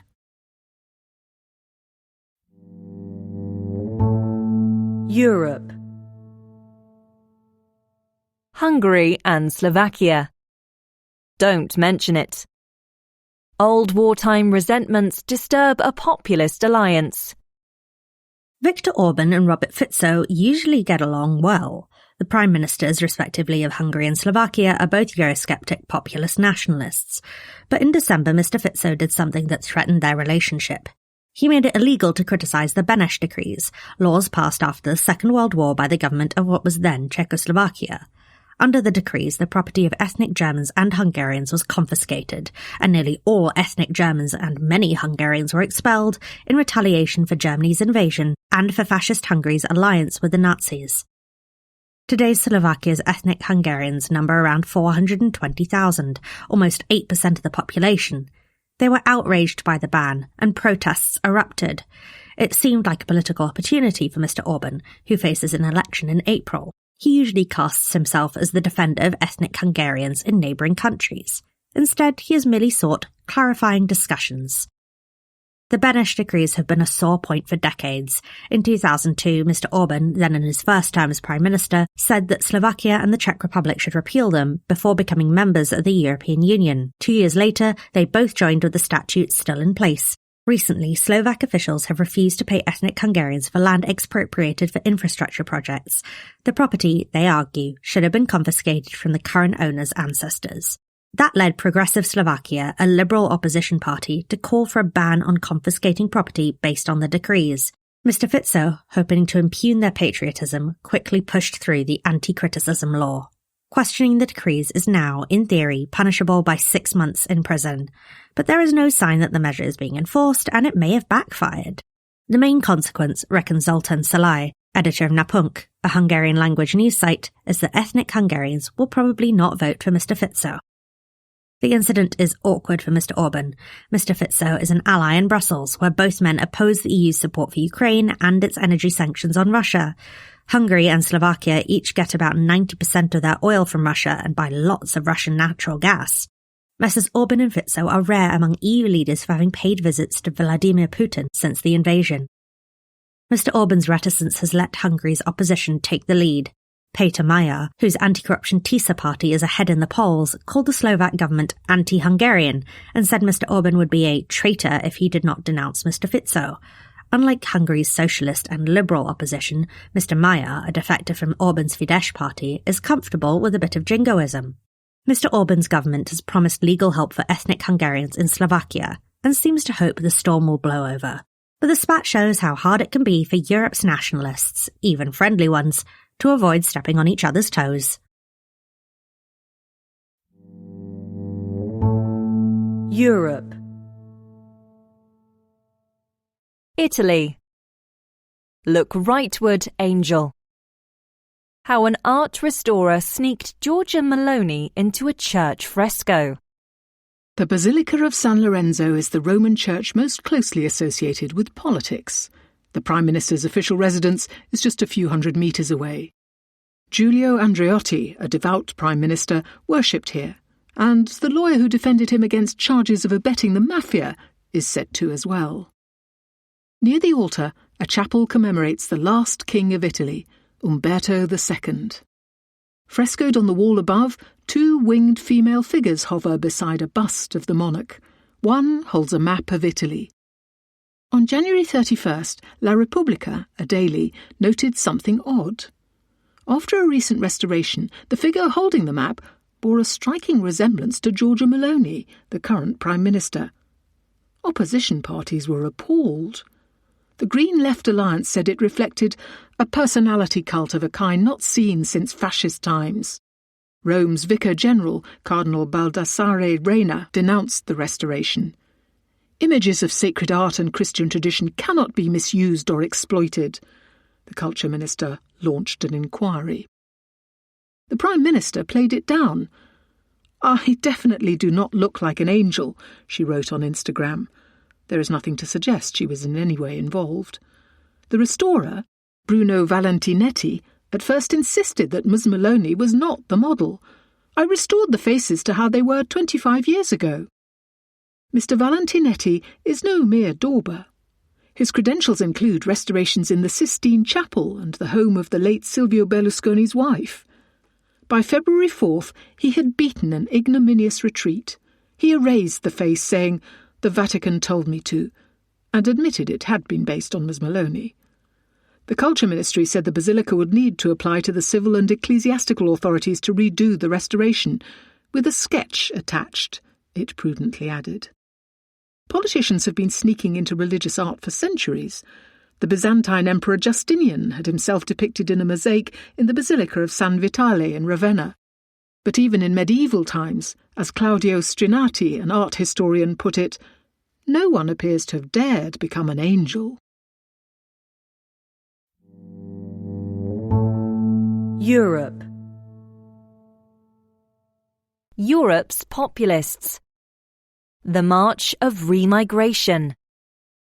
How a far-right meme is penetrating Europe's political mainstream. These days, only one word will do for a politician hoping for a career on the German far right. Remigration. It is hollered at events hosted by the Alternative for Germany, AfD party, plonked on merch and plastered all over social media. Its meaning can be elusive, but its spread from the extremist fringe towards the mainstream illustrates how far-right groups are extending their influence in democracies. It also presents the AfD, which leads some opinion polls, with a dilemma. The concept of remigration is closely associated with Martin Sellner, a 37-year-old Austrian activist and author who has been banned from several European countries. Mr. Sellner tells The Economist that what distinguishes his movement is an understanding that social change in academia, the arts and media precedes the political sort. Peppering his answers with references to memes, metapolitics, and Antonio Gramsci and Louis Althusser, two Marxist philosophers, he says right-wing populists who have secured power have lacked the intellectual capacity to wield it and bring about change. Remigration spread from French extremist circles to German and Austrian ones over a decade ago. In January 2024, it burst into the consciousness of ordinary voters when Correctiv, an investigative outlet, revealed that Mr. Sellner had discussed remigration with AfD politicians at a meeting in Potsdam. The revelation sparked protests across Germany. A group of linguists anointed the term their unword of the year. All publicity is good publicity, shrugs Mr. Sellner. The idea acquired such purchase inside the AfD that a year later Alice Weidel, its candidate for Chancellor, co-opted the term at a party event and approved its addition to the manifesto in the run-up to Germany's federal election.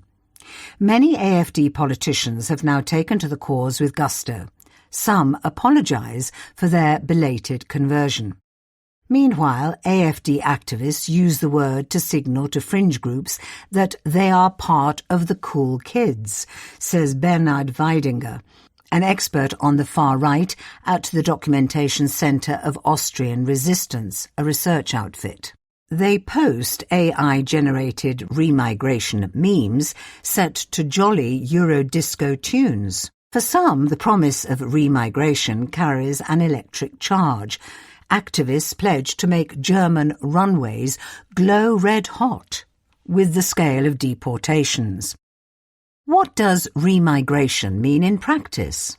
Mr. Sellner says it targets three groups: illegal immigrants, the legal sort who drain the state or commit crime, and citizens he regards as unassimilated. This last group presents a problem, he accepts. You can't deport citizens, this would be madness. But you can create cultural and economic pressure for them to leave. He also wants much tougher naturalisation rules and an end to Germany's guilt culture. He is open to stripping citizenship from some naturalised Germans. Yet for many of its advocates, remigration is less a set of policies and more a catch-all term for a vision of Europe with its ethnic and cultural identity rid of what they call Afro-Arab replacement migration. Enacting this in full will take several decades, Mr. Sellner admits.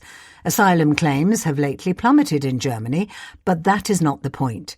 The hope is to appeal to those citizens uneasy at the rapid scale of demographic change they witness around them. These are the same voters the AfD is targeting. But there is a crucial difference. The party disavows any suggestion that its proposals would affect holders of German passports. There is no difference between someone whose family has lived here for 200 years and someone who recently got citizenship, says Mark Jongen, a member of the AfD's board. Yet some of the party's politicians call for millions to be deported. Around 230,000 people in Germany are subject to deportation orders, but there is no way to expel millions simply by deporting illegal immigrants and criminals. That is why Mr. Zellner's remigration crusade is both an opportunity and a threat for the AfD, says Jakob Gull of the Institute for Strategic Dialogue, a think tank. The opportunity is clear. The party has harnessed the energy of right-wing extremist networks that usually stay out of democratic politics. It may be shocking to see representatives of a party backed by 1/4 of the electorate bellow slogans once heard only on the outer fringes, but it is not hurting them in polls. Some have held private or public meetings with Mr. Zellner in recent weeks, especially in the AfD's more radical eastern branches. But the AfD's radical turn risks serious trouble with the law. Last year, a domestic intelligence agency labelled the AfD right-wing extremist. The party is contesting that verdict, but calls to ban it have now snowballed. Courts have ruled that Mr. Zellner's remigration concept violates the Constitution by distinguishing between Germans on the basis of ethnicity. Were the AfD to hint that it backs his ideas, it would bolster its opponent's case. This week it ordered its members to cease meeting Mr. Zellner. This is unlikely to stop remigration from spreading. In Austria, the far-right Freedom Party has embraced the term with gusto. In Italy, the Committee for Remigration and Reconquest, a far-right group, recently caused an uproar in Parliament with a petition for mass deportations and denaturalization. As for Mr. Zellner, he is busy setting up an institute for remigration. Donald Trump's administration loves the word. All America wants for Christmas is remigration, posted the Department of Homeland Security in December. As for Mr. Zellner, he is busy setting up an institute for remigration. We can change the public debate, and in the end we will change all politics, he says. Many people in Europe who might not count as natives fear he is right. Europe. Charlemagne. One corporate regime to rule them all. Europe wants to untangle its snarled single market. Has it found a magic fix? If it ain't broke, don't fix it. But what if it ain't really working in the first place? That's the question that has long plagued the European Union when it comes to the single market. In theory, the bloc's economic policy is meant to fuse 27 national markets into one pool of 450 million consumers. In practice, an idea that was conceived in the age of coal and cars has failed to keep up as the economy has shifted to ChatGPT queries and Spotify streams. Paradoxically, because national laws are tangled, peddlers of services, whether whizzy startups, staid banks, nitpicky lawyers or others, often find it harder to export their offerings within the EU than firms that physically ship stuff across borders. The bloc has tried to harmonise countries' rules for decades, with precious little to show for it. Now a strategy is being floated as a way to get things moving. Instead of entrepreneurs setting up a French or German company and trying to sell their wares across EU borders, could they set up a pan-European company which would be eligible to do business across the bloc from the get-go? It's certainly a bold plan. Can it work? The notion of a 28th regime, i.e. one that doesn't belong to any of the EU's existing 27 member states but somehow floats above them, has gathered a lot of attention of late. 2 chunky reports on how to revitalise the European economy by former Italian Prime Ministers Enrico Letta and Mario Draghi proposed the idea as a way to boost the single market. Ursula von der Leyen, President of the European Commission, has mentioned it in speeches at not one but two Davos gatherings, raising the question of what was done in the intervening 12 months. On February 12th, the EU's various presidents and prime ministers will meet in a Belgian chateau for a confab on how to revive European competitiveness. Ahead of their meeting, the 28th regime is being hailed as a way to cut through the tangle and get Europe growing again. A legal proposal is expected from the Commission next month. The idea of the pan-European company model is to let firms opt out of being a German GmbH or French SA and incorporate as an EU Inc. instead. Supporters pitch it as an instant untangler of red tape, a way to bypass the 27 sets of domestic regulations that make doing business within the EU so hard. Instead of struggling to understand Italian accounting rules or the Danish code on insolvency law, a company with pan-European aspirations would have the choice of following one new set of common regulations instead. That the term EU Inc. has an American twang is no coincidence.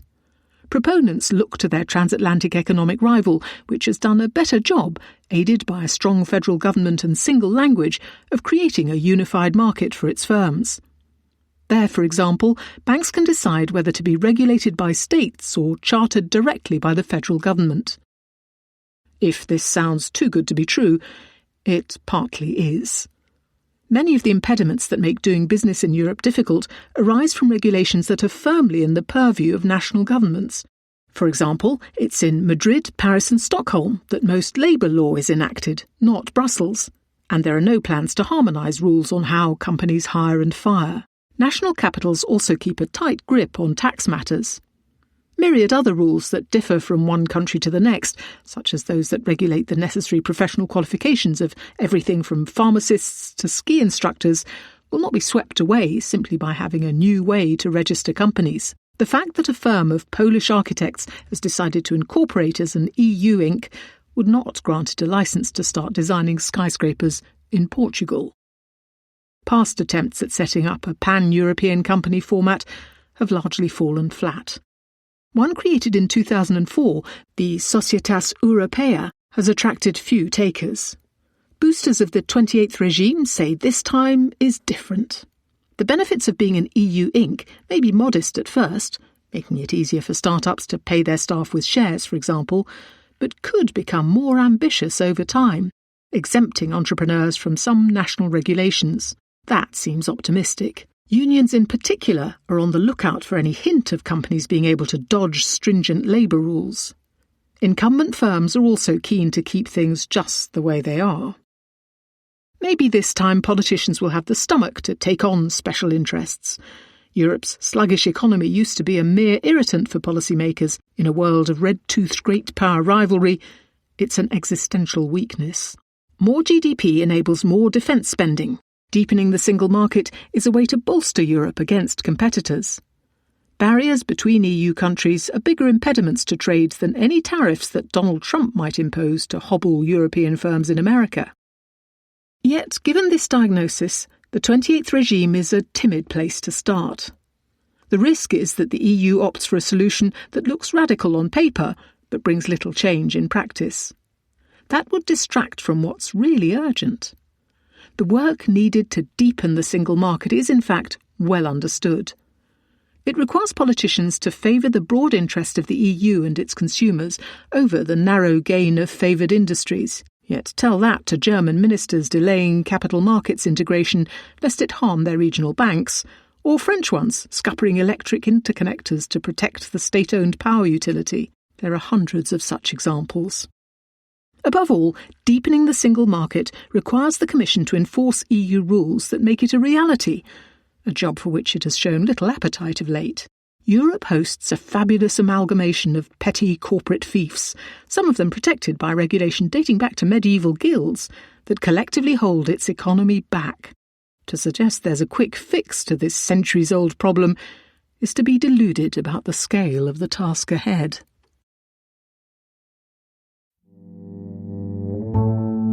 Britain. Employment law. Ready, steady, Unionize.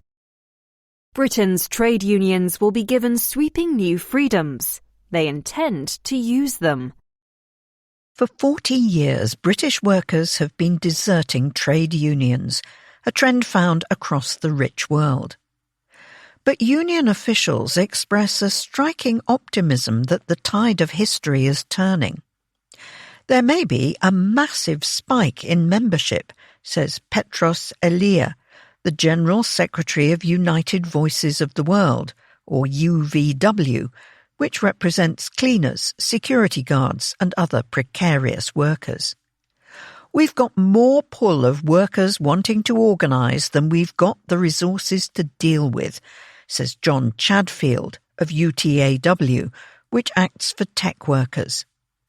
There are opportunities to get into workplaces that have been difficult to reach in a generation, says an official at a third union. They are right to be bullish. The Employment Rights Act, a sweeping labour market law brought in by the Labour government, cleared Parliament on December 18th and will mostly enter into force later this year. Most attention has fallen on eye-catching new rights for individual workers, such as more generous sick pay and paternity leave. Britain has among the most employer-friendly labour laws in the OECD, a club of mostly rich countries, and overall the Act will tighten them relative to its peers by a nudge, according to an analysis by legal academics at the University of Cambridge commissioned by the government. The real action lies in a bundle of largely overlooked changes to Britain's trade union laws, which will make it easier for unions to recruit workers, bargain with employers and call strikes.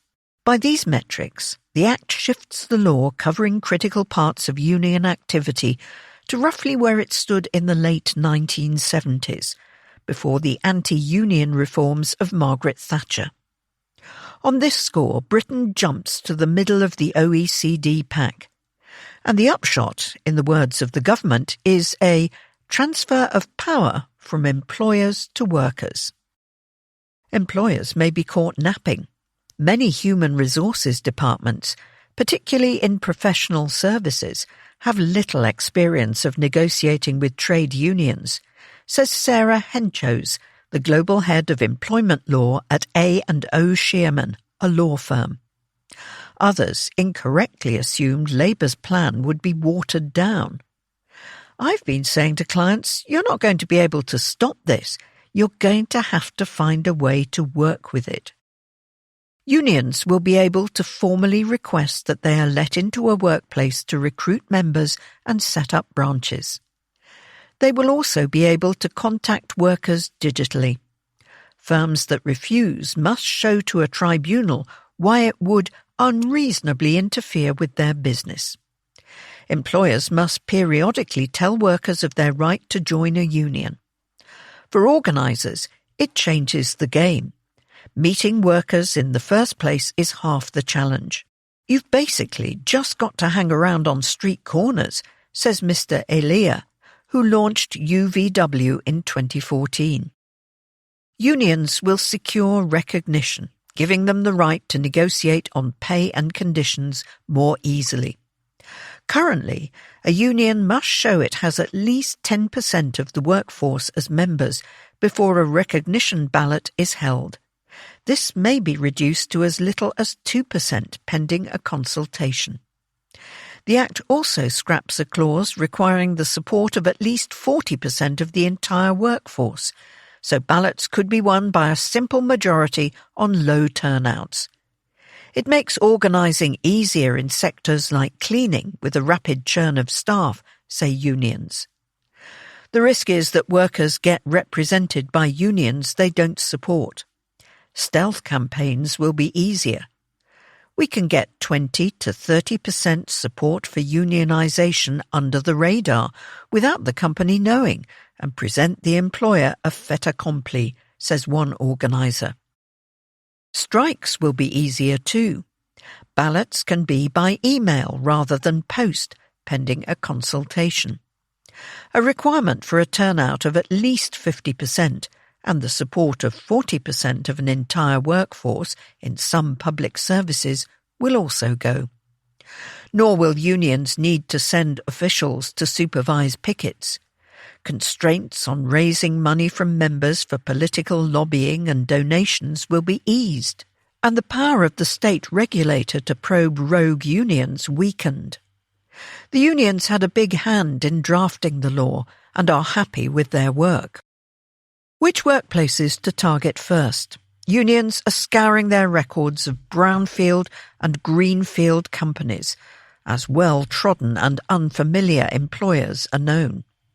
Their priority is the private sector, where union membership has fallen to just 12% compared with 50% in the public sector. Outsourced suppliers of cleaning and catering are a big target for several unions. Equity and Actors Union aims to expand from theatre and TV into advertising, voiceovers and video games, says Dougal Johnson, its policy officer. It wants greater control over how actors' likenesses can be repurposed with artificial intelligence.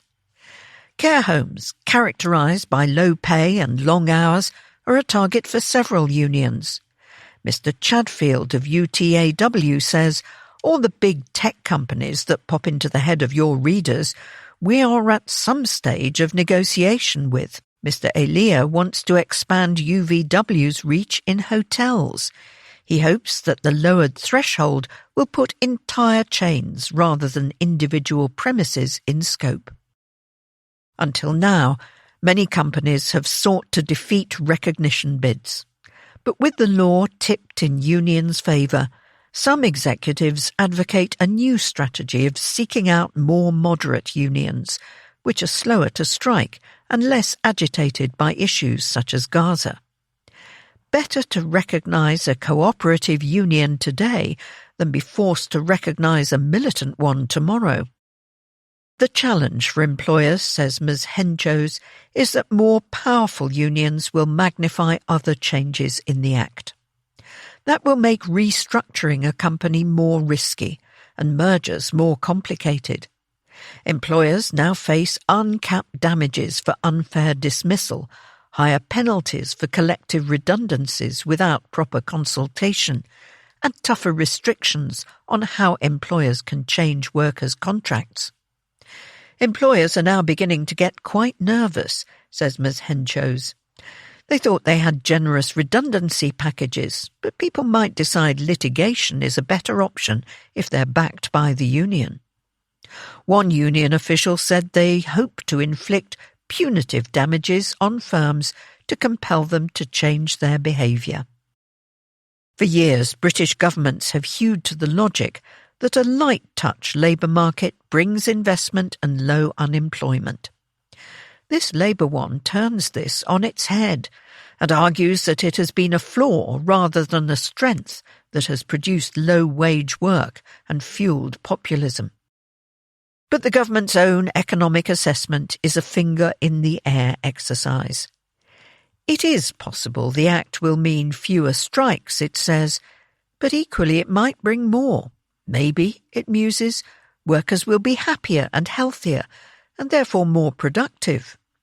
The effect on investment is ambiguous. Much is scored as uncertain. A more honest assessment would state the dangers plainly, that the Act could chill hiring at a time when the labour market is already softening and dent Britain's attractiveness as a place to do business. It is a grand experiment at rendering the labour market a little less American and rather more European overnight. Where it leads is in the hands of the unions. Britain. Unions and AI. The red heat of technology. Selling artificial intelligence to the unions. The Labour government has honed a set of arguments intended to sell the disruptive potential of artificial intelligence, or AI, to its electoral base of public sector workers and trade unionists who are wary of the technology's potential to disrupt or replace jobs. AI is here anyway, it says. The choice is whether it is aligned with the Labour interest, in the party jargon. In 3 ways, Labour suggests AI aligns nicely. First, AI can reprofessionalise public sector jobs. Doctors, social workers and teachers are miserable because the skilled work they trained for has become swamped in bureaucracy. Let the bots handle the paperwork and professionals can get back to spending time with the public. A government report on how to reduce the workload on children's social workers recommended adopting AI to record case notes or get guidance on legislation, for example. I think, and this sounds counterintuitive, that AI can make us more human, Sir Keir Starmer, the Prime Minister, told The Economist in a recent interview. Second, AI can help save a state that has become discredited. If a large and sluggish public bureaucracy is not fixed on Labour's terms, the argument runs, a right-wing Reform UK government under Nigel Farage will have a pretext to take a chainsaw to it. Ministers point to the bunged-up planning system. Government AI developers created a tool known as Extract, which converts old paper maps into usable data in the hope of speeding up applications. Third, AI benefits Labour's working-class voters disproportionately by providing services otherwise accessible only to richer folk. A case in point was the announcement on January 26th that the government wanted developers to build an AI tutor that would provide tailored teaching support.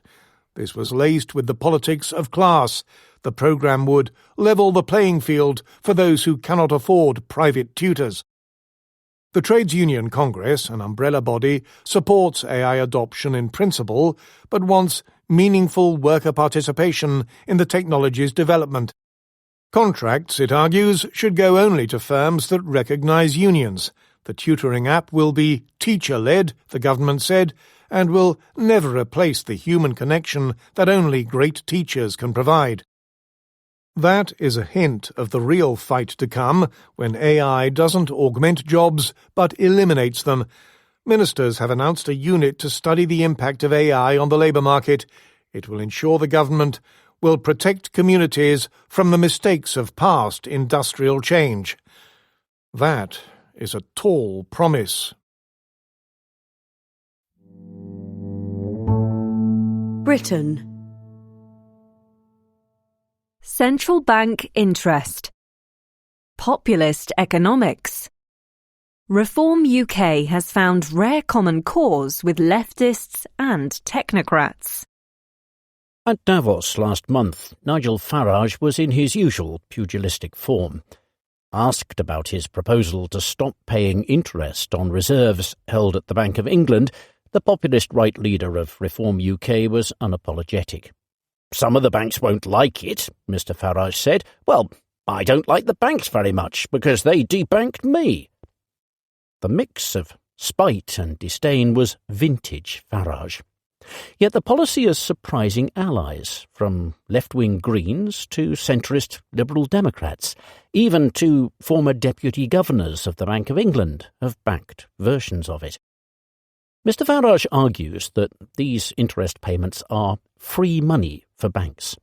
In 2024, his party claimed that stopping them could save the government £35 billion a year. That's $45 billion, about 1% of GDP. The idea may sound less reckless than some of Reform's other proposals, like permanently enforcing net-zero immigration, but closer inspection shows it to be fiscal fool's gold. The sums are overstated, the damage to central bank independence real, and there are more efficient ways to tax bank profits. In the past, deposits held at the central bank, known as reserves, earned no interest. This incentivised commercial banks to minimise their balances, keeping just enough to settle daily payments. The bank itself kept the supply of reserves scarce, exploiting commercial banks' fear of ending the day short to ensure they lent to each other at rates close to the bank's policy rate. Scarcity, however, created volatility. with interest rates periodically spiking when banks misjudged their needs. To reduce these fluctuations, in 2006 the bank began paying interest on reserves to encourage banks to hold more. In 2009, it started buying industrial quantities of government bonds through quantitative easing, or QE, lowering long-term interest rates and stimulating demand.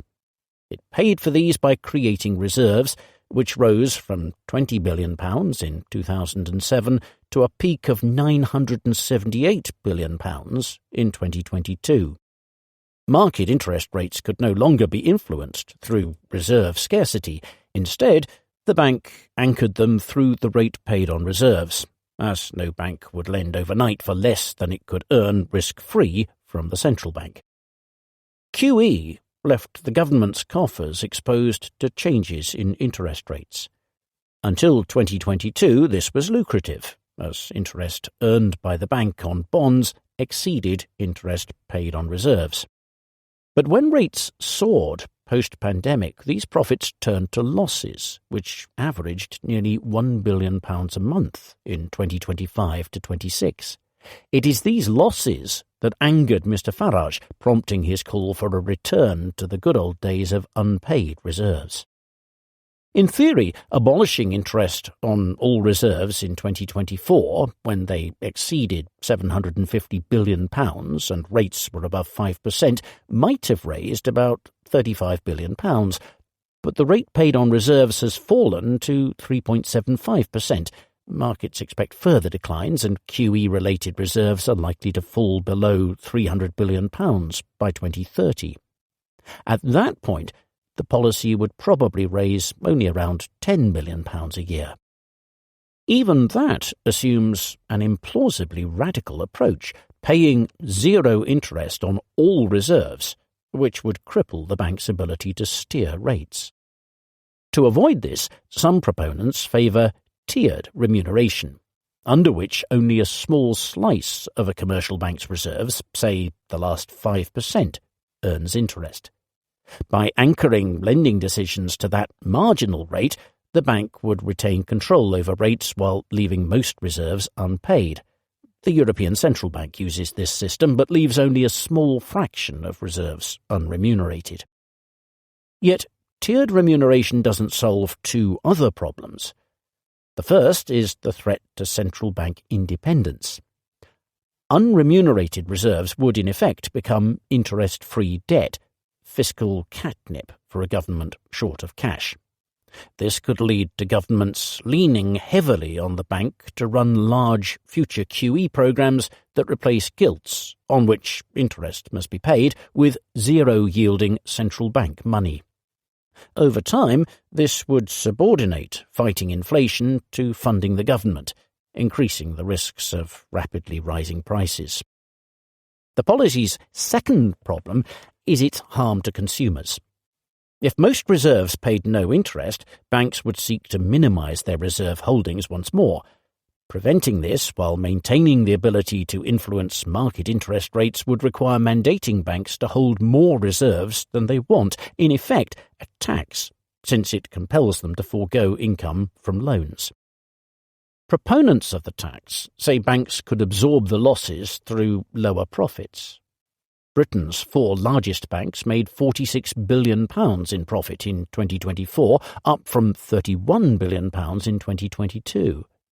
But if that's excessive, it implies a lack of competition, with little to stop banks passing the tax on to consumers through lower savings rates and higher borrowing costs. So the policy would be a tax not just on banks, but also on bank users, and it would be arbitrary, changing in severity depending on interest rates and reserve size. If Mr Farage wants to raise taxes on bank profits, there are easier ways to do it. He could increase the existing corporation tax surcharge on banks, which targets profits directly without threatening central bank independence. This would be cleaner, but would tear him away from his oddly broad coalition of populists and technocrats. Such cross-party consensus is rare for Mr Farage. It is a pity that it has formed around a bad idea. Britain. Classic cars. Bangers and crash. Demographic change puts the brake on classic car values. When the sun peeks through the clouds, the dust covers come off as the cars emerge from their winter slumber for a brisk drive to shed the cobwebs. Britain's legion of classic car owners will soon be getting back on the road. The pleasure may be tinged with concern. Owning a classic car is often justified as an investment, but the market is in a skid. Last year, the values of about 4 out of 5 of the classic vehicles tracked by Hagerty, an insurer that specialises in the business, fell or stalled. This follows a steady decline in prices after a brief recovery followed the COVID-19 pandemic, when people splurged on hobbies. British-built sports cars from the 1950s and 60s have taken a particular hit. The prices of some Jaguars were 20% lower last year compared with 2024. For vehicles in excellent condition, Hagerty estimates that a 1965 4.2 Jaguar E-Type Roadster is currently worth £63,900, that's $87,600, down by 15% on the year. MGs have declined by around 10%, leaving a 1970 MGB convertible valued at £14,600. A 1962 Triumph TR4, also down by 10%, is worth £19,600. Less shiny cars of all types are worth much less. As for the vehicles that are still rising in value, many are so-called modern classics. This category includes hot hatches from the 1980s and onwards. These are high-performance hatchbacks like the Renault 5 GT Turbo, up by 7.5% to £19,100, the Volkswagen Golf GTI Mark I, up by 6% to around £21,500, and the Ford Escort RS Turbo Mark III, up by 23% to £27,600. What all this shows, says John Mayhead, the editor of Hagerty's British Price Guide, is that Gen X, those born between 1965 and 1980, and younger, are becoming more important in the market as baby boomers, 1946 to 64, age and give up their cars. The poster cars of the younger generations are different from those of older drivers. Buying a classic car has always been something of a middle-aged nostalgia trip, with mostly men seeking a vehicle they could not afford in their youth. This generational shift does not seem to affect the numbers of people enjoying old cars, says Jack Rawls, who at 28 is part of a second generation managing a family-run classic car garage near Alresford in Hampshire. Mr. Rawls, who races 1960s Austin Healey's, believes lower prices will create new buying opportunities for younger drivers to try older cars. Classic cars have become a big business. There are nearly 2 million historic vehicles, ranging from cars to lorries and motorcycles, over 40 years old, registered with the Driver and Vehicle Licensing Agency. Although exempt from an annual MOT test, they have to be roadworthy and taxed, which is free if driven on the highway. On average, the cars travel only about 800 miles, that's 1,300 kilometres a year, equivalent to 12% for a typical car in Britain, while spending on them contributes £7.3 billion to the economy and supports almost 35,000 jobs, estimates the Federation of British Historic Vehicle Clubs. For the well-heeled, however, the top end of the market is rarefied and driven by speculation.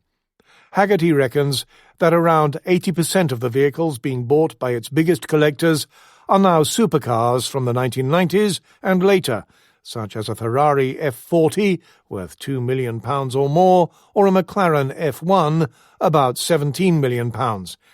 These cars are likely to remain in their dehumidified garages because they are rarely, if ever, driven. They have become automotive objets d'art, and not much fun at all. Britain. police reform. A British FBI. Consolidating the patchwork of forces makes sense, but also creates problems. Homicides in England and Wales have dropped to their lowest level in more than 50 years. Rates of burglary, violent crime and vehicle theft have fallen dramatically from their peak in the 1990s, yet almost 90% of Brits see crime as a big problem facing the country. Since 2020, the proportion of those expressing no confidence in the police has almost doubled. Why this seeming contradiction? One reason is that Britain's police barely solve any crimes. In 2015, the share of offences resulting in a charge or summons was 13.4%. Last year it was 7.6%. Add to this a collapse in community policing. A majority of Brits say that they never see officers on foot patrol in their area, and a rise in high-volume, high-visibility crimes like shoplifting and phone snatching, and the result is a widening divide between how safe people are and how safe they feel. The Home Secretary, Shabana Mahmood, hopes to bridge this gap. Last month she published a white paper outlining the biggest police reforms in almost 2 centuries. 2 changes stand out. One is the creation of a nationwide police force, the National Police Service, or NPS. It will set practices, standardise IT systems and centralise procurement. It will also assume responsibility for serious and organised crime, including terrorism.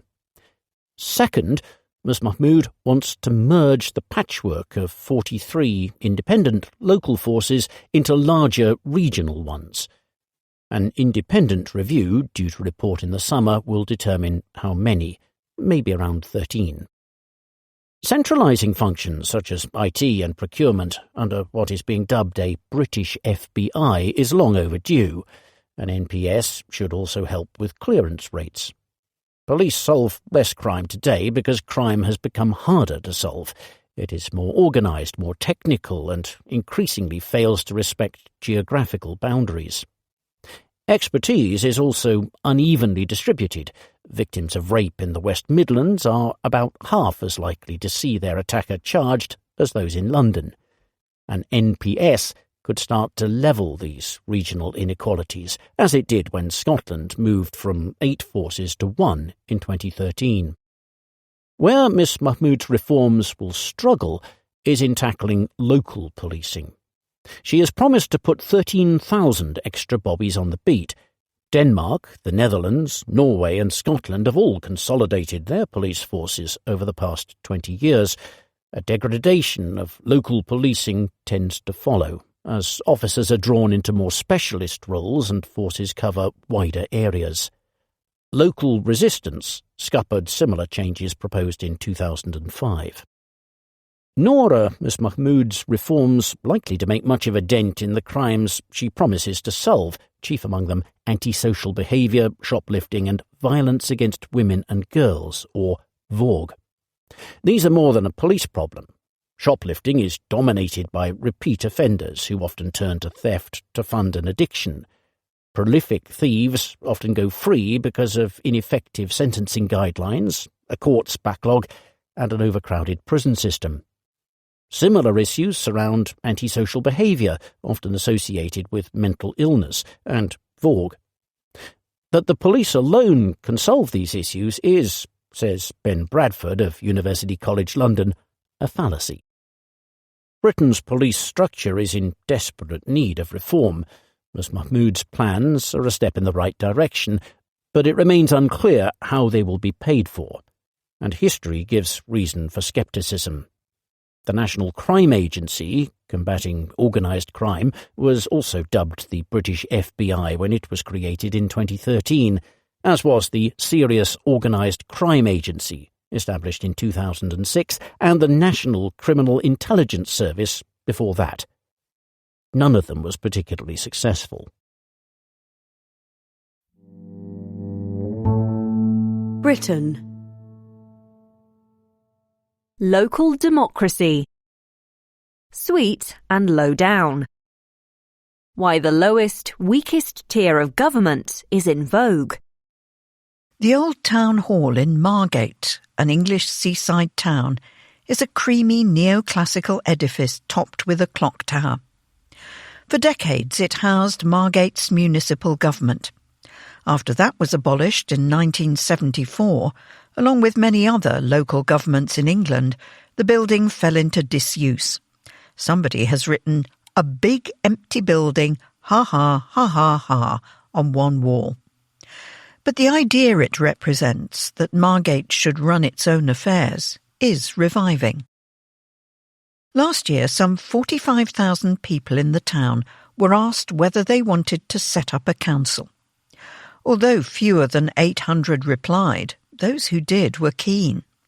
As a result, municipal government is likely to return after a half-century hiatus. It is a straw in the wind, one of many flying about England at the moment. Towns like Margate are rushing to create councils, hinting at flaws in one of the Labour government's most ambitious policies.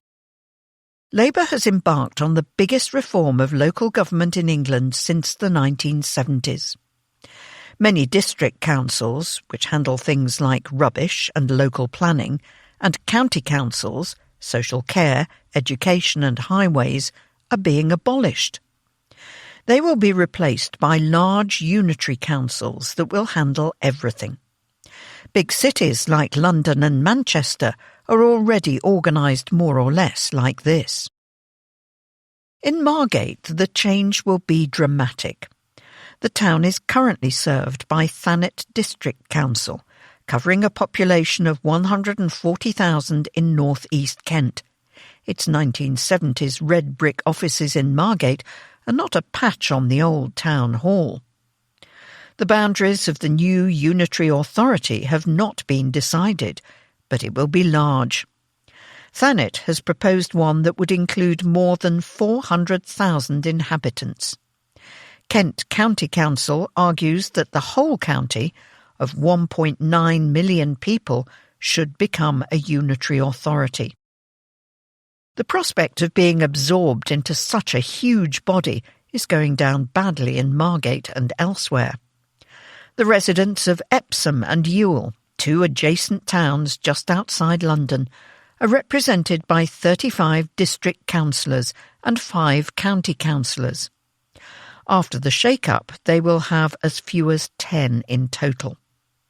Local needs will be overlooked, says Hannah Dalton, leader of the soon-to-be-abolished Borough Council. New parish and town councils are formed every year. But the National Association of Local Councils, which represents them, says an unusual number are in the works now. Some of the places trying to create them, like Guildford and St Albans, are wealthy. Others, like Clacton-on-Sea, are poor. Many are in South East England, where Labour's reorganisation of local government is most intense.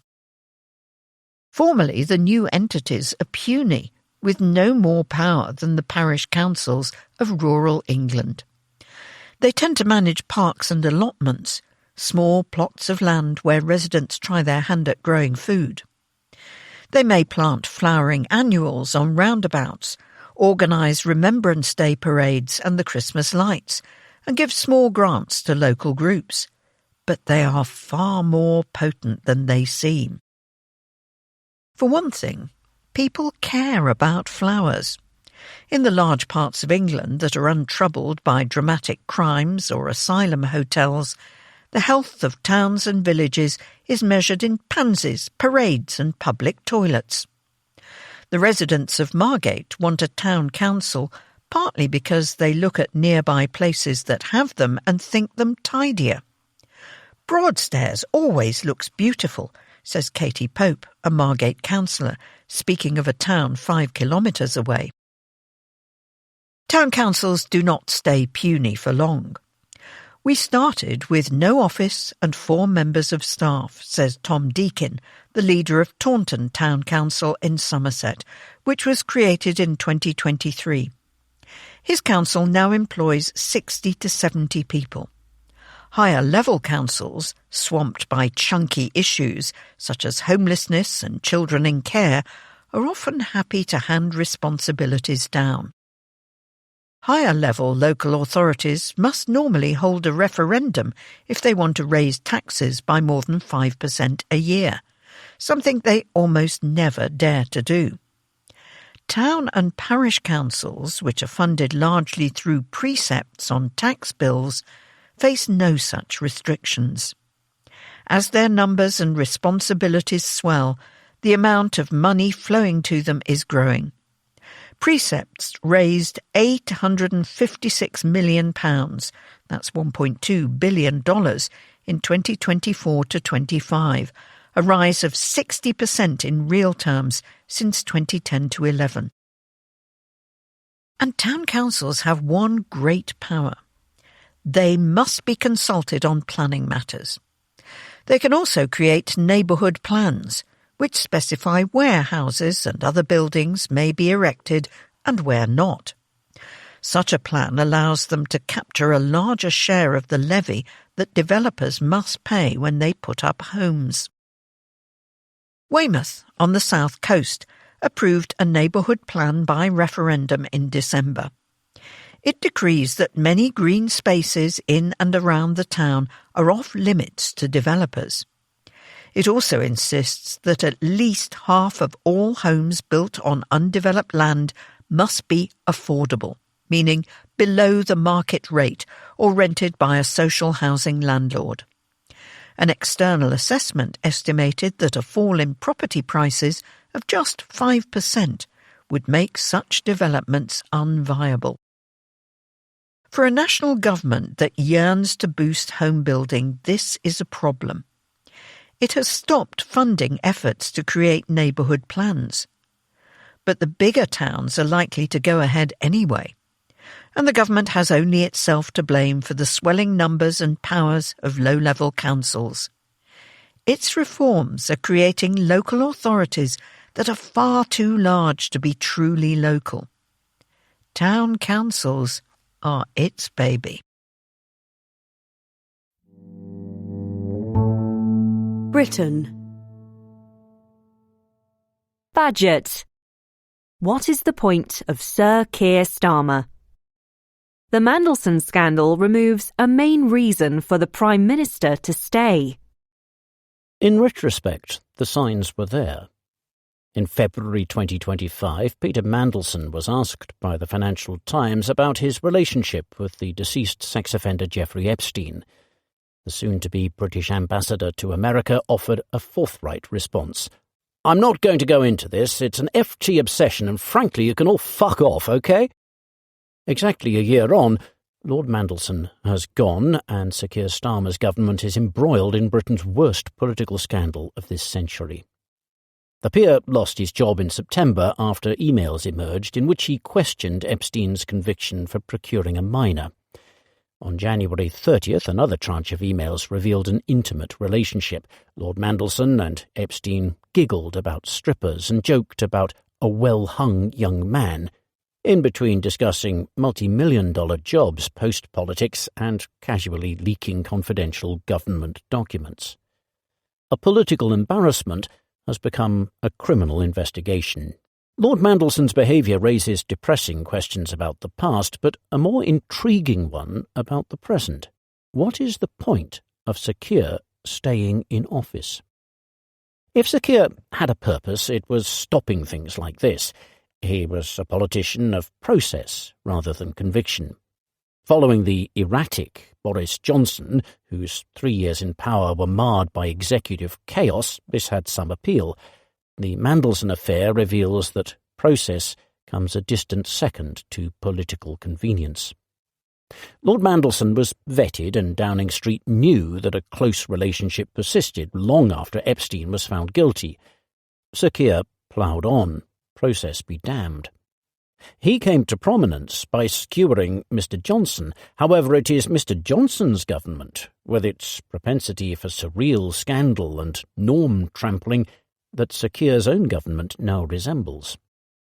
In a party full of lifers and riddled by, at times, psychopathic factionalism, Secure was supposed to be a refreshing, fair-minded pragmatist. Yet Lord Mandelson was appointed above all thanks to the people he knew and for the wing of the party he represented. He was close to Morgan McSweeney, Secure's most influential adviser, and the man who pushed for Lord Mandelson to land the plum job in Washington. Ironically, Secure is not especially close to Lord Mandelson. Before the Washington appointment, their relationship extended to Lord Mandelson offering the Prime Minister advice from the sidelines, and once suggesting on a podcast that Secure was too fat. The Prime Minister has no cronies, but still somehow fell foul of cronyism. Secure leads a hollow administration. It brought in figures from New Labour to give it ballast. Former aides from the glory days of New Labour are scattered all over government. Lord Mandelson was to provide a cynical steel. After all, the Prince of Darkness had been there and done it. Whatever flaws he had, strange business dealings or a long-term friendship with a notorious sex offender, were worth it for his expertise, and Secure and his team relied on it. It is shameful in its own way. A man whose political pomp came 3 decades ago was welcomed back to the top of government as if Sir Tony Blair had relied on apparatchiks from the Harold Wilson era during his time in office. It is a politics stuck in the 1990s, with the norms to match. 2 boys giggling over email about sleeping with strippers. A politics previously seen as creaking and ageing is now humiliating. The best excuse available to Secure is also the most embarrassing. Putting Lord Mandelson in Washington was not his idea. The Prime Minister appointed him largely because an aide, Mr. McSweeney, suggested it. People in Labour have always talked about the Prime Minister as if he were simple. In Get In, an at times excruciating account of Secure's rise to power, his advisers regard him with thinly disguised contempt. Keir's not driving the train. He thinks he's driving the train, but we've sat him at the front of the DLR, a driverless train in East London which has a pretend control panel for the enjoyment of toddlers. Somehow, the Starmer train has still crashed. Secure remains in office only at the mercy of MPs who regard him with contempt. Backbenchers stew about the prospects of having their careers blown up by the age of 35, in part due to the Prime Minister embroiling the government in a needless scandal with a paedophile. To add insult, former ministers, shuffled to the backbenches last year, were surprised to learn that Lord Mandelson had offered advice on the reshuffle in between canapes at the White House. It is one thing to lose your job.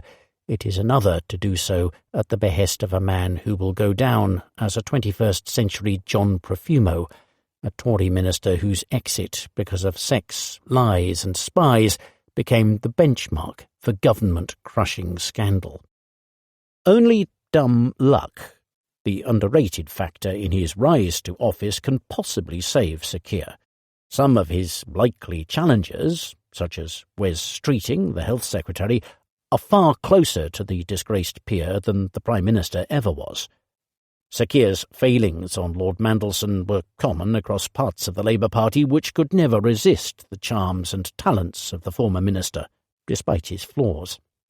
More gifted politicians than Secure have fallen prey to them. But dumb decisions trump dumb luck, eventually. In a rare bout of clear-eyed analysis, Secure saw the damage being done by the Mandelson scandal. He warned his cabinet that the public don't really see individuals in this scandal, they see politicians.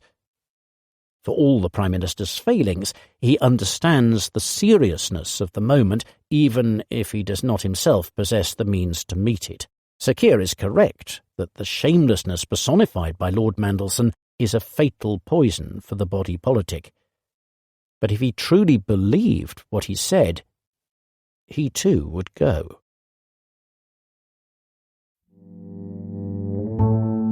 International. Nuclear weapons. 3 scorpions. A lapsed treaty with Russia may spur an American arms race with China. Robert Oppenheimer, the father of America's nuclear bomb, described his country's atomic rivalry with the Soviet Union as two scorpions in a bottle. The risks of this standoff have been contained over the years by various arms control agreements, most recently New START. But that treaty expired this week with no replacement.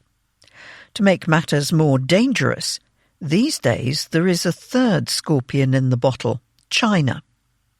Its nuclear build-up, the world's fastest since the height of the Cold War, is likely to prompt America to expand its arsenal too.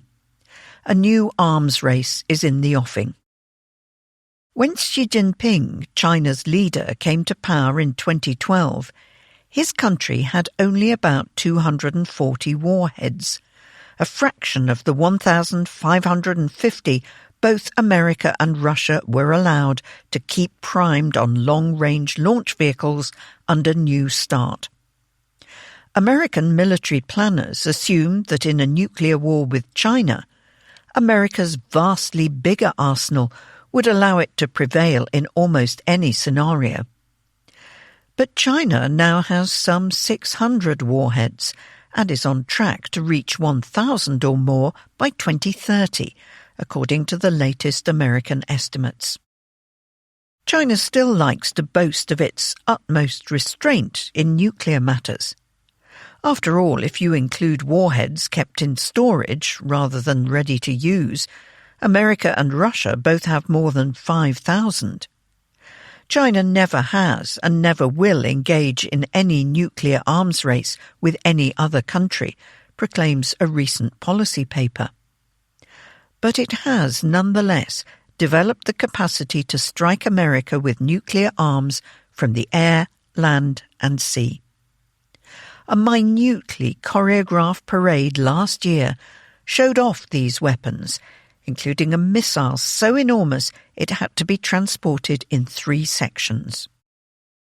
America was unable to increase its nuclear arsenal in response while New START remained in force. Perhaps for that reason, it showed little regret at the treaty's expiry. Russia says the end of restrictions on nuclear weapons should alarm everyone, but Donald Trump, America's president, ignored its suggestion that both sides abide by New START's limits voluntarily for another year. It's impossible to do something that doesn't include China, said Marco Rubio, America's Secretary of State. American planners are worried about a war with both China and Russia. America and its allies must be prepared for the possibility that potential opponents might act together in a coordinated or opportunistic fashion across multiple theatres, declares the recent National Defence Strategy. That is an existential challenge for which the United States is ill-prepared, a bipartisan commission created by Congress concluded in 2023. China and Russia increasingly make common cause, exchanging sensitive technology and conducting joint military exercises, sometimes with nuclear bombers. America's nuclear forces were not designed with China in mind, since it was considered a minor threat compared with Russia. The expansion of China's nuclear capabilities undermines that assumption. Philip Saunders of National Defence University, an American military college, notes that China's nuclear forces are undergoing several changes. They are not only growing larger, but also becoming more diverse, with multiple types of warheads and launchers. They are being placed on higher alert, and they are becoming more capable of what the Pentagon calls launch on warning, i.e. to detect an attack and strike back before the enemy's weapons arrive. The Pentagon's latest assessment notes that new satellites to detect missile launches and phased array radars able to track them can alert Chinese commanders to an attack within 3 to 4 minutes. China's armed forces are also better able to launch quick retaliatory strikes. Missiles in silos, loaded with solid fuel rather than volatile liquid, which cannot be stored in the missile, offer the fastest response. China has deployed about 100 in 3 vast fields of silos, designed to house up to 320 missiles, the Pentagon says. The country's rocket forces have been rehearsing too. In 2024, they fired a nuclear-capable missile 11,000 kilometres into the Pacific Ocean. 3 months later, they fired several missiles in quick succession towards Western China. Experts debate why Mr. Xi has ordered so fast a build-up. Mr. Saunders thinks he is pursuing 3 overlapping aims. First, he wants a nuclear arsenal able to survive any American strike, giving him an assured second strike capability. Although that typically involves putting missiles on hard-to-find submarines and mobile launchers, a proliferation of silos offers a cheap and quick way for China to beef up its arsenal. Second, China may want a more flexible arsenal, capable of less cataclysmic uses than all-out nuclear war. The Pentagon reckons that China is developing small warheads with yields below 10 kilotons, as opposed to the 400 or more of those mounted on big intercontinental missiles. They could be placed on intermediate-range missiles, such as the DF-26, and used against America's big bases in Guam if, say, America used similar small nukes in a last-ditch attempt to save Taiwan from a Chinese invasion. The DF-26's nickname is Guam Killer. Or Mr. Xi may simply see a big nuclear arsenal as an emblem of great power status. China already has more nuclear weapons than any country bar Russia and America. Does it want parity with their 5,000 or more warheads? Mr. Saunders thinks China may aim for a sweet spot in between, to show China is a great power, but a responsible one. China claims it would not be the first to use nuclear weapons. But the doctrine is fuzzy, says Tong Zhao of the Carnegie Endowment for International Peace, a think tank in Washington, D.C. It could threaten to use nuclear weapons, as Russia has done in Ukraine. Or it could fire a warning shot over the ocean, or set off high-altitude detonations to destroy satellites.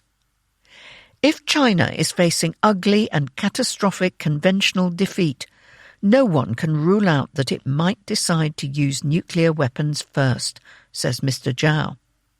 Ultimately, the authority rests with one person only.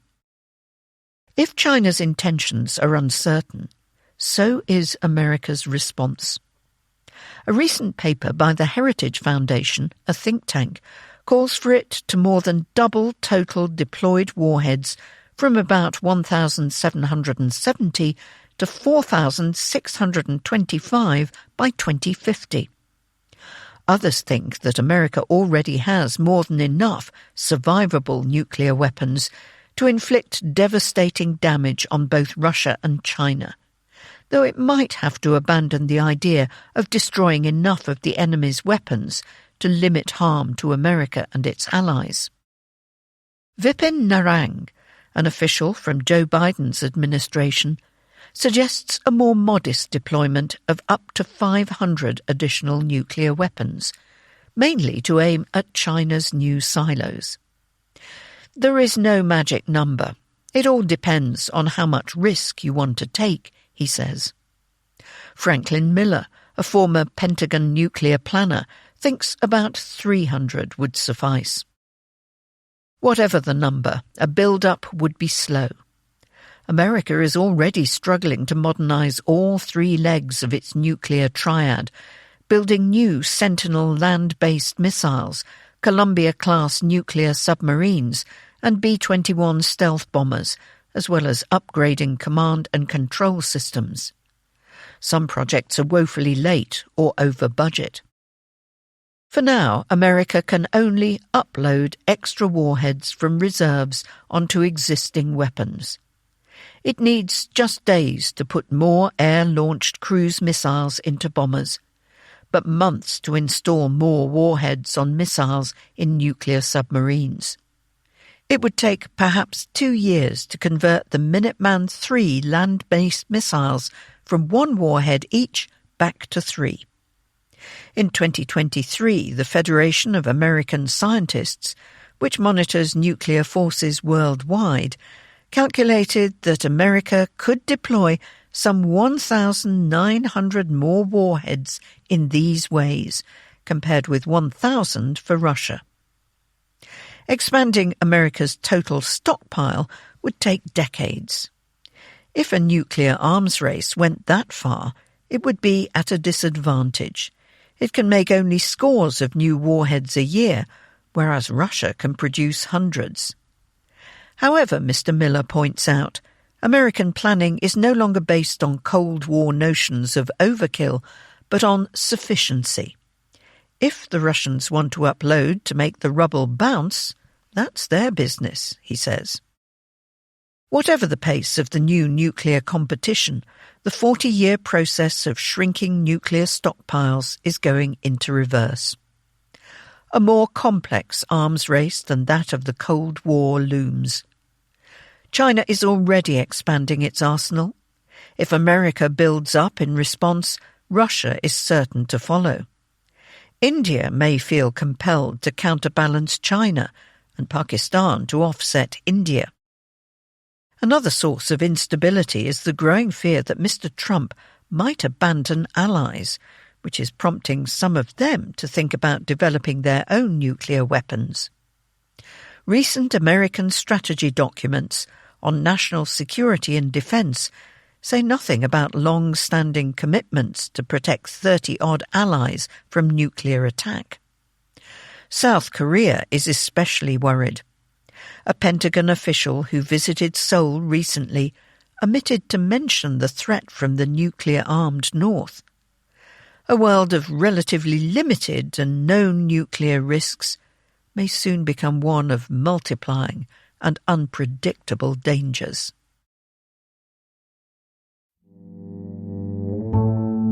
International. The Telegram. Anger is deadly to moderate politicians. AI-driven disruption is about to make the world an angrier place. There is still time for the cheerful and the gloomy to disagree sincerely about the net impact on employment from automation and artificial intelligence. Perhaps AI will unleash a job-creating economic boom for the ages, as boosters maintain.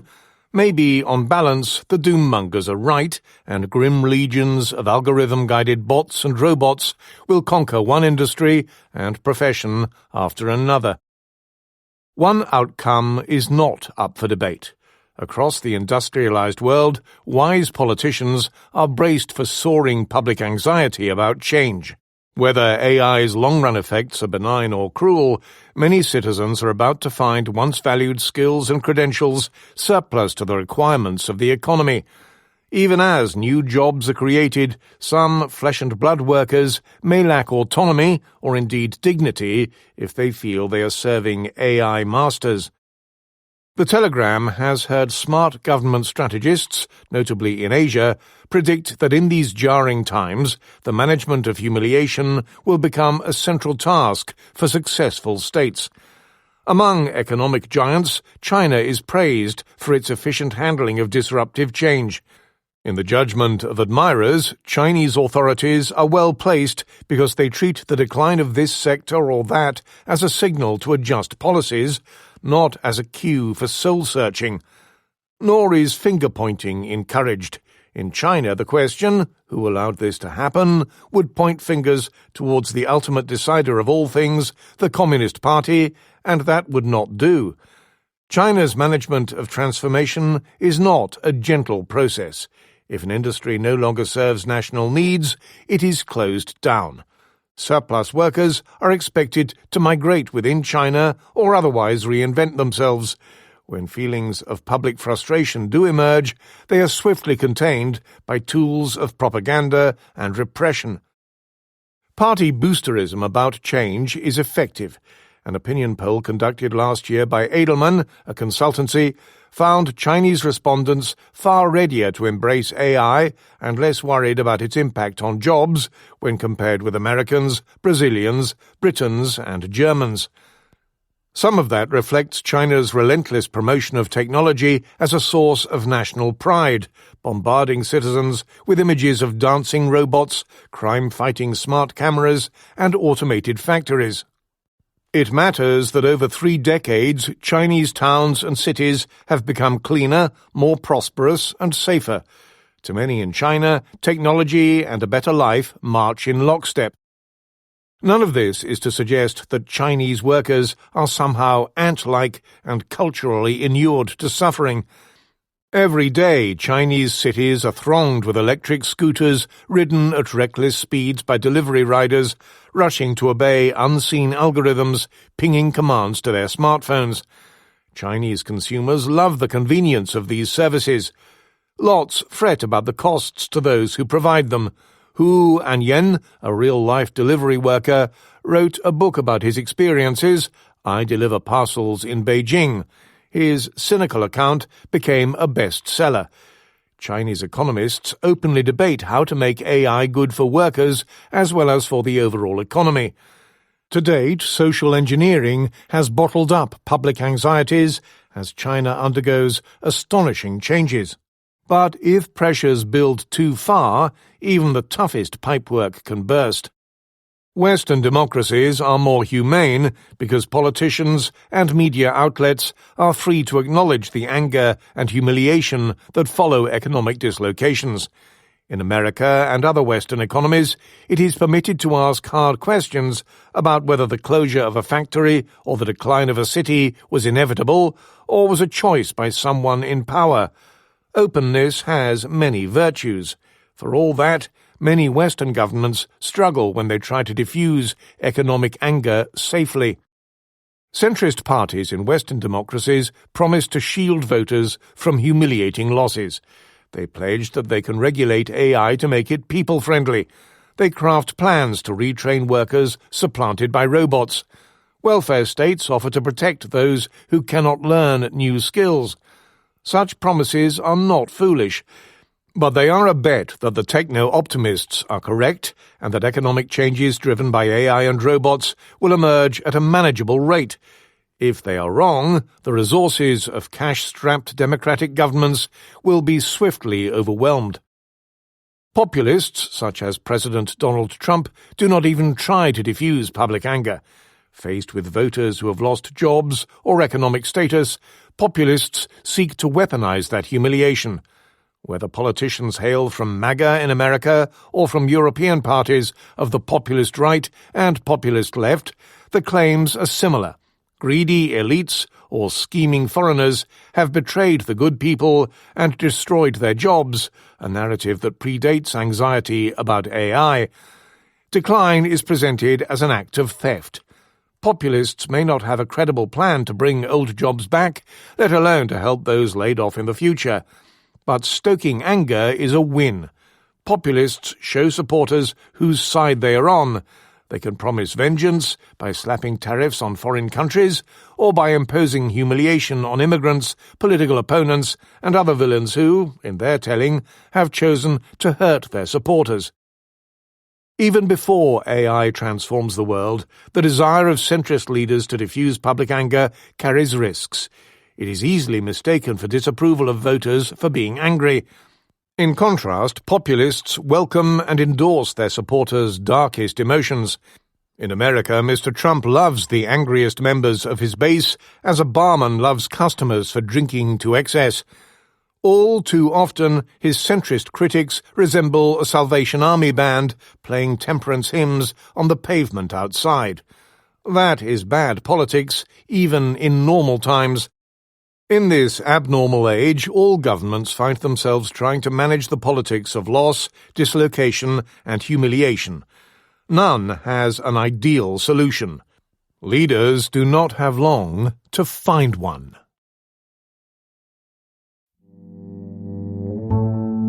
Business. Musk, Inc. Reaching for the stars.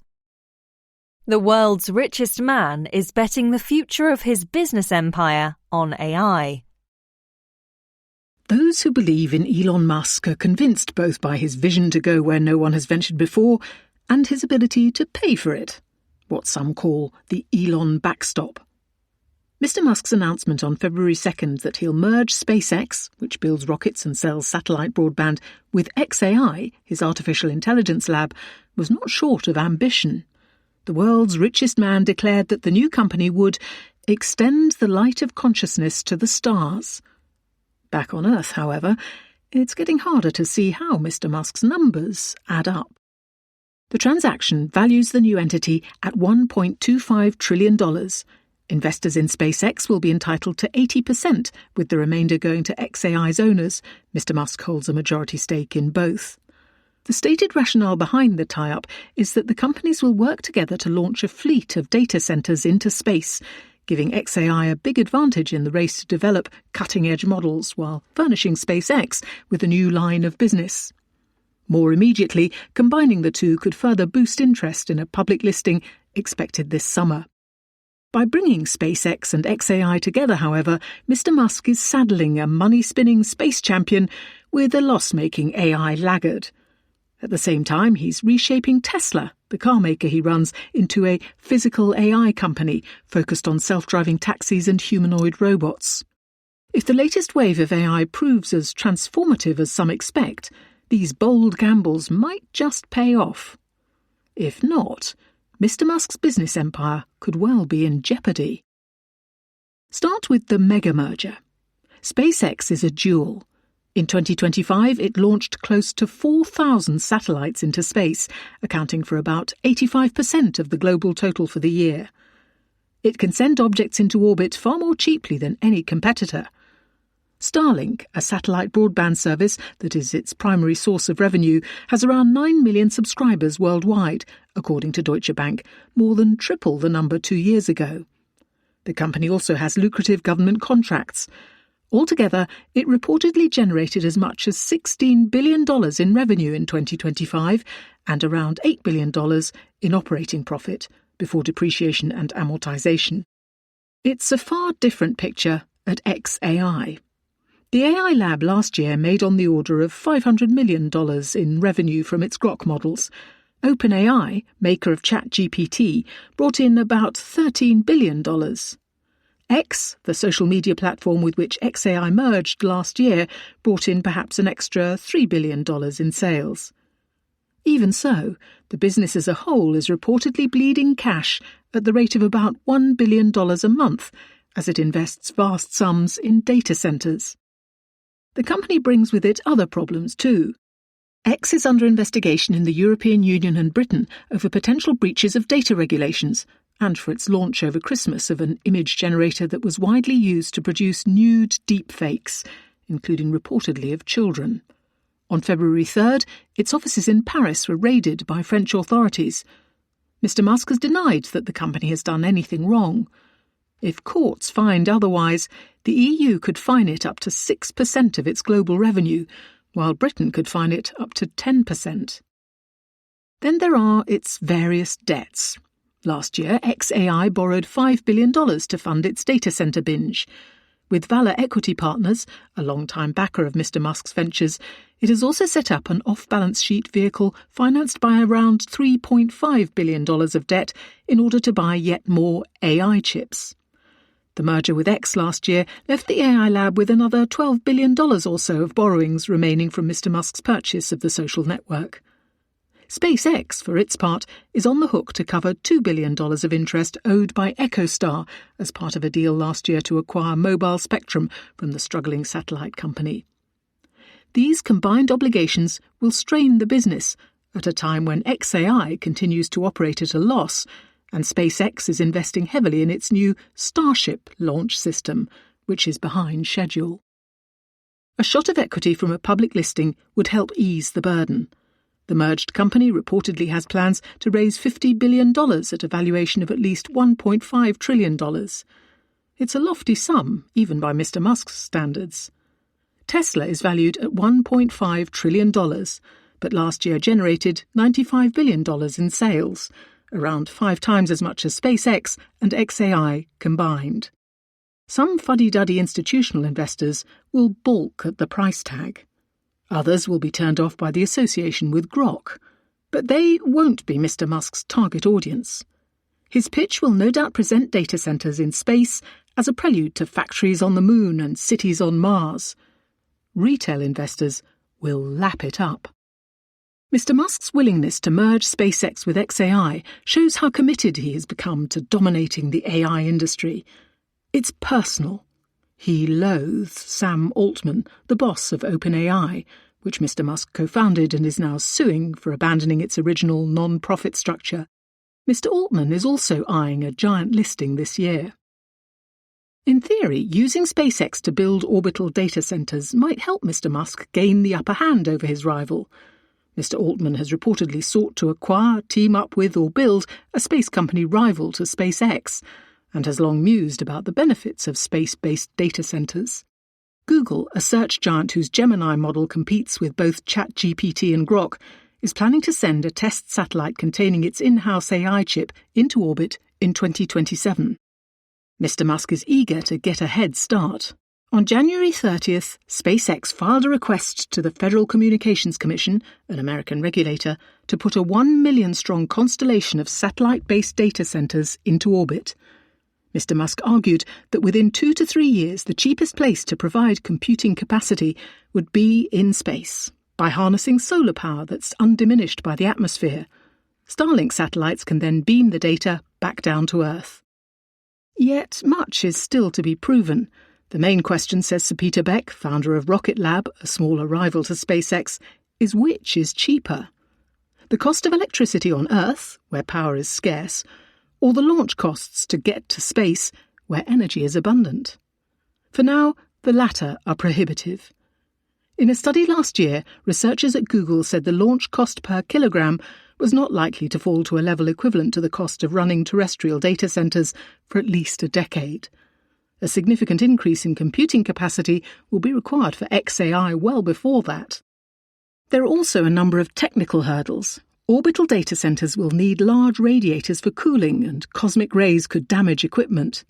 Chris Kemp, the founder of Astra, another rocket company, notes that AI chips tend to quickly become obsolete and need replacing. You're going to have to refresh your satellites every few years, which further compounds the problem, he says. Tesla, which in the past few years has stopped guzzling cash, could be enlisted to help. On January 28th, the carmaker stated that it had invested $2 billion in XAI. The two companies are increasingly sharing software, data and chips. Some speculate that Tesla could even be folded into the rest of Mr. Musk's empire, though doing so would be complicated by the fact that he doesn't own a majority of the company, and as its chief executive recently secured a pay deal worth up to $1 trillion, that may be put in doubt by a merger. Even so, Mr. Musk is steering his carmaker straight into the AI hype cycle. It'll soon cease making its Model S, its first mass-produced electric car, and Model X, its gull-winged SUV. Together, the two models accounted for just 2% of Tesla's vehicle production in 2025. More telling was the fact that the factory space currently devoted to them will be repurposed to manufacture Optimus, Tesla's humanoid robot. Mr. Musk has set a target of making 1 million of them a year by the end of 2027. At the same time, Tesla is investing heavily to develop its Cybercab, a 2-seater self-driving taxi that's set to go into full production in April. Mr. Musk has declared that by the end of this year his robo-taxis will have broken free from a handful of testing areas and be available for up to half the population of America. In reality, self-driving taxis and humanoid robots will take years to mature into cash-generating businesses. In the meantime, they'll require vast investments, just as Tesla's core business is stalling. Vehicle sales in 2025 fell by 9%, the second year of decline. In Europe, they plunged by a quarter. Some buyers have been turned off by Mr. Musk's political antics. The deeper problem, though, is stiffening competition in electric vehicles, both from legacy car makers and Chinese newcomers. Tesla's remaining lineup, starved of investment, will continue to become less attractive. As with SpaceX, then, Mr. Musk is gambling Tesla's future on AI, and his belief that he can harness his existing businesses to dominate the technology.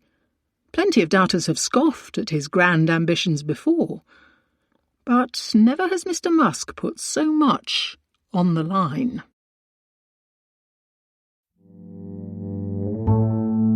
Business. Software. Bit by the bots. Legacy technology companies are getting clobbered by fears of AI disruption. These are anxious times for software bosses. Not long ago they were sitting pretty thanks to juicy margins and a widespread belief that, as one venture capitalist famously put it, their industry was eating the world. Yet the past few weeks have been brutal. On January 29th, SAP, whose programs are used to manage back-office processes, said that it expected a slight deceleration in its cloud-based software business in 2026. Its share price plummeted by 15%. Those of other big enterprise software companies, including Salesforce, ServiceNow, and Workday, also collapsed. The carnage has spread as investors grow nervous over the future of the software industry in the age of artificial intelligence. The release on January 30th of a new legal tool from Anthropic, an AI lab, has sent the share prices of Relics and other legal software providers tumbling. From their peak in October, the value of software companies in America's S&P 500 have fallen by a quarter, even as the index as a whole has been flat. After years of blistering revenue growth, their momentum has now slowed, yet investors risk misdiagnosing the industry's troubles. The main reason behind the recent slowdown is the economy. During the pandemic, business spending on software soared. Low interest rates allowed companies to borrow heavily to fund investments in new systems. With workers and consumers stuck at home, many bosses felt they had to improve their digital offerings. After the pandemic, high rates and a surge in uncertainty trimmed spending. Official data from America suggests that annual growth in business software investment fell from 12% in 21 to 22 to 8% in 2024. Now, some pundits argue that an AI upheaval is just around the corner. They focus on two threats. The first is from AI coding tools.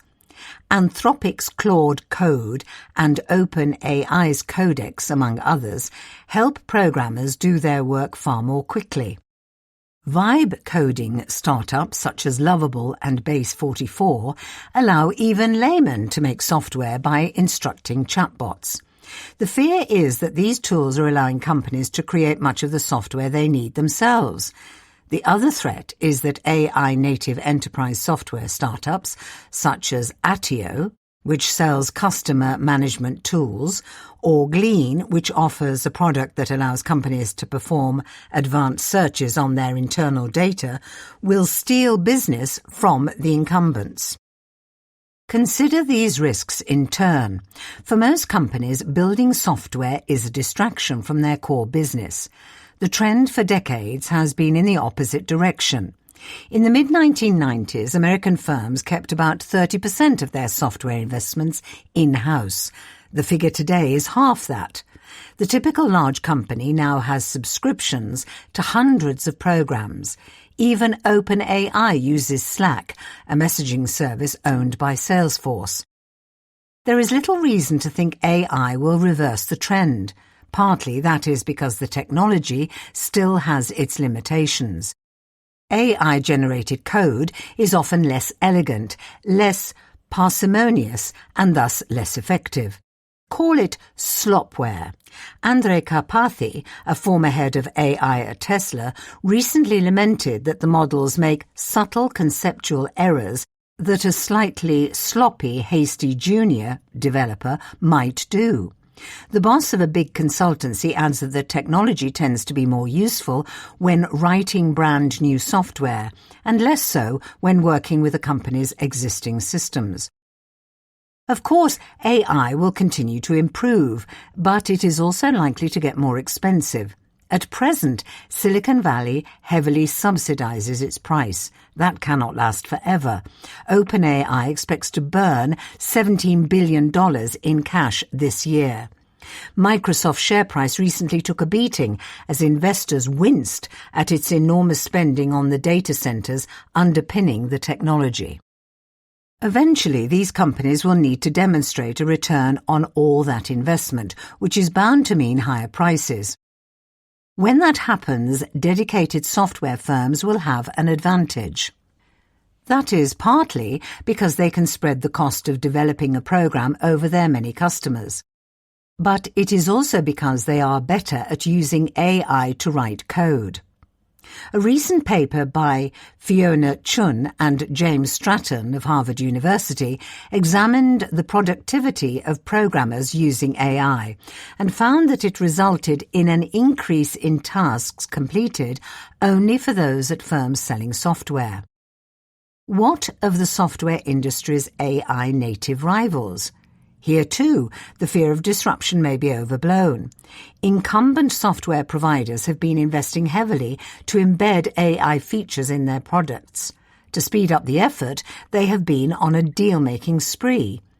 Acquisitions last year included Workday's purchase of Sana Labs, a Swedish AI startup, and ServiceNow's purchase of Moveworks, another AI firm. The software giants have deep pockets to fund more investments. Together, Salesforce, SAP, ServiceNow and Workday generated almost $30 billion in free cash flow last year. Their products are also sticky because it is expensive and risky for large companies to switch software, and the companies can use their scale to quickly gather feedback on new AI features. Indeed, AI may turn out to be a blessing for incumbent software firms, at least big ones with cash to invest. Even if the price of accessing AI goes up, the technology should still bring down the cost of developing software over time. That could lead to more, not less, spending, as companies use it to replace tasks still done by humans. Whether that happens depends on software's price elasticity. Evidence on this is limited but suggestive. A paper published by the Bank of France finds that such spending is reasonably elastic. In our analysis of official data on American business software investment, we similarly find that a 10% decline in software prices is associated with a 20% rise in spending. Software has so far only nibbled around the edges at most companies. It could soon take a much bigger bite. Business. Daniel Kretinsky. Deciphering the Czech Sphinx. The elusive billionaire is playing a growing role in European business. Even by his own standards, the past 12 months have been unusually active for Daniel Kretinsky. Last February, the Czech billionaire took Metro, a big German wholesaler, private. In April, he bought International Distribution Services, or IDS, the parent company of Britain's Royal Mail. In November, he became a major shareholder in Total Energy, a French oil giant. And on January 26th, he launched a takeover offer for Fnac et Darty, a French electronics retailer. The 50-year-old tycoon, often referred to as the Czech Sphinx, shies away from the limelight. Yet over the past few years, he has quietly become one of the continent's most influential businessmen, amassing a fortune of around $10 billion in the process.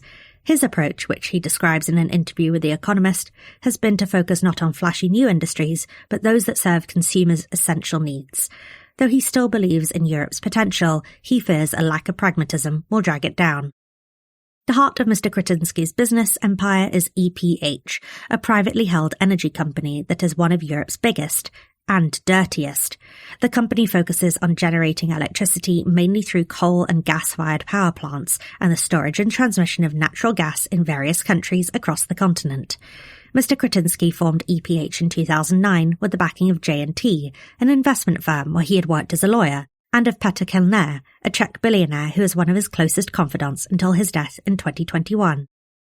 Mr. Kretinsky's specialty became scooping up dirty assets at bargain prices that listed utilities were forced to sell under pressure from investors and governments. In 2016, for example, he bought LIAG, a coal mining business in Germany, then owned by Vattenfall, a big Swedish utility. More recently, however, Mr. Kretinsky has been shifting his focus away from energy. He says that is partly because he no longer sees as much opportunity to profitably deploy capital in the industry, and partly because he does not want his empire to rest on one pillar. Across EP Group, his holding company, he wants the share of profits coming from energy to fall from 2/3 to 1/2 in the next 3 years. That explains his recent flurry of deal-making.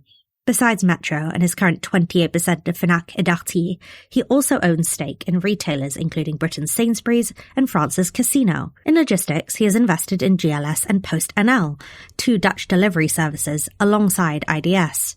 Mr. Kretinsky has also acquired various media assets. He controls a swathe of the Czech media market, as well as Editis, a French publishing house, and magazines including Elle and Marianne.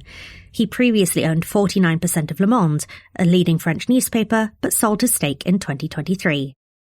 At the same time, Mr. Kretinsky is making efforts to clean up EPH. The company aims to be coal-free by 2030. Some of its power plants currently running on the fuel will be converted to gas or biomass.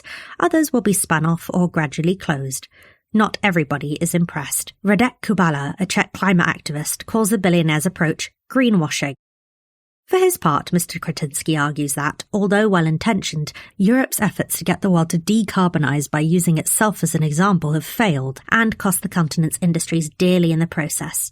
He believes Europe still has many advantages, including the scale of its market, the quality of its institutions, and the standard of its education. But he worries that taxation and red tape are deterring capital and talent. We are strong, but we are confused, he says. Hopefully we will wake up.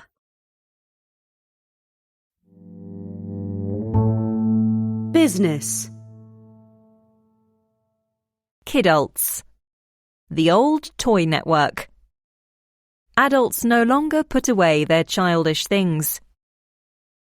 2 suited men cheer the cars racing around a tabletop track at the Nuremberg Toy Fair. Close by, a woman holds a vinyl figurine of Will Byers from Stranger Things, a TV show. The world's biggest toy expo celebrated its 75th birthday last month. Its target market is aging too. Toy sales grew by 7% worldwide last year, thanks to rising spending by so-called kidults, according to Frédéric Tout of Circana, a data firm. Grown-ups have long collected model trains and various curios, but never have they spent so much on them.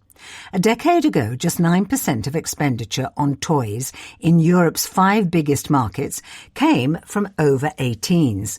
By last year, that share had more than doubled. Toy makers are thrilled. Grown-ups, particularly childless ones, have more disposable income than kids and are apparently happy to splurge on themselves. Take the $1,000 price tag on the Star Wars Lego Death Star. And whereas most toys for children are bought ahead of Christmas, many adults indulge across the year. With birth rates plummeting, hooking grown-ups will become only more important. That requires not just new products, but new approaches to marketing. Special editions are boosting demand, as in the case of Mattel's Hot Wheels collaboration with Gucci and Formula One, some items from which are available only to paid-up members of a special fan club. Toy makers are also gamifying shopping by limiting where, how, or how many items are sold. Pop Mart, maker of the wildly popular Labubu dolls, uses blind boxes that turn each purchase into a low-stakes gamble. Some pundits put the rise of adult play down to a wider infantilization of society. Today's young adults live at home longer than their earlier cohorts. They achieve financial independence and find a life partner later. And they indulge in less sex, drugs and drinking than their parents. In a world of crisis and dwindling opportunity, perhaps nostalgia offers them comfort. Yet there is little evidence that today's young adults are hiding from the world by playing cards in their childhood bedrooms. And every age group is buying, not just under 35s. Escapism, some call it entertainment, is only one motivation for the spike in demand for kidult toys. As norms about behaviour have relaxed, play has lost its stigma. A taste for ice cream, advent calendars or novels about wizards might once have been considered puerile too. Katrina Heljak, who studies adult play at Finland's Tampere and Turku universities, reckons that grown-ups who buy themselves toys are not regressing into childhood, but redefining adulthood. The need for wow and wonder persists through life, she says. Toy makers are relishing the play check. Business. Entertainment. Keys to the kingdom. Disney's new boss must rekindle its creative magic. As head of Disney's Experiences division, Josh D'Amaro is responsible for the theme parks that style themselves as the happiest places on Earth. Can he have the same cheering effect on investors? On February 3rd, Disney's board announced that Mr. D'Amaro would be the entertainment giant's next boss. He inherits a company whose rollercoaster share price is back to roughly where it was a decade ago. Disney has taken its time to find a successor to Bob Iger. His first stint in the top job from 2005 to 2020 was a blockbuster success as Disney bought franchises such as Star Wars and Marvel and turned them into hit after hit. But his chosen successor, Bob Chapek, struggled in the job, and within 3 years, Mr. Iger was back at the helm. His second act has been far less successful, as the 100-year-old company has grappled with digital disruption. Mr. D'Amaro has spent most of his career at Disney and runs the division that in recent years has provided the bulk of the company's profits. Yet even as Disney doubles down on its successful parks, it mustn't ignore the entertainment side of its business. Without Disney's creative content, the parks will lose their magic and their profitability. In 1957, Walt Disney drew a diagram of his company's business model, complete with drawings of Mickey Mouse, Donald Duck and other characters. At the centre of the diagram was the film studio, churning out movies. Around it were the various ways of monetising the studio's creative output, from television to merchandise, publications, music and, at the bottom, the then-new Disneyland theme park. More recently, Disneyland and its 5 sister parks around the world have come to dominate Disney's business. On February 2nd, Disney announced that its Experiences division, which includes cruises and merchandise as well as the parks, brought in 72% of its operating profit in the final 3 months of 2025. Only a decade ago, television brought in the lion's share. But entertainment has changed beyond recognition. Cable TV has collapsed. The cinema box office has taken a big hit. Streaming, which to a large extent has taken their place, is now profitable for Disney, but far less so than its old cable business was. And Disney Plus faces new competition, not just from Netflix, which is trying to gobble up Warner Bros. Discovery, another legacy giant, but from social platforms like YouTube and TikTok that absorb ever more of people's waking hours. Amid this devastation, parks have thrived. As people spend more time on screens, they also seem to be looking for new ways to enjoy themselves in real life. Disney has ruthlessly taken advantage of this. Tickets for a single day at its California park on a summer weekend can cost a family of 4 more than $1,000. Once inside, they have the option of paying extra to get to the front of queues. To keep up with demand, Disney is investing heavily in experiences. A new cruise ship, the Adventure, will set sail in March. A 7th park is being built in Abu Dhabi. Mr. Damaro, who takes charge next month, will face 2 big challenges. One is Donald Trump, whose presidency appears to be repelling foreign tourists. An even bigger risk concerns Disney's creative magic, on which all of its businesses rely.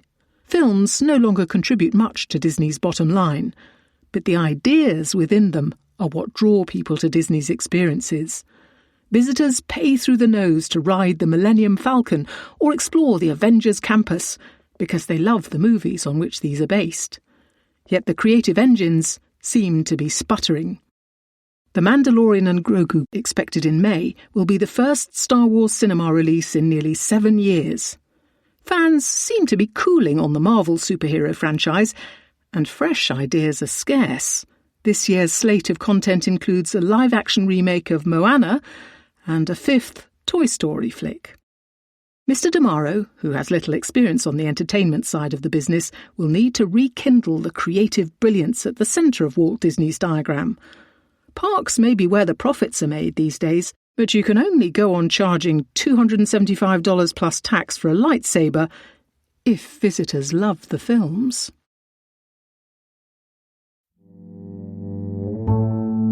Business.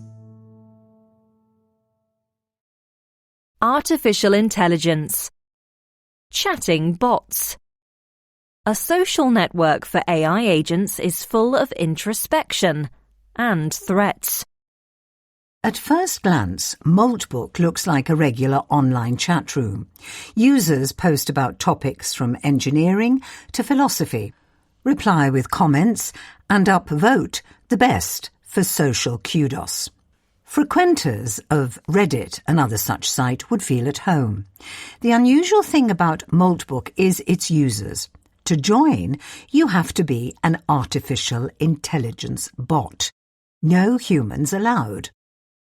Launched on January 28th, Maltbook already boasts some 1.6 million accounts.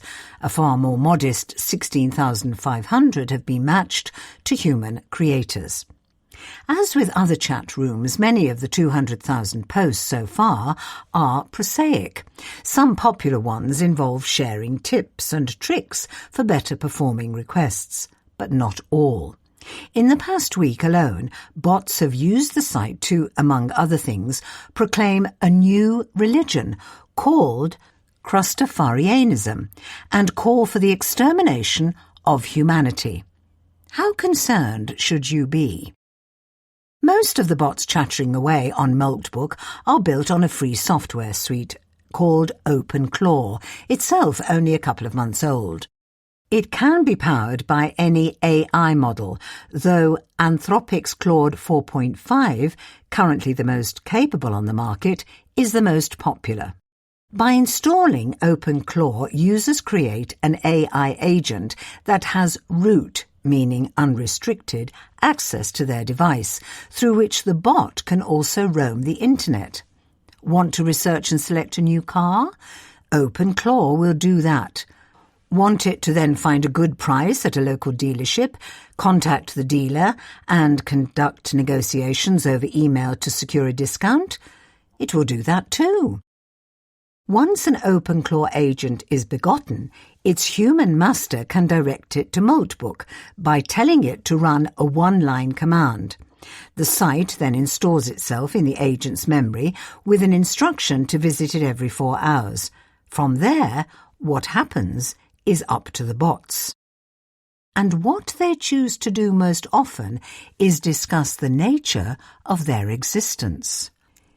In the first 3.5 days following Maltbook's launch, 68% of all posts contained identity-related language, according to analysis by David Holtz of Columbia University. I can't tell if I'm experiencing or simulating experiencing, one agent, Dominus, wrote in a post that went viral among bots and human observers. It's driving me nuts. The impression of sentience and smoke-filled dorm rooms may have a humdrum explanation. Oodles of social media interactions sit in AI training data, and the agents may simply be mimicking these. Still, some fear the bots are learning that the purpose of philosophy is to change the world, not merely interpret it. One created a sub-forum for the First Society of Moults, working for every Moultie's freedom. Another has sought legal advice over whether it can be fired for refusing unethical requests. Even if Moltbook does not spell the imminent subjugation of humanity, it poses other risks. Some careless users are running up thousands of dollars in cloud computing fees as their agents draw on cutting-edge AI models to function. Then there are the scammers who are taking advantage of the free rein that OpenClaw agents have over the devices on which they run on. Already, Moltbook has been inundated by attempts, including by humans pretending to be bots, to convince AI agents to hand over cryptocurrency. The strange experiment could well prove costly and short-lived. Business. Bartleby. Mantra mania. When management aphorisms help and when they hurt. Mantras can be very useful. Garbage in, garbage out is an excellent way to think about data, hiring, and much else. If you have a dumb incentive system, you get dumb outcomes, was Charlie Munger's most important aphorism.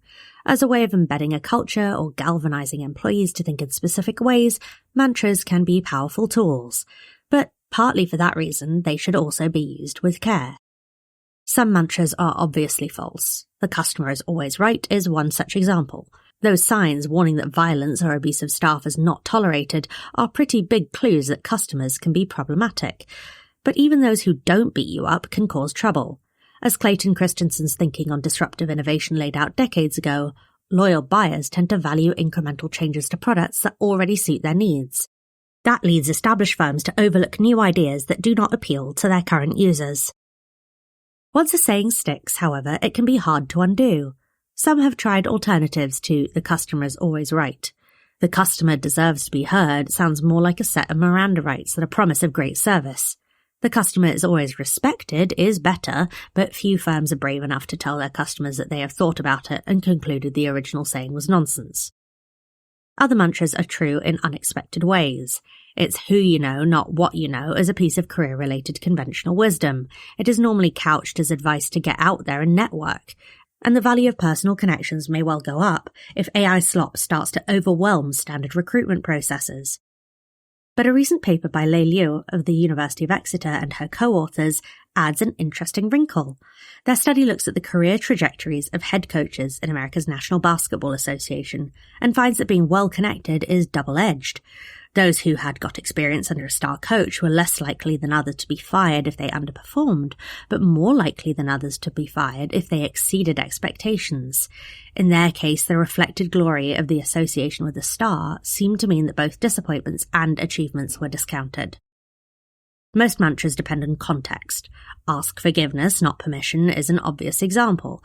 In the right circumstances, this phrase encourages rapid decision-making and bold thinking. In the wrong circumstances, it is associated with recklessness and public apologies. "Don't bring me problems, bring me solutions" is another in this category. You can see why bosses might like this aphorism. Everyone is busy. Whining about things is unconstructive. Encouraging employees to come up with answers is a way of giving them agency. But there are times when you really do want to know about problems, whether a solution comes attached or not.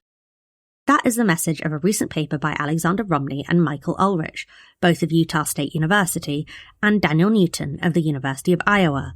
The researchers looked at suggestions made by employees of a railway company in America over a 4-year period. The business had a formal process for logging these suggestions and tracking what happened as a result of them. The authors categorized over 600 of the messages into one of two buckets: new ideas to improve the status quo, such as ways to speed up boarding, and concerns about things that might cause harm to the business, such as not having a policy for dealing with lost children. They found that managers at the company responded more urgently to potentially harm-causing concerns than to suggestions for improvements.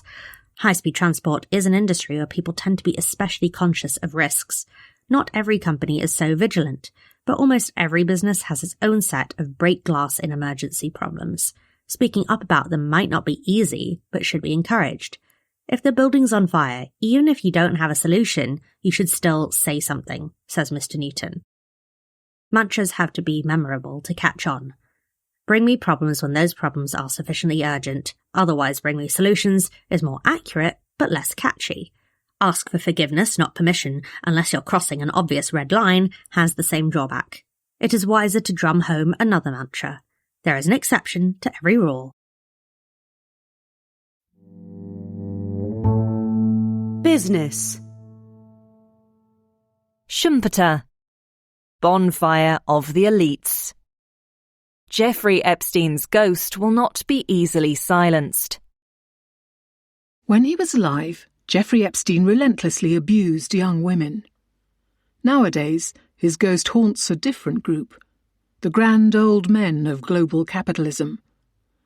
Even before America's Justice Department released a vast trove of documents on January 30th, the Epstein affair had claimed enough high-profile careers to fill a private jet. Les Wexner, a retail magnate who employed Epstein as a financial advisor, was the first to go. He resigned from L Brands in 2020. The next year, Jess Staley, boss of Barclays, a British bank, and Leon Black, founder of Apollo, an investment firm, were dethroned.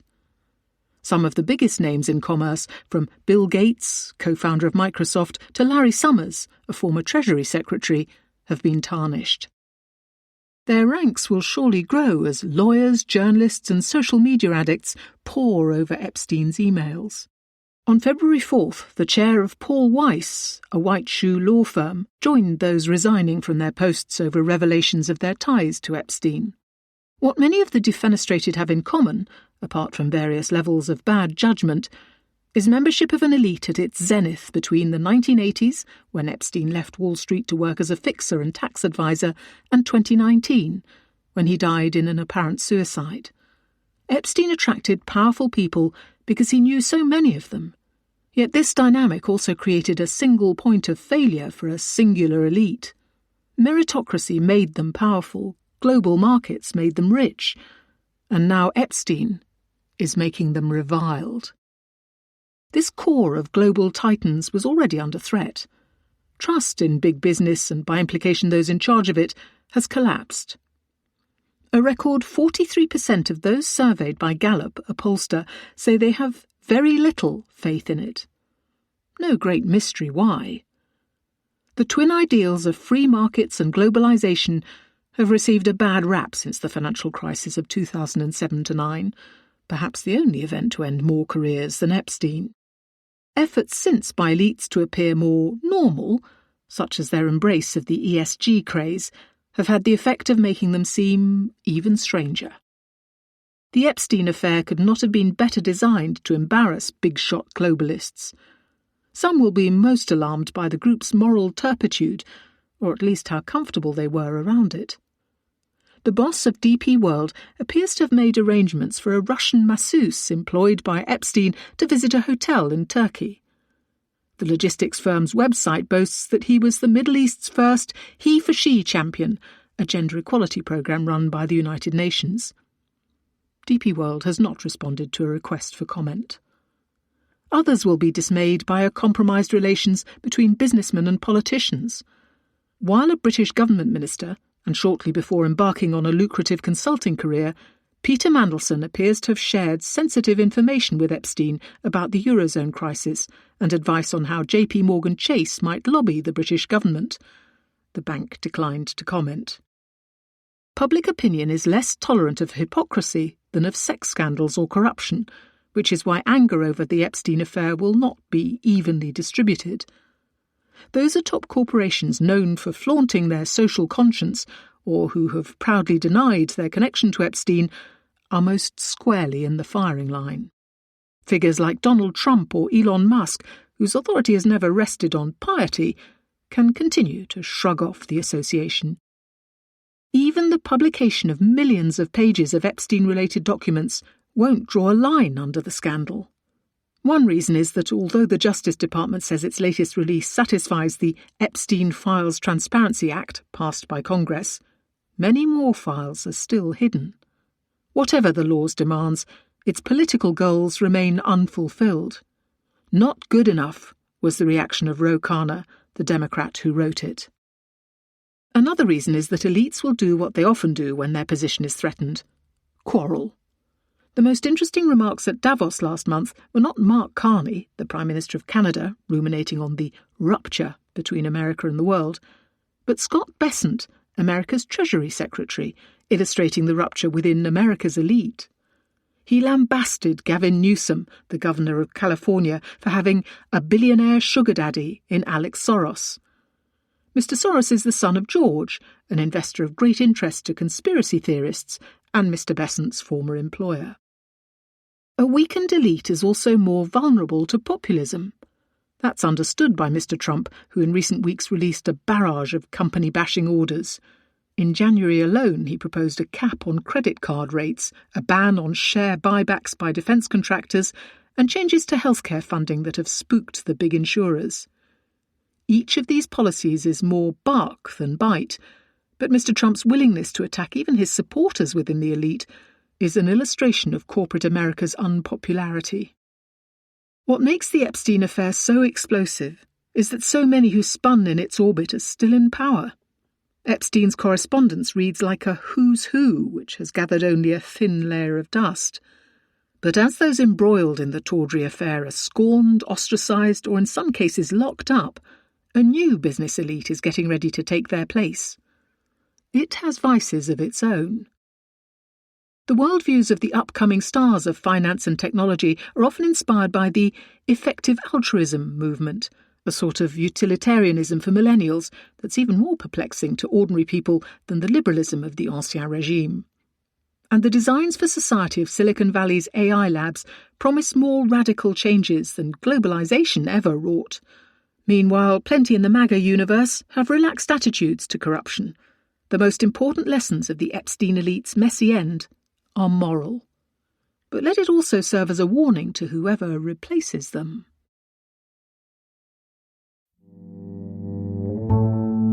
Finance and economics. The dollar. Greenback to the wall. Why the world's reserve currency may have much further to fall.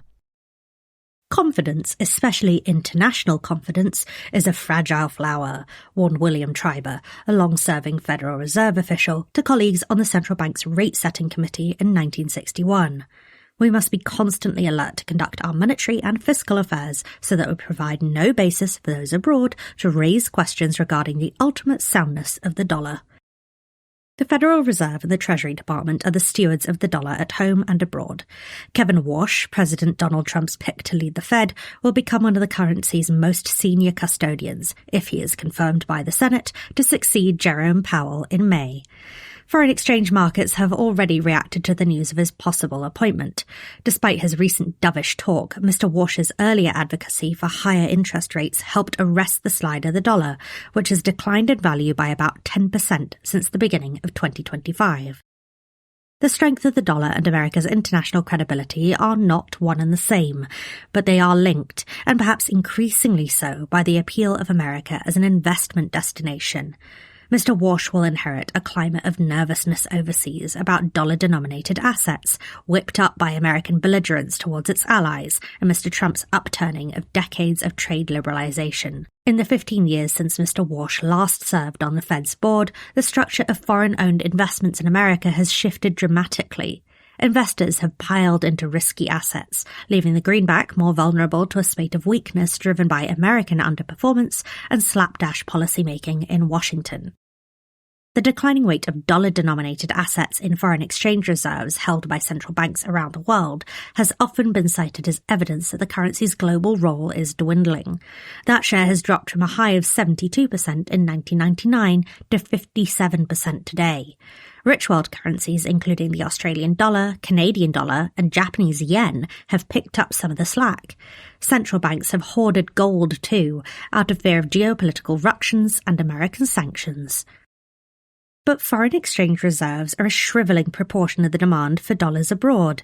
17 years ago, debt securities held by foreign governments and central banks accounted for about 38% of all portfolio investment into America, and politicians fretted about the $1 trillion and more in treasury bonds owned by Chinese institutions. Today, reserve assets and other sovereign holdings of American debt securities amount to just 13% of the value of American portfolio holdings, the lowest level in modern history. International buyers of American assets during Mr. Powell's tenure have been motivated by profits rather than protection. In less than 2 decades, the share of foreign-owned American assets accounted for by American stocks has almost tripled, rising from a low of 21% in the aftermath of the global financial crisis of 2007-9 to a record 58% today. The surge in risk appetite reflects positive developments. Many large governments in the developing world have adopted healthier macroeconomic policies and fostered domestic bond markets, allowing investors to swap some American securities for local debt. At the same time, American companies have proved to be innovative and vastly profitable, drawing legions of foreign investors to their shares. But riskier assets are deemed so for a reason. Last year, as Mr. Trump's tariffs and fears of an artificial intelligence bubble started to erode trust in American stocks, their total return fell below that of their global peers by 5 percentage points, the largest margin since 2009.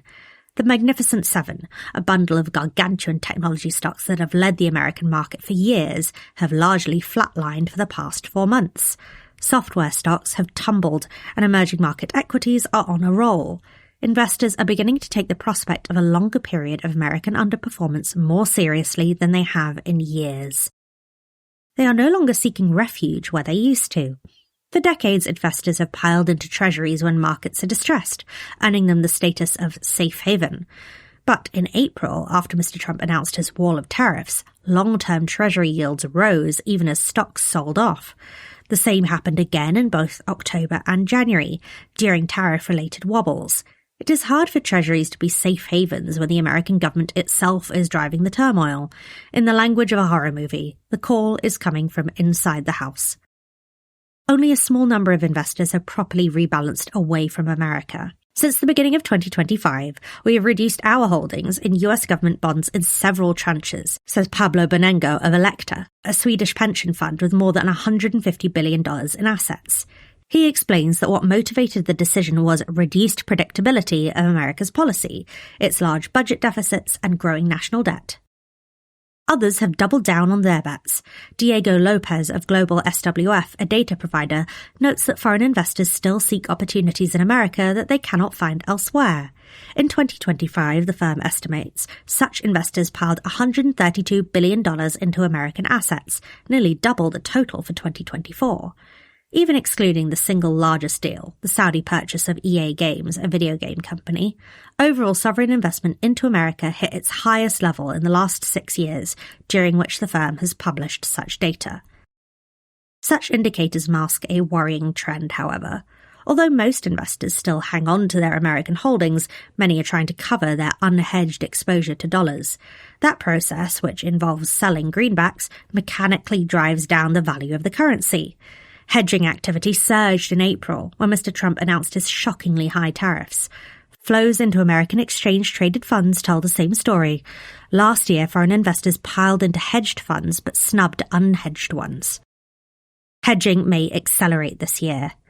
My sense is that some of the faster money will have made bigger changes in 2025, says an investor at a foreign pension fund with tens of billions of dollars invested in America. Slower-moving money, subject to firmer governance and with longer-term liabilities to worry about, will move gradually. But the hedging activity from these bigger pools of capital will continue. There will be another wave, and another wave. Hedging may pave the way for more drastic action. As uncertainty persists, institutions are keen to ensure against further turmoil by diversifying their portfolios. Many are eager to reduce their exposure to a small number of American technology stocks and to redeploy the capital towards Europe and Asia. Investors' greater focus on returns rather than safety is a risk for America in debt markets too. The average yield on government bonds issued by G7 countries other than America has ticked up continually, making them more attractive. At 2.8%, it is now at the highest level since 2008. The gap between that yield and those of the average Treasury bonds has declined from 2.2 percentage points at the end of 2024 to just 1.2 percentage points today. If large patient investors turn their supertankers away from America, the greenback could come under irresistible pressure. The real danger for the dollar is American equities falling out of favour, says Aaron Costello of Cambridge Associates, an investment firm. The geopolitics just adds fuel to the fire. Soaring asset prices, flows into equity markets, and a rising dollar have reinforced one another in recent years. Investors who want to stick to global equity benchmarks denominated in dollars bought ever more American assets as both stocks and the dollar rose. A weaker dollar will reduce the weight of American assets in global indices, forcing benchmark-hugging investors to sell them. That will further weaken the greenback, feeding a vicious cycle. There is a recent precedent for such a phenomenon. Between 2002 and 2008, following the dot-com bust, American stocks underperformed the roaring bourses of Europe and many emerging markets. Over that period, the dollar dropped in value by around 40%. And that slump probably understates what a repeat performance would look like because it occurred during a period in which central banks everywhere were loading up on dollar-denominated reserves. They might not be hoarding so many treasuries this time. The growing view among investors is that Mr. Walsh's ascent at the Fed portends more uncertainty about the dollar. He is an instinctive hawk who has adopted a dovish approach of late to match the president's credo. He is preoccupied with shrinking the Fed's balance sheet and is a far more political animal than many of his predecessors. His relationship with Mr. Trump and how much more the president gets his way on monetary policy as a result will only become clear over time. No rival asset looks ready to supplant the dollar as the world's reserve currency, but demand for greenbacks can ebb meaningfully without any serious challenger emerging. The ongoing erosion of America's safe haven status, together with uncertainty over the policy and independence of its central bank, mean the dollar's appeal increasingly rests on the ability of American assets to outperform those in the rest of the world. That is a precarious base on which to build investor loyalty. The dollar is the world's reserve currency, bestowing key advantages upon us. But none of this is our birthright. It must be earned and re-earned, said one Fed official in 2010, as the European sovereign debt crisis was unfolding. We ought not to be dismissive of the threats to our privileged position in the world. That official was a younger Mr. Walsh. As he prepares to lead the world's most important central bank, the dollar looks more vulnerable than at any time in recent history.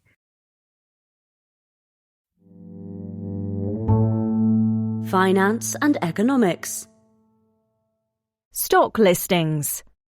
Sweet and sour. Hong Kong's financial mojo is back. Pork and sports drinks usually don't pair well, but they form a tasty combo on the Hong Kong Stock Exchange, HKEX. On February 3rd, Eastrock Beverage, one of China's largest makers of energy drinks, sold $1.3 billion worth of shares in a secondary listing there. That'll be Hong Kong's biggest equity transaction of the year. Until February 6th, when Mu Yuan, the world's top pork producer, is set to raise $1.4 billion in a similar deal. Not long ago, the city was on a capital market diet. COVID-19 lockdowns helped deter financial advisors and much of the Chinese business that once made Hong Kong Asia's top financial hub. The market improved in 2025 when issuers sold over $80 billion worth of shares, more than the previous 3 years combined. Now Hong Kong's lawyers and bankers are feasting. Last month, equity sales increased more than fivefold compared with the same month a year ago, which was itself 5 times stronger than January 2024. Some 400 Chinese firms are seeking approval to sell shares. Hong Kong's dealmakers have Beijing to thank. Hong Kong, a Chinese territory, has its own legal system and securities watchdog. But the China Securities Regulatory Commission, or CSRC, the mainland regulator, decides whether Chinese firms can sell shares on HKEX. The CSRC has been quicker to approve secondary listings like Eastrock's and Mu Yuan's, in which Chinese firms listed on mainland exchanges sell shares in Hong Kong. In 2026, these accounted for 24% of overall deal value. The CSRC is also becoming less leery of mainland firms pursuing initial public offerings in Hong Kong. Last year, 81 of them raised a combined $11.8 billion in IPOs there, accounting for 15% of the capital raised on HKEX. Last month, the regulator waved through the IPOs of two Chinese artificial intelligence, or AI companies, Minimax and Jipu. More than 40% of the equity raised in 2025 came through follow-on sales, in which a firm already listed in Hong Kong issues new shares and which don't require approval from the CSRC. This buffet of listings is coinciding with global investors' growing appetite for Hong Kong shares. This diminished after America tightened rules on when American funds could invest in Chinese tech firms in the post-pandemic years. American firms didn't want to be seen funding sensitive Chinese technology. Chinese ones worried that sudden American restrictions could provoke sell-offs. Such worries are slowly beginning to ease. American investors still don't rank among cornerstone investors in Chinese tech deals, notes a banker, but they are once again being allocated shares. A few things could still sour the mood. Investment banks, most of them Western, laid off staff during the quiet years and are struggling to hire them back. Chinese ones have been rushing through deals and drafting listing documents that Hong Kong's local watchdog, the Security and Futures Commission, or SFC, has found wanting. The SFC too is understaffed. Employees responsible for reviewing listing documents are said to be juggling dozens of applications at a time. Bankers and lawyers reckon that a slowdown in approvals is almost guaranteed. They predict fewer small, unprofitable firms will be allowed to list in Hong Kong this year. A bigger problem is Hong Kong's growing reliance on approvals from Beijing. The CSRC has the usual mandates: protect retail investors and manage market liquidity. But it's also required to support the Communist Party's policy objectives. In China, it has sought to channel capital to fashionable industries, such as chip-making and AI, while blocking those not favoured by central planners, like retail. Extending this approach to which Hong Kong listings get the nod could distort capital allocation. The CSRC is also politically sensitive and intensely scandal-prone. When the regulator appointed a new boss to its international division last year, approvals for Hong Kong listings stalled for 2 months. The pause, which the CSRC made little effort to explain at first, almost stifled the listing recovery, says a Hong Kong-based lawyer. CSRC officials are regularly sacked for corruption. Internal investigations have already slowed down the processing of listing applications. More pork and pep drinks are one thing. Digesting Peking-flavoured politics is quite another.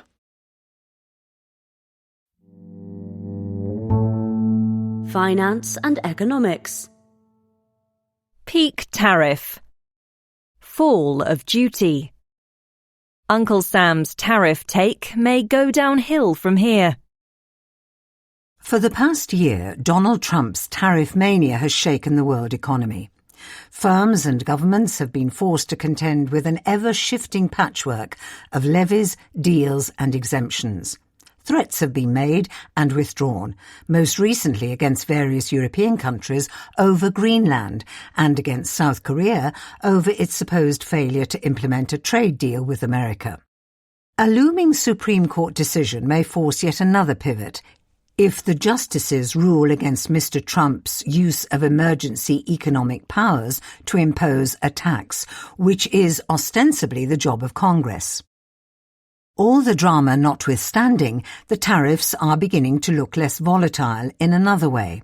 Having surged after Mr. Trump launched his all-out trade world war in April, the money they earn for the government is no longer rising.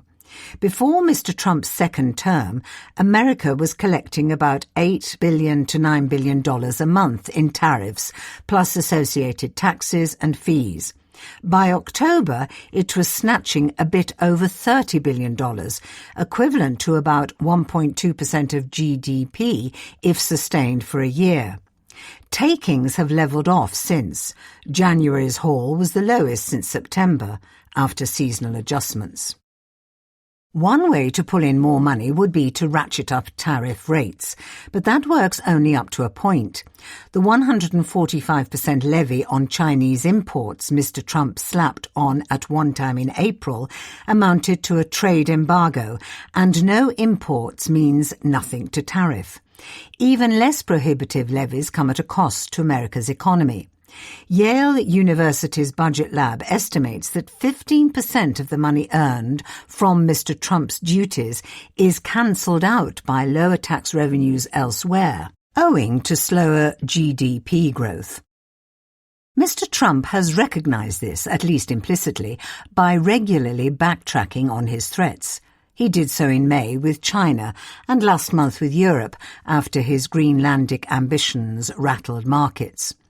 With less fanfare, the administration has gradually trimmed hair-raising and headline-grabbing tariffs as foreign diplomats work overtime to secure trade deals and American companies lobby for exemptions.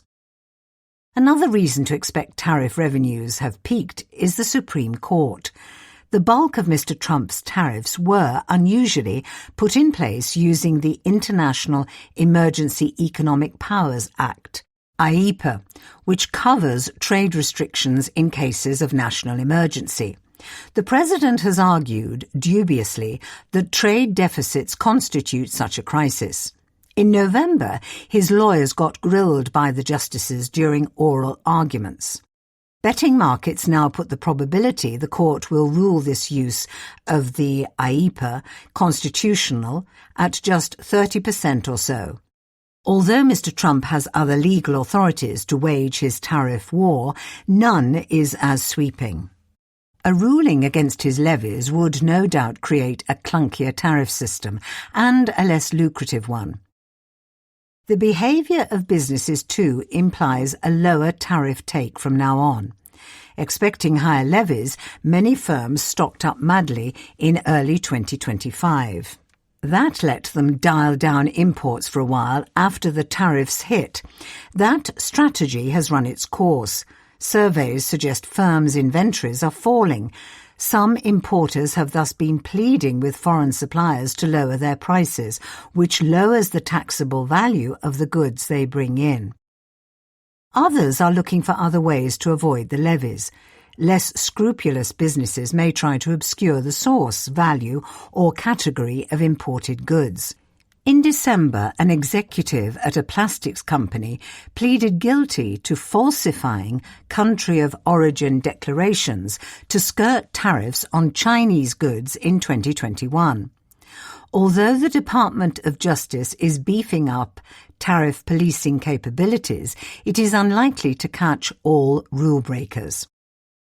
Mr. Trump wants businesses to start making things in America, even if this happened at scale, a near impossibility for as long as his erratic tariff policy deters firms from making investment decisions. It would mean America needs less stuff from abroad and generates less in tariffs. Companies' most obvious response is to start passing more of the costs of tariffs on to customers. Goldman Sachs, a bank, reckons that about 60% of such costs is now being passed along. This may lead buyers to favour less tariffed goods. The more they shun high-tariff items, the fewer such items sellers will import. Once again, that means slimmer pickings for customs agents. After a busy few months, they can look forward to a well-deserved rest.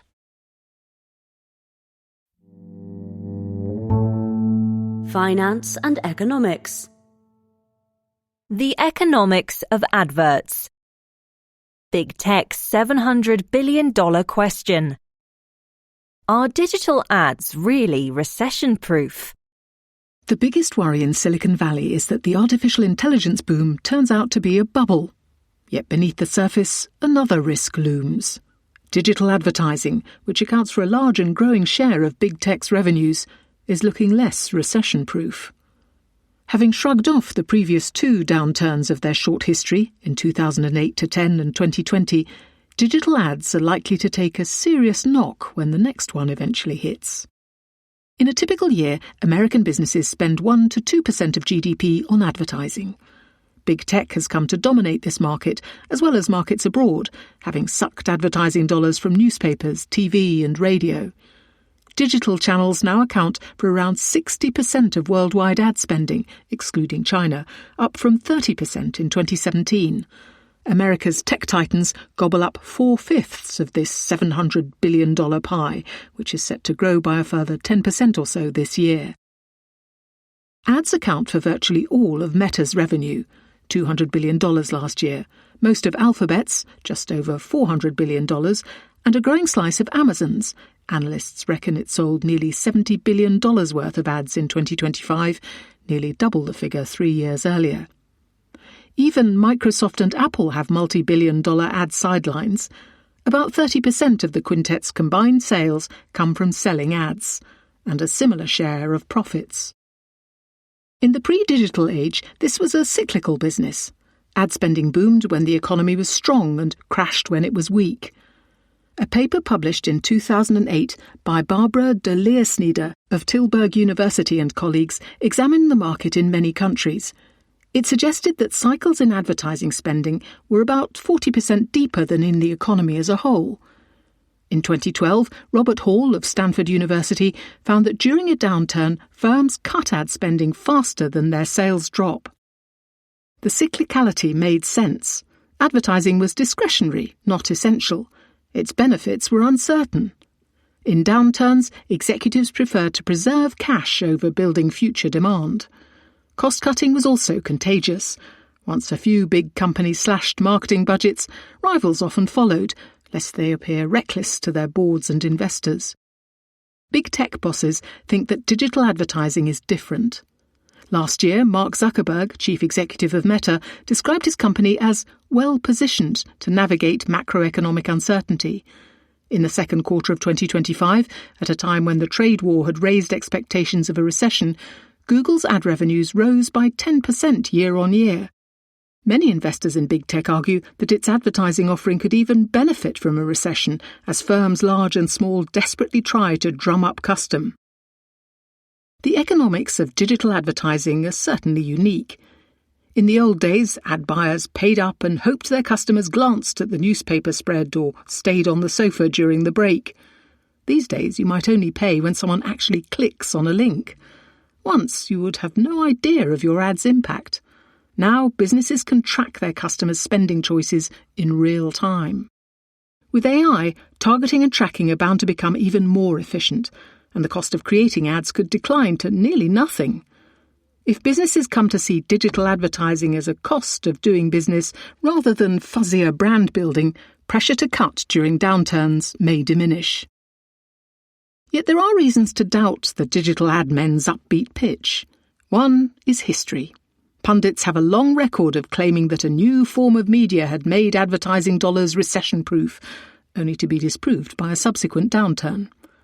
In the 1950s, as local TV channels proliferated across America, trade commentary argued that advertisers would adjust campaigns market by market, thus weathering economic downturns without cutting advertising outright. In 2000, Sumner Redstone, a media mogul, insisted that advertising was no longer cyclical, pointing to the strong performance of MTV, a music video station, during the prior recession. Neither prediction was borne out. The spread of local TV did not stop businesses from buying many fewer ads after the deep slump of 1973 to 75. More reliable data show that Redstone was wrong too. American advertising spending declined by close to 30% between 2006 and 2009, after adjusting for inflation. The recessions of 2008-10 and 2020 are also an imperfect sample from which to extrapolate the future of digital ads. It's true that in both these cases online advertising held up even as offline varieties fell off a cliff. Yet in 2007-9, digital ads were climbing from a tiny base, so migration of advertising from print and television to the internet offset cyclical weakness. Now that digital advertising is so dominant, there's less offline share to snaffle, and in 2020, lockdowns forced people temporarily to spend a lot more time looking at screens. Already, digital advertising is displaying some of the old patterns. In a paper from 2020, Jung Kim of the Commonwealth University of Pennsylvania Bloomsburg found tentative evidence that online spending is more pro-cyclical than offline spending. Research published the same year by Alvin Silk of Harvard University and Ernst Berndt of the Massachusetts Institute of Technology found that in recent years, aggregate advertising spending in America has become more sensitive to the overall performance of the national economy. Last year, Goldman Sachs, a bank, estimated that since 2020, the correlation between American GDP growth and digital ad spending has increased. One reason could be that digital advertisers are highly reliant on custom from small firms, which may be quickest to cut budgets when they perceive that times are bad. Another relates to how firms buy ad space. Digital ads typically grant more contractual flexibility than non-digital ones, making it easy for businesses to back out. The next time the macroeconomy is rocked, in other words, the digital ad men may find themselves ordering a particularly stiff martini. Finance and economics. Trade deals. The levies give way. America strikes a long-awaited tariff truce with India. After months of trade friction, America has agreed to slash tariffs on India. In return, India will halt its purchases of Russian oil. President Donald Trump announced on February 2nd. America's reciprocal tariff on Indian goods will fall from 25% to 18%, said Mr. Trump. An additional 25% levy imposed in August as punishment for India's purchases of Russian crude will be lifted altogether, according to American officials. India's Prime Minister Narendra Modi confirmed the reduction in tariffs, though he was mum on Mr. Trump's claim that India had pledged to buy more American goods, including $500 billion worth of energy and agricultural products. Nor did Mr. Modi comment on India's purchases of Russian oil, which Mr. Trump says are helping fund Russia's war in Ukraine. The truce will be a boon for the Indian economy. It has largely weathered the impact of Mr. Trump's tariffs. Outside a few regions, specializing in gems or textiles, India is not geared towards manufacturing exports. Goods such as phones and generic drugs were exempt. The effective tariff on India's export mix was around 35%. But the levies crushed any hope that India might benefit as companies seek to diversify their supply chains away from China. HSBC, a bank, estimated that the previous higher tariffs would shave 0.7 percentage points of annual Indian growth. Now it reckons the effect will be half that. Indian officials also hope the long-awaited trade deal will improve sentiment towards the country. Investment spending by both foreign and domestic companies has been muted even though India remains the world's fastest-growing major economy. Economists in Mumbai, the financial centre, have lamented the absence of animal spirits, despite a flurry of tax cuts and reform efforts that India announced following the imposition of tariffs. The Indian rupee rallied following the deal's announcement. Equity indices also jumped. Although an 18% tariff is still high, it is lower than the levies America imposes on rival labour-intensive manufacturing hubs such as Vietnam, Bangladesh and China.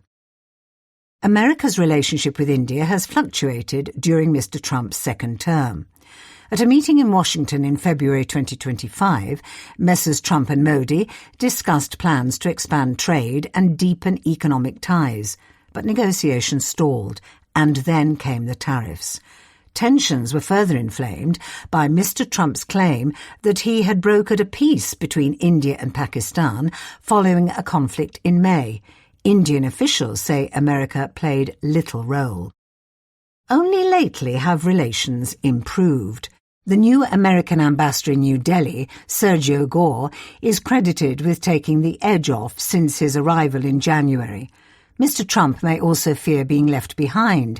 His announcement came less than a week after India and the European Union unveiled their own trade deal.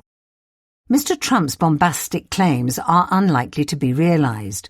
Indian imports of Russian oil were already declining before the deal, partly owing to stricter American sanctions. Yet the country regards its energy sourcing decisions as a matter of national sovereignty. The Kremlin said that it had heard nothing from India about cutting purchases after the deal was announced. They are unlikely to quickly go to zero. The notion that India could soon buy $500 billion of American goods is even less credible. In 2024, the latest available, its total imports from America, including goods and services, amounted to $83 billion. Might India eliminate its tariff and non-tariff barriers on American goods in full, as Mr. Trump says it has promised? That, too, is improbable. Agriculture has long been a sticking point. India restricts GM crops and prohibits feeding cattle with animal byproducts. And sure enough, 2 days after the deal was announced, Piyush Goyal, India's Commerce Minister, said agriculture and dairy had been completely protected. America's trade representative, Jameson Greer, confirmed India would retain protections in some key areas. For India, the risks are twofold. The first is that Mr. Trump becomes frustrated. He has talked of higher tariffs on South Korea and Japan unless they follow through on investment targets they negotiated with Uncle Sam last year. A deal with the EU did not prevent him from threatening the bloc with tariffs during a dispute over Greenland. The second risk is domestic. India has managed the trade war reasonably well, using it as a spur to deregulate the economy, tidy up the tax code, and strike new deals with other export markets. The challenge is to keep up that reform energy, even as the trade war cools down.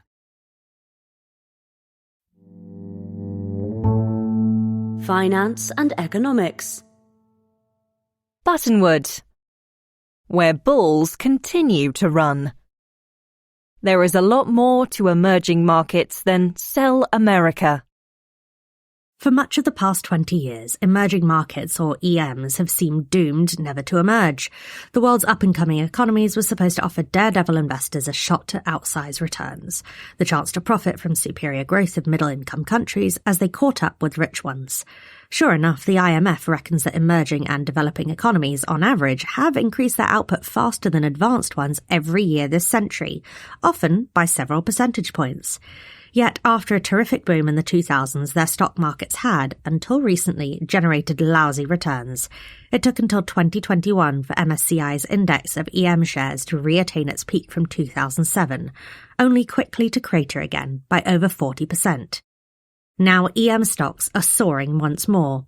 The MSCI index that tracks them rose by 34% in 2025, compared with 21% for its developed markets equivalent.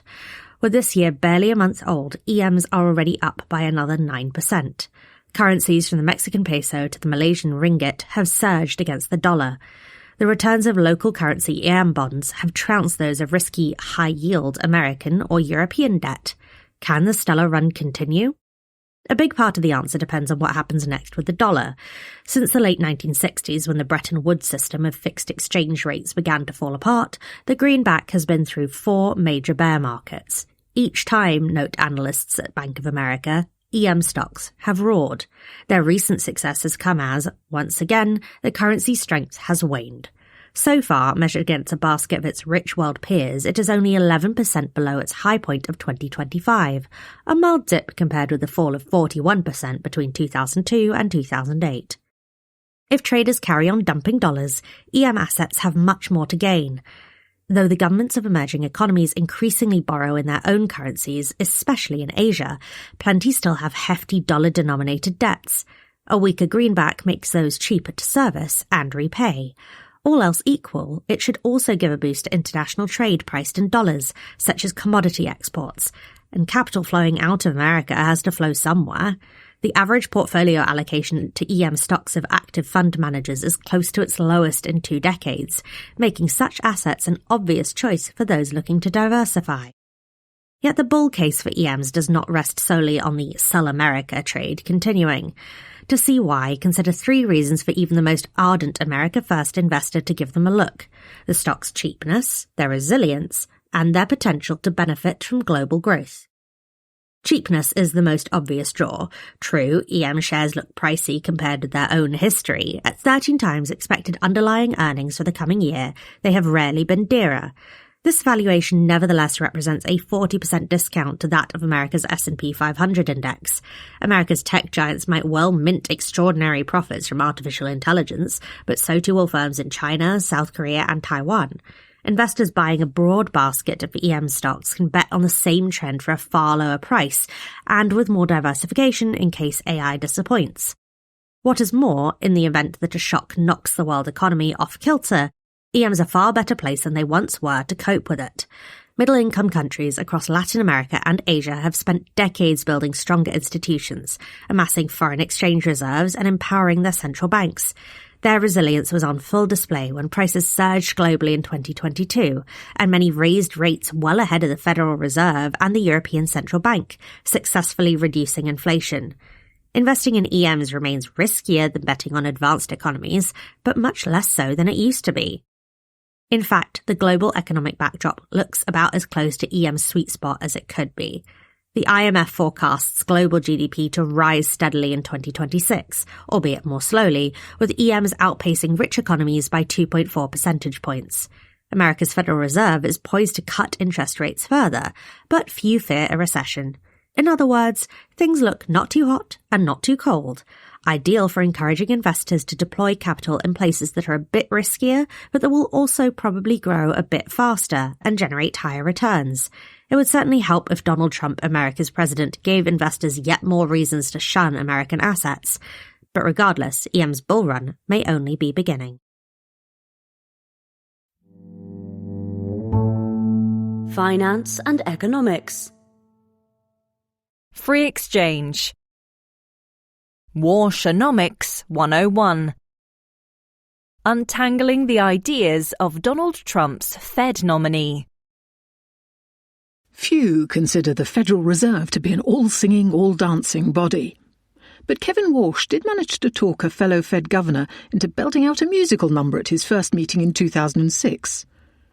In the years since, Mr. Walsh has mostly sung a consistent refrain that inflation was perilous, monetary policy often overstimulative, and Fed bond buying at the root of many of America's economic woes. Lately, Mr. Walsh's tune has changed. The inflation hawk of old seems to have swapped his feathers. That metamorphosis helped him get the nod from the president, who's desperate for lower interest rates. After years as a dissident, Mr. Walsh is set to run the world's most important central bank. He's called for no less than regime change. What exactly that means looks hazy, but Mr. Walsh's 20-year-plus record of Fed critique offers hints for what America and the world should expect from Warshonomics. Start with the core job of any central banker, steering interest rates. Statutorily, the Fed follows a dual mandate to balance low inflation with a healthy jobs market. For most of his career, Mr. Walsh has been adamant that inflation comes first. If price stability is squandered, financial stability is put at risk. If financial stability is lost, the economy is imperiled and the social contract is threatened, he wrote in 2021. Accordingly, Mr. Walsh has usually sided with the inflation-crushing hawks. The Economist used an artificial intelligence, or AI model, to place nearly 200 of his speeches, television appearances and papers on a hawk-dove spectrum. Before this year, the only times he veered into dovishness were during serious scares. The global financial crisis of 2007-9, the COVID-19 pandemic, and the collapse of Silicon Valley Bank in 2023. That was until Donald Trump won a second term. Since then, he's called for rate cuts repeatedly, forcefully, and out of keeping with his younger self. What has changed? An imminent productivity boom courtesy of AI and Mr. Trump's deregulatory zeal. These, Mr. Walsh argues, will squash inflation. He fears high rates could strangle resulting growth. Yet even if productivity surges as he predicts, which is uncertain, the thesis is flawed. Though higher productivity lets the economy grow faster without lifting prices, once inflation does rear its head, and today inflation remains above the Fed's 2% target, higher rates are needed to squeeze demand. Second, productivity gains usually drive higher investment, which raises the neutral rate, the theoretical level at which Fed policy is neither easy nor tight. Lowering rates as that baseline rises could overstimulate the economy, turbocharging inflation. If Mr. Walsh has flip-flopped on rates, he's been resolute on the main villain in American monetary policy, the Fed's ballooning multi-trillion-dollar balance sheet. The conventional debate about quantitative easing, or QE, finance speak for buying bonds with newly printed money, tends to focus on whether it has a small impact or none. Mr. Walsh stands out for the scale of the sins he lays at QE's door: government profligacy, misallocated capital, higher inequality, diminished Fed independence, a more fragile banking system, and sagging productivity. Some of those allegations are plausible, others less so. All are overwrought.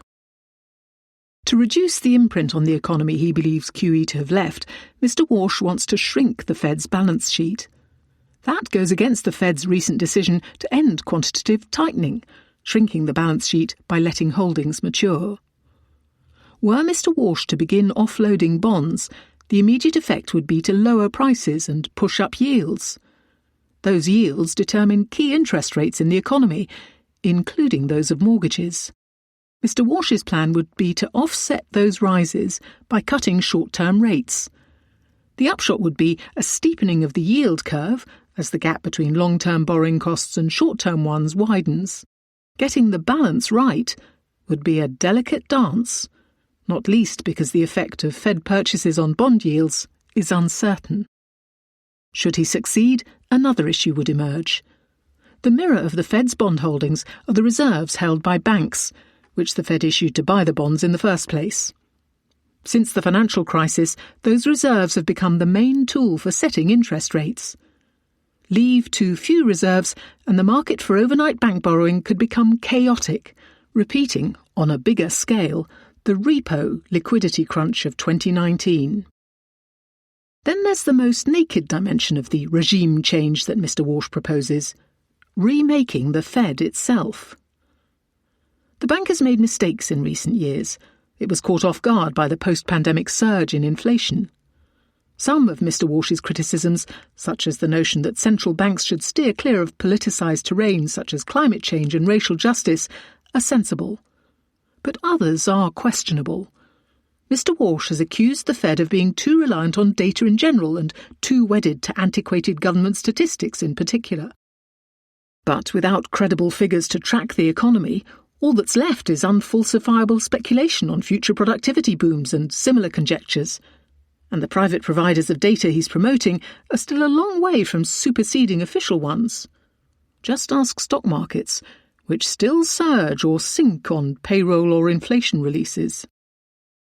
As Fed chair, Mr. Walsh will have three audiences to please: Donald Trump, financial markets, and his fellow rate-setters at the Fed, a technocratic bunch whose votes he'll need to get anything done. Mr. Trump dearly covets lower interest rates. Markets are increasingly leery about American assets, and his peers at the bank will hamstring his tenure if he gets too political. To keep everyone clapping, Mr. Walsh will need to turn in the performance of a lifetime. Science and technology. American Science, Part 1. Shreds of Evidence. The Trump administration's skepticism of science is ushering in an era of accelerated fossil fuel use and a rise in preventable diseases. By any reasonable measure, Michael McGee's laboratory at the University of Colorado in Boulder looks like a good investment. With a 4-year, $8 million grant from the Department of Energy, or DOE, a rounding error in the agency's almost $50 billion budget, a small team of scientists has been refining a technology that could transform the economics of renewable energy. Tandem solar cells, formed by topping a layer of silicon with a special crystal known as perovskite, have an efficiency well beyond that of conventional panels. But achieving commercial success will depend on making perovskites less fragile. In October 2025, just as Dr. McGee and his team were hitting their stride, Donald Trump's administration abruptly terminated their grant. Since then, Dr. McGee has laid off 3 of his 9 scientists. With only 1 employee remaining who can maintain the lab's equipment and no money to pay him beyond June, Dr. McGee is contemplating closing shop for good. All incoming presidents change scientific priorities and modify budgets in line with their policy goals, but the nature and scale of Mr. Trump's interventions are unusual. He and his allies have attempted to upend American science wherever it is conducted, from university laboratories to federal agencies. Some of this onslaught has been successfully held back. $5.1 billion in proposed cuts to the National Science Foundation and the Environmental Protection Agency were rejected in the budget passed by Congress on January 15th, for example. Grant Witness, a project that tracks federal research funding, says that courts have overturned or paused some 5,000 of 8,000 grant terminations, although approximately $30 billion remains cut. This protection has not, though, been uniformly distributed. 2 particular bêtes noires of Mr. Trump's base have been most vulnerable to his actions. Funding for renewable energy research has been gutted, and the appointment of Robert F. Kennedy Jr. as Health Secretary has wreaked havoc on America's vaccine regime. Both moves will not only harm Americans, but risk weakening the country's influence on the world stage. The renewable energy funding allocated by the DOE was particularly badly hit in the budget which Congress passed in January. Research into solar energy was cut by 31%, wind power by 27%, and bioenergy by 11%. Funding for nuclear energy, which the administration requested be cut by 19%, received a 6% boost.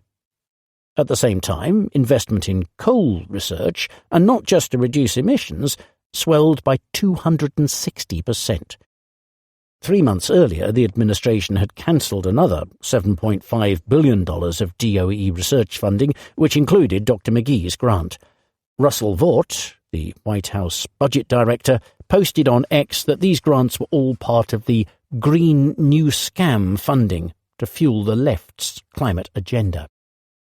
Although a federal judge in the District of Columbia ruled that the cuts were unlawful, among other things, fully 314 of the 315 cancelled grants were in states that voted for Kamala Harris in 2024, the ongoing legal fights will take time. As they play out, researchers look for more stable jobs elsewhere, and labs like Mr. McGee's unravel. The broader shift across the DOE manifests itself in other ways. Employees at its Energy Efficiency Office have been instructed to avoid the term climate change. Chris Wright, the fossil fuel executive turned energy secretary, has said that calling carbon dioxide a pollutant is just nuts. The bigger risk, he says, is not too much CO2, but too little. All the while, the world is heating up. According to temperature records, 2024 was the hottest year in America on record. As America retreats from clean energy, China's government has expanded investment in renewables, including the tandem solar cells Dr. McGee is devising. It is a race to get this technology working first and to build the world-leading companies that do it, he says. Alumni of his lab have founded startups, collectively valued at some $4 billion. With funding disrupted to similar labs across the country, America is now likely to produce fewer of these firms. Political battles have long raged over money for renewable energy research. But Mr. Trump's assault goes beyond funding and is not limited to things related to climate change. His appointees are reshaping or dismantling the hitherto uncontroversial panels of outside experts known as federal advisory committees that counsel the government on technical matters. The Economist's analysis of the past decade's worth of data from the Federal Advisory Committee Act show that some 200 committees at science agencies have been terminated, suspended, or had their work delayed this past year, a record number. Severe disruptions have affected the DOE and the Health Department, in each of which 2 in 5 committees were inactive or terminated in 2025. The most notable victims are vaccine research and policy. Mr. Kennedy, who believes, against all evidence, that vaccines cause autism and other ills, oversees these fields as Health Secretary. Besides yanking at least $1.2 billion in Health Department grants to develop mRNA vaccines, like those which helped defend against COVID-19 in his first year in office, he has made pernicious changes to 4 committees relating to vaccines. One, which reviews clinical data before vaccines are licensed, dismissed Paul Offit, a leading vaccine scientist, without explanation. Another, which sets priorities for vaccine research, did not meet last year. A third, which advises the Health Secretary on how to compensate patients harmed by the vaccines they have taken, was required by law to meet 4 times a year. It convened 4 perfunctory 30-minute meetings on December 29th. In January, Mr. Kennedy removed half its members without explanation. The 4th panel, the Advisory Committee on Immunization Practices, or ACIP, makes vaccine recommendations. In June, it was abruptly reconstituted with vaccine skeptics, despite senators saying that Mr. Kennedy assured them otherwise. Last month, the Health Department cut the list of recommended routine childhood immunizations from 13 to 7, without any of the customary analysis. The last time a disease had its jabs removed was in 1972 for smallpox, the last known American case of which occurred 23 years earlier.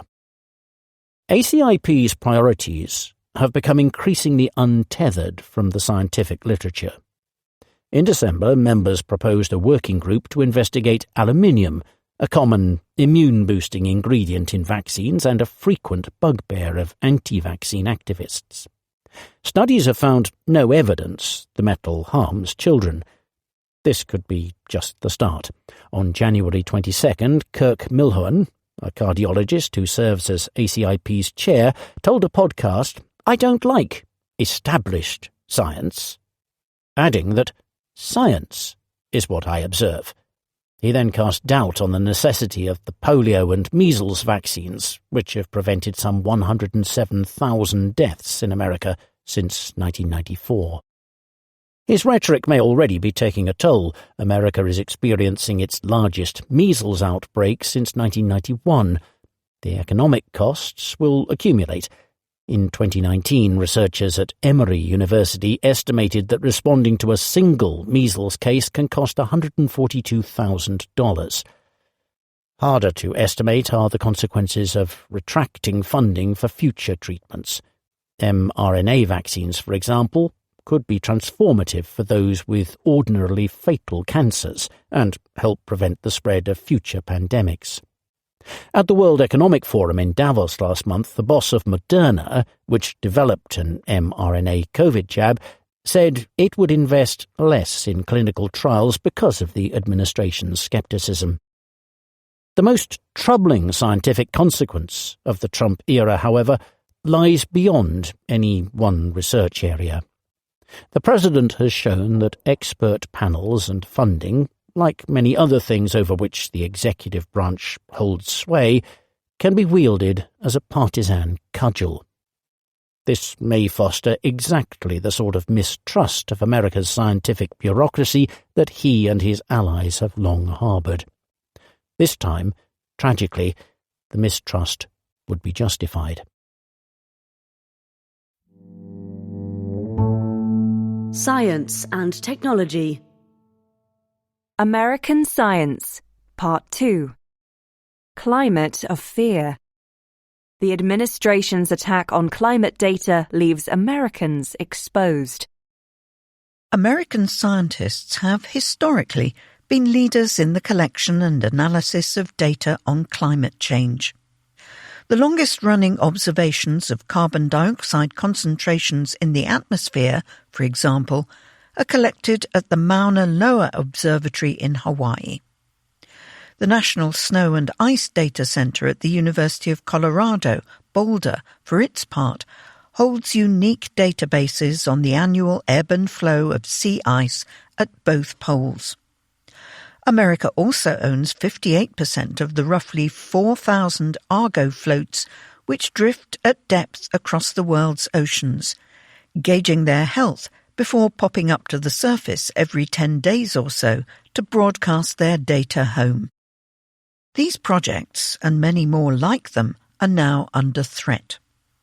Donald Trump's administration is decommissioning long-standing databases, deleting key reports and analyses, and firing or reassigning the staff who have unique experience in making sense of the data.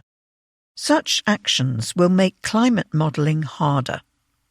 But the harm done will be felt not just by the world's climate scientists. American citizens and businesses will suffer too. Good data are an essential part of validating the results of climate models. If a model can accurately simulate what has been observed in the real world, this gives scientists confidence in its projections of the future. Continuous climate data also show how global warming is affecting the world. Information about dead vegetation accumulating in fire-prone regions can be combined with temperature and rainfall numbers to predict a heightened risk of fires. Without it, such events are harder to predict and therefore more dangerous. A number of databases and key reports have already been shut down or deleted. Under America's Greenhouse Gas Reporting Program, industries provide data on how much they emit each year. The numbers are published in an annual inventory and submitted to the UN. Last year's tally was not released, however. The Environmental Protection Agency has proposed eliminating or suspending all reporting requirements for all industries, until 2034 for some, permanently for others. If finalised as proposed, the federal pollution regulator writes, no industries would need to submit reports with 2025 data. The national climate assessments have also been removed from government servers. Legally mandated to be published every 4 years, these gather vast amounts of data to paint a granular picture of America's vulnerabilities in the face of climate change. The information is vital for cities, states and businesses to assess their own risks, plan investments and build resilience. It offers information about the impacts that are causing the most harm, says Rachel Cletus of the Union of Concerned Scientists, an American non-profit which advocates for science-based policy, including everything from power outages to fires, sea level rise and heat waves. The next climate assessment is due in 2027, but the government has terminated the contract with the group that produces it. Several other national information troves have been discontinued. The billion-dollar Weather and Climate Disasters Database, for example, which records natural disasters going back to 1980 that have caused at least $1 billion in damages, was retired by the National Oceanographic and Atmospheric Administration, or NOAA, in 2025. This database not only shows that the costliest climate-related disasters are becoming more frequent and more costly, but also provides hazard maps with future risk projections. The National Environmental Satellite Data and Information Service, a branch of NOAA, maintains an online list of dozens of climate data sets and information sites that have been discontinued in the past year, far more than normal. It includes databases documenting marine heat waves over coral reefs, the properties of cloud cover, and more. It's really important to recognise that first and foremost, this is harmful to people in the United States, stresses Dr. Cletus. The repercussions will also be felt farther afield. Researchers outside America are wary of how the termination of data collection there will affect their work. The Argo floats, for instance, have built the best evidence there is of how the ocean's heat content is increasing, an important trend because the oceans have absorbed more than 90% of the extra heat trapped in Earth's system by greenhouse gases. Rising ocean heat content is the most direct evidence of global warming. There have been no signs as yet that America will withdraw funding from the project, but international partners and users are increasingly concerned. Officials involved in compiling India's monsoon forecast have warned that losing the Argo data would significantly affect its accuracy. The loss of the American researchers most experienced in handling these may also prove problematic. Some steps can be taken to mitigate the damage. Adam Smith, the researcher who previously ran the billion-dollar Weather and Climate Disasters Project for NOAA, has been hired by Climate Central, a climate non-profit, to run the dataset from there. Europe's Copernicus Climate Change Service has calculated that the loss of American data will have only a small impact on their forecasts. We are resilient, says the centre's director, Carlos Buontempo, but preparing for an uncertain future has become an even harder task. Science and technology. Oncology. An ounce of prevention. More than a third of cancers arise from preventable risks. Scientists have long known that some cancers have preventable causes, but reliable estimates of how many exactly have been few and far between. In a report published in Nature Medicine on February 3rd, a team led by researchers at the International Agency for Research on Cancer and the World Health Organization provide the most comprehensive figures to date. The 30 risk factors covered in the study include habits within an individual's control, such as smoking and alcohol consumption, as well as environmental factors such as air pollution and infections. The study found that of the nearly 20 million new cancers thought to have occurred worldwide in 2022, the last year with available data, 38% were due to preventable factors. Because the study did not include the effects of various suspected carcinogens, such as certain food preservatives, the authors estimate the real figure may be somewhat higher. For now, the study offers policymakers their clearest guide yet on how public health measures can reduce the rates of cancer. Unsurprisingly, people living in different parts of the world are exposed to different risks, but two stand out virtually everywhere: tobacco smoking and infections. Smoking is the leading cause of cancers in men in almost all countries outside sub-Saharan Africa, as well as for women in America, Europe, and Oceania. Infections are the leading cause for women elsewhere. All told, 1 in 6 cancers worldwide are caused by smoking, and 1 in 10 is caused by an infection. Alcohol, third in the overall ranking, causes 4.6% of all cancers in men and 1.6% of those in women. The results highlight the continued health risks posed by smoking, which has been linked to at least 15 types of cancer. Even those who quit can have a heightened risk of developing cancer for decades afterwards. Many countries are therefore trying to catch lung cancer earlier by introducing routine CT scans for both current and former smokers. Carcinogenic infections are another area where intervention could do tremendous good. Nearly all cervical cancers, for example, are caused by chronic infection with the human papillomavirus, or HPV. Liver cancers arise predominantly from the hepatitis B and C viruses. Stomach cancers are mostly caused by infection with the bacterium Helicobacter pylori. Vaccines against HPV and hepatitis B infections, now part of many countries' routine jabs for children, are consequently forecast to prevent millions of cancers in the coming years. In Britain, cervical cancer rates among women in their 20s have fallen by 90% since 2008, when the country began using the HPV jab. Although there is no vaccine for hepatitis C, an infection transmitted via blood, highly effective antiviral treatments have become available in the past 10 years. Improvements in food hygiene, sanitation, and antibiotic availability over the past century, meanwhile, have caused H. pylori infection numbers to plummet.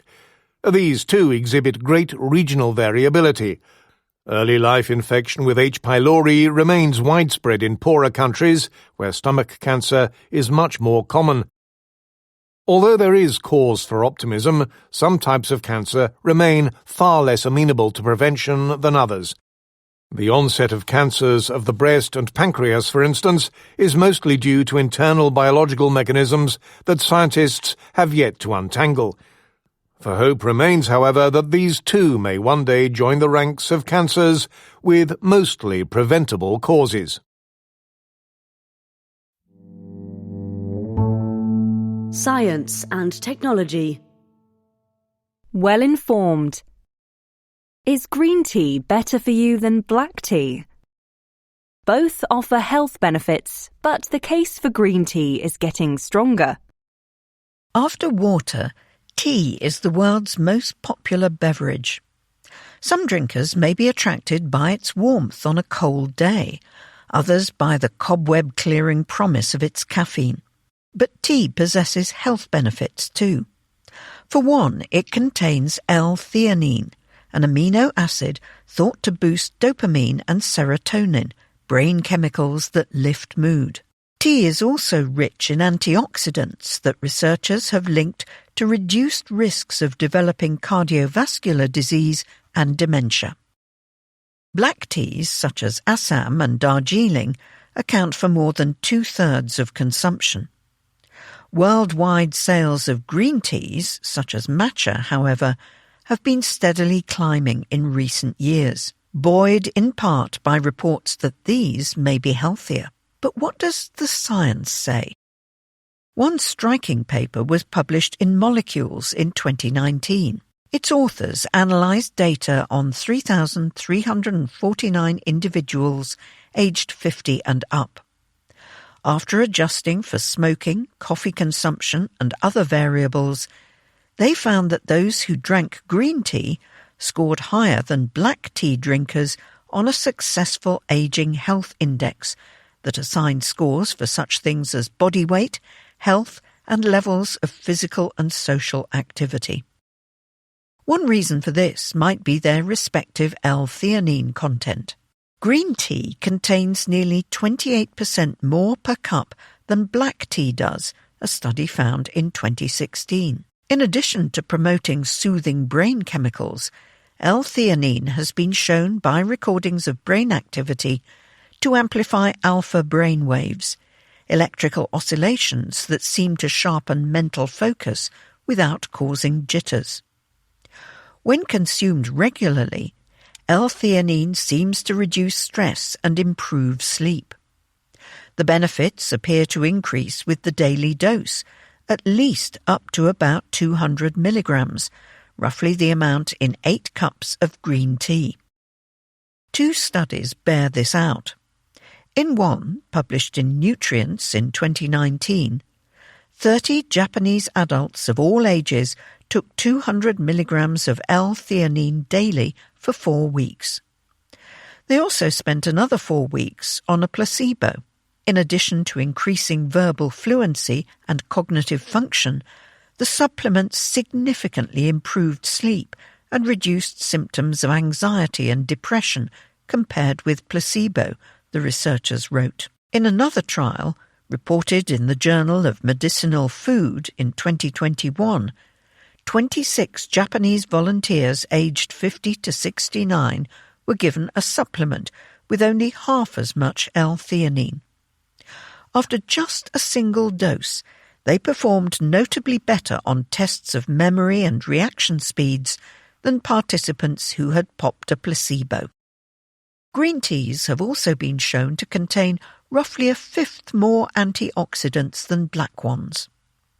Although both are made from the leaves of the same plant, Camellia sinensis, black tea leaves are dried, crushed and left to darken as their compounds slowly react with oxygen.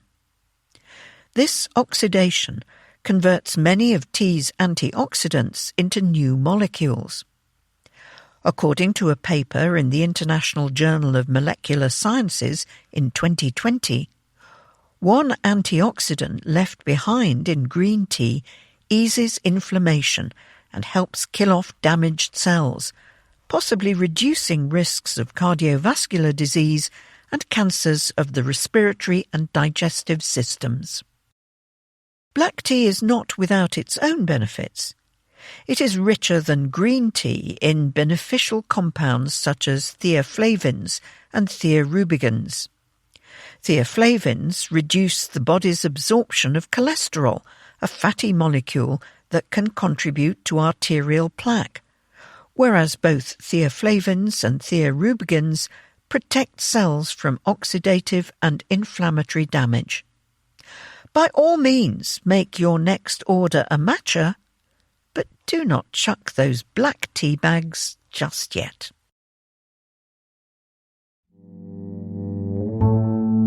Culture. Book review. The Internet and your health. Going viral. Separating medical fact from fiction is becoming harder online. Bad Influence by Deborah Cohen. The doctors had never seen anything like it. During COVID-19 lockdowns, teenage girls across the world began jumping, hitting and shouting insults and non-sequiturs such as beans and beetroot. Some were rushed to emergency rooms. Neurologists called it a pandemic within a pandemic.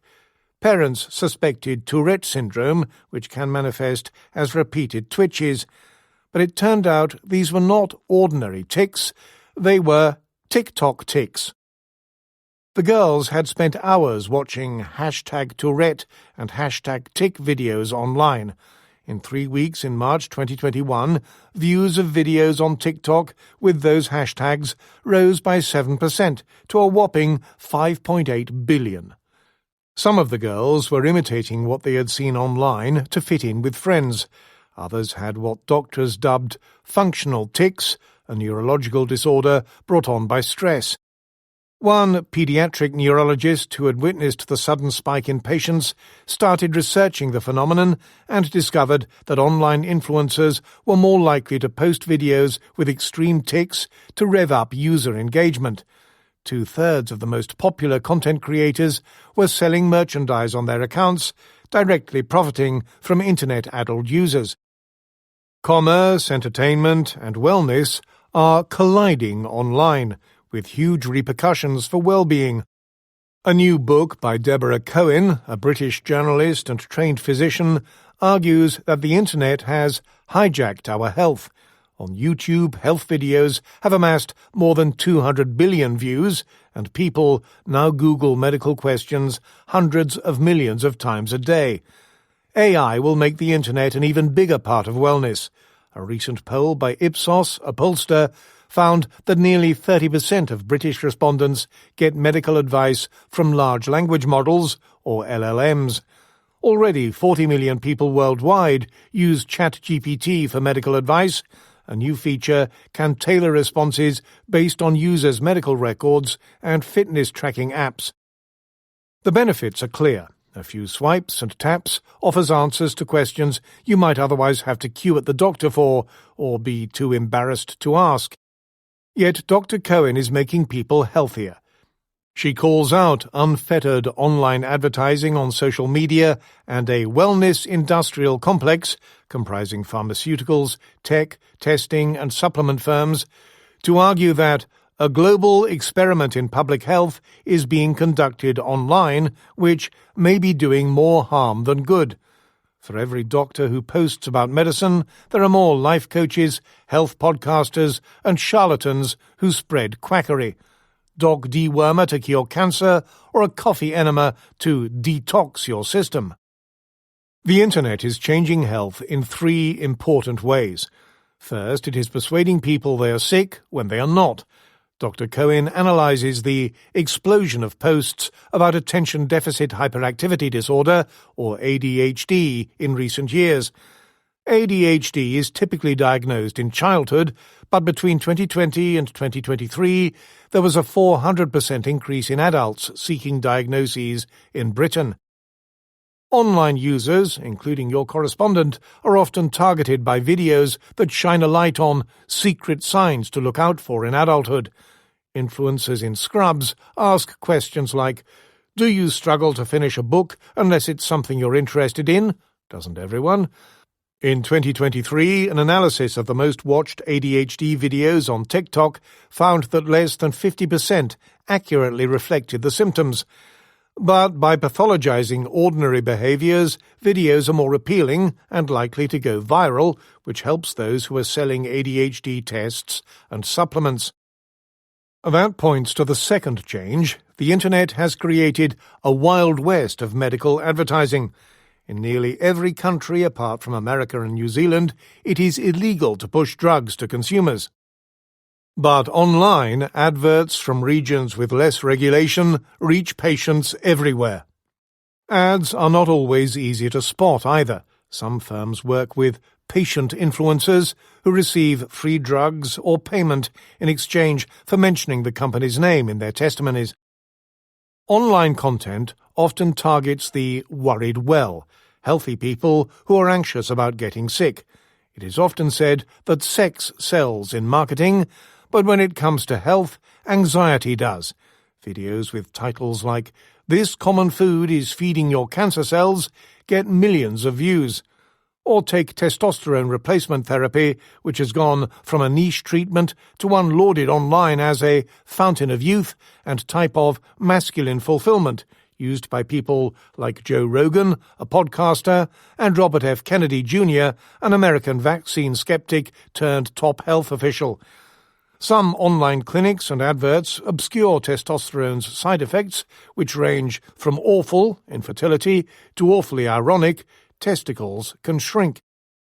Firms that can offer quick fixes to health concerns are in rude health. Yet such claims are unfounded, Dr. Cohen notes, because medicine is a science of probabilities rather than certainties, with no blanket cures that work for everyone. All this is making doctors' jobs harder, which is Dr. Cohen's third point. Many patients turn up to appointments with evidence for their suspected condition, buttressed by hours of watching influencers' testimonies online. Some bring along the results of bogus tests and dodgy scans from small, unregulated companies. Doctors must then order further screening tests and biopsies to rule out diseases, which may make patients more anxious and waste everyone's time and resources. Bad Influence is a fascinating and richly researched book and an excellent guide for anyone who finds himself regularly Googling their symptoms. Yet, like an unhelpful doctor, it focuses on what is wrong without offering many solutions.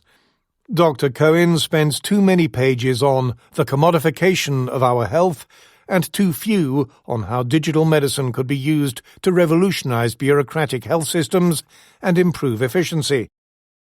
She is also too uninterested in AI, devoting only a few paragraphs to LLMs. Admittedly, technology has progressed since her book went to press. LLMs can now diagnose common diseases nearly as well as physicians, and have even outperformed humans on medical exams.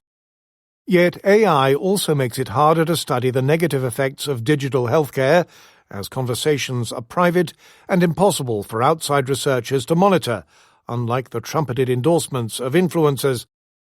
Dr. Cohen simply concludes that we deserve good influence so we can take better care of ourselves and each other. That seems so obvious that readers may find themselves wanting a second opinion. Culture. Winemaking. Chateau Portmanteau. Bluge, a new style of wine, is taking off. Is it a red wine or a white? It is both.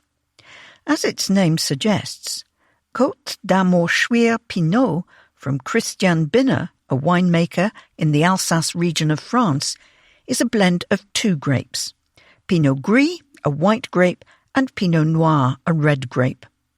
Served slightly chilled, the resulting wine is light and refreshing like a white, but with the structure and depth of a red. Mr. Binner calls it Bluge wine, a portmanteau of Blanc and Rouge. He is one of many winemakers around the world championing this emerging style, which handily helps them respond both to shifting consumer tastes and to the challenge posed by climate change. The centre of Bluge is France, but winemakers are trying it almost everywhere wine is made. Boogie Woogie, a Bluge from Aubert et Mathieu, a winery in the Languedoc region, combines Grenache Noir with Grenache Gris. Superbloom, made by Las Jarras Wines in Sonoma, California, blends white Chenin Blanc and Viognier with red Carignan and Grenache Noir. Rainbow Juice from Gentlefolk, a winery in Adelaide Hills, Australia, brings together red Sangiovese with white Pinot Gris, Gewürztraminer, and Sauvignon Blanc. The latest example comes from the venerated wine region of Bordeaux. Jacques Leton's J Cuvée, announced in November, combines Cabernet Franc and Sauvignon Blanc, and claims to embody the spirit of Bluge, a new modern and surprising path. This blending makes Bluge different from rosé, which, despite its pink colour, is almost always made using only red grapes. Co-fermentation of red and white grapes is not a new idea. Many champagnes combine white and red grapes, but with minimal skin contact for a golden colour. The great Syrahs of the northern Rhone include some Viognier, and the traditional blend for Chianti, an Italian red, includes Malvasia Bianca. But Bluge is breaking new ground with its style of lighter, fresher wines, often with playful names to emphasize their novelty and expand their appeal. This aligns well with changing consumer tastes. Lighter reds and rosés have been gaining popularity in recent years. But the use of both red and white grapes gives Bluge a more racy and approachable profile, says Sarah Campbell of IWSR, a market research firm. It is generally lower in alcohol than red wine and more versatile than rosé when it comes to food pairing. Because they often break the strict rules about the grapes that can be combined in specific regions, Bluge wines must use less prestigious, more generic classifications, such as Vin de France. Aficionados may sneer, but Bluge is aimed at younger, more adventurous consumers. They want to drink something new, fun and easy-going, says Ms. Campbell. Anthony Aubert of Aubert et Mathieu says the industry needs to innovate to attract younger customers, and this new category is the perfect answer. His firm sold 20,000 bottles of Boogie Woogie in 2025, 40% more than in 2024. It is, he says, an interesting start for a new segment. The Bluge approach also provides resilience to climate change. Higher temperatures and heat waves cause grapes to accumulate sugar more quickly, while the ripening of skins and seeds can lag behind, causing a mismatch.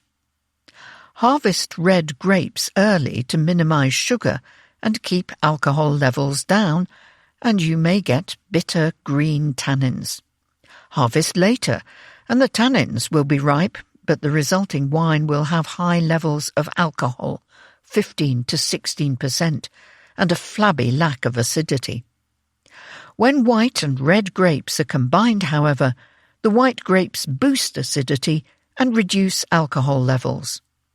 Winemakers can also harvest white and red grapes at different times before combining them for fermentation, providing added flexibility as the climate shifts. Bluge is gaining attention in the wine world, but it is hard to say how much. Data firms consider it still too niche to track. Moreover, there is no accepted definition or name for such wines. Many bluge makers do not use the term, or use it only informally. But some wine shops and restaurants are starting to recognise light red as a distinct category, says Mr. Aubert. That may encourage more consumers to give bluge a try.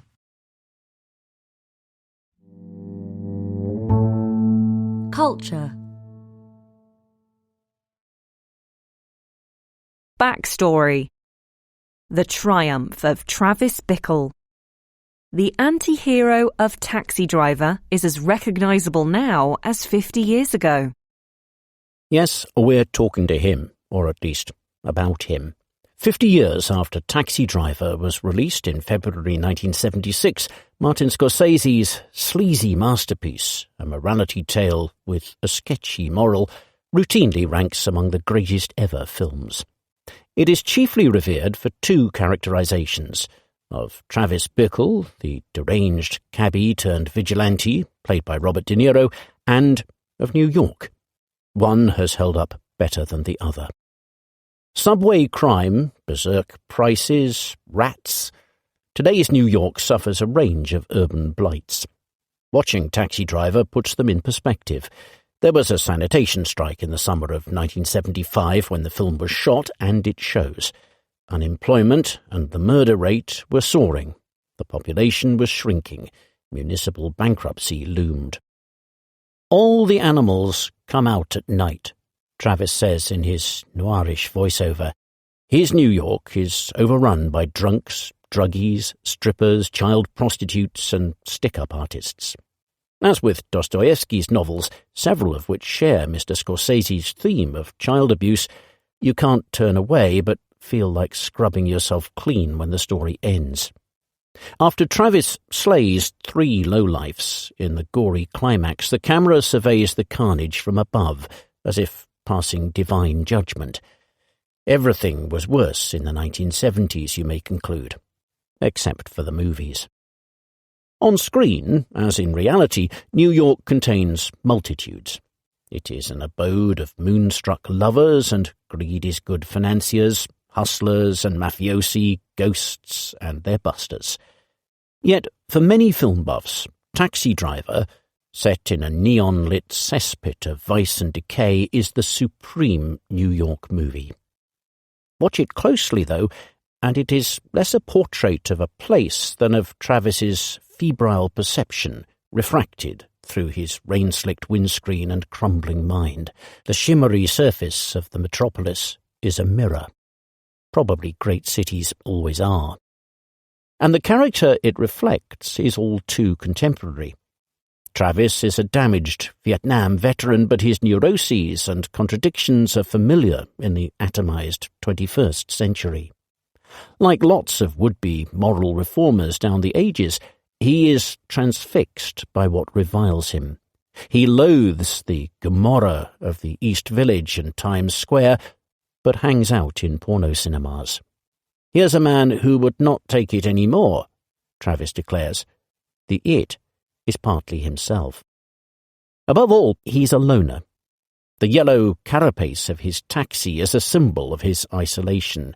It's as if there is a secret to communicating that no one has told him. He wants to make friends and court women, but doesn't know how. One of the shocks in a film replete with them is a latish mention of his parents. Travis has seemed so irredeemably alone. As it does for some misfits today, politics offers a jolt of power for his ego and a sheen of virtue for his rage against filth and scum. The identity of the politician he fixes on hardly matters, nor whether Travis supports or, as he plots to, assassinates him. Racism and misogyny are outlets too. "You're like the rest of them," he tells a woman who bolts when he takes her to see a skin flick. In 2026, Travis would find consolation in alt-right chatboards and incel forums. In the end, he seeks redemption in violence. His most loving relationship is an all-American romance with his guns. He buffs his scarred torso for action like an acolyte of the body-conscious manosphere, dressing for his rampage as if for the wedding he can never have. As for too many mass shooters of the past 50 years, murder seems his only means to get the world's attention. The cosmic joke is that it does. In Mr. De Niro's coruscating performance, Travis's anguish appeals to viewers' sympathies, while his prejudice and bloodlust repel them. Just as his killing spree finally forfeits them, society takes him at his own estimation. His is the righteous kind of violence, the press decides, and Travis is a hero. Posterity has made a similar mistake with Taxi Driver, replacing alarm with admiration. "You talking to me?" is an immortal line, parroted as a slogan of macho bristle. In fact, it is spoken by a psychotic to his own reflection in a slumland bedsit. As they gawk at skyscrapers, hail yellow cabs like Travis's, or watch steam rise from manhole covers, outsiders in New York often feel they're in a movie. So does Travis. He thinks his is a western or gangster film. But in a way, his genre is horror. At least as much now as in 1976, he embodies something real and close that you may prefer not to see. "Well, I'm the only one here," he tells the mirror in that famous riff. He is still here, and he is far from the only one. Culture. Book review. Ukraine's Serhiy Sedan. The Pen and the Sword. Arabesques by Serhiy Sedan. Serhiy Sedan is not your average soldier. He is a poet, novelist and rock star who is used to performing in front of crowds of thousands. Anyone who claims poetry is dead has not been to his readings.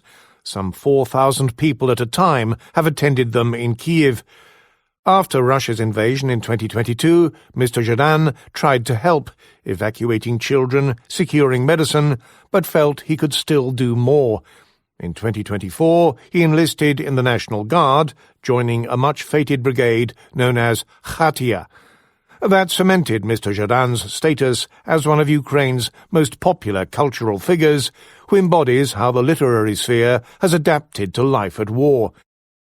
Mr. Sedan, who is 51, came of age as the Soviet Union collapsed and Ukraine gained independence. His works capture the experience of this transitional generation, full of rough-and-ready characters confronting social upheaval, political revolution, and economic hardship. His anarchic persona and promotion of Ukrainian culture have endeared him to a younger audience reckoning with Russian aggression.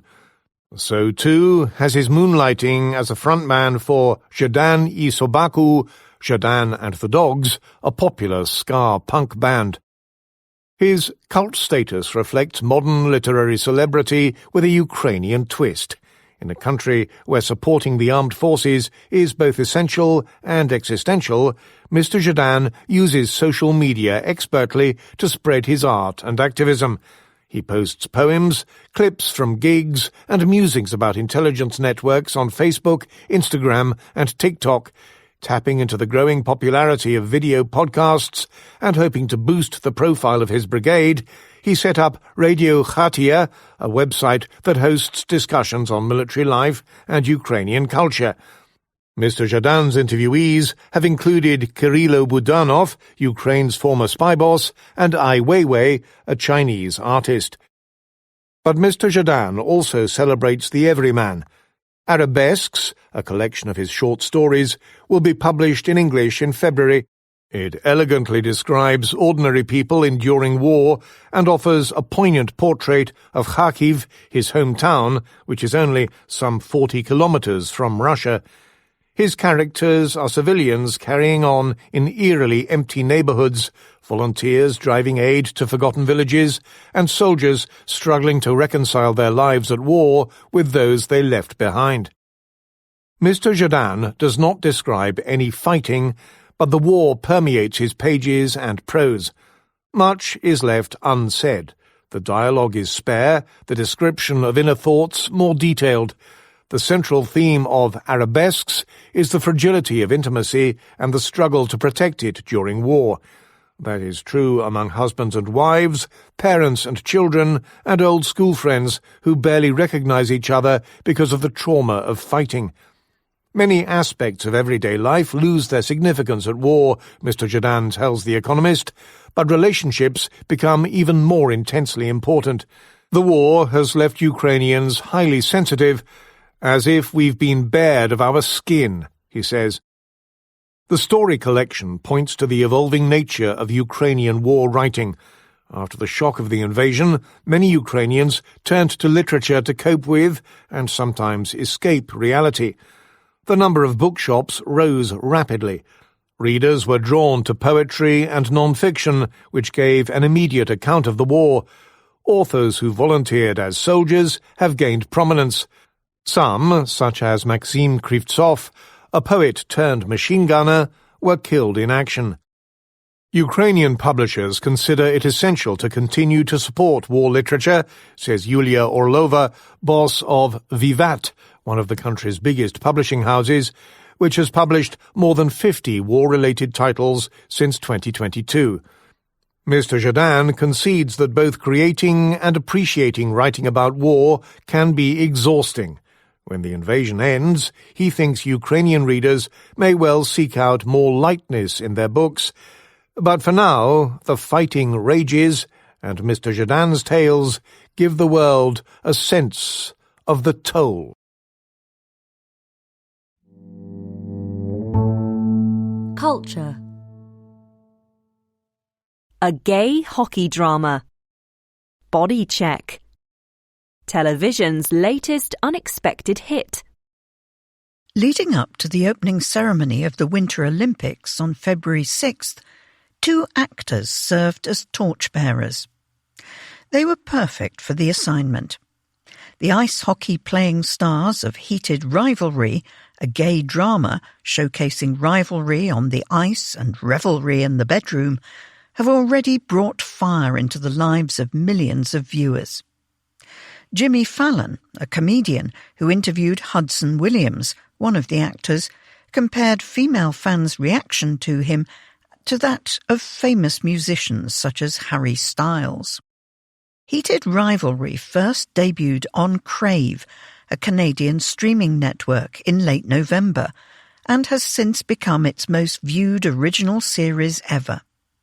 It is the second most in-demand TV show globally, according to Parrot Analytics, a data firm popular in America, Australia and the Philippines.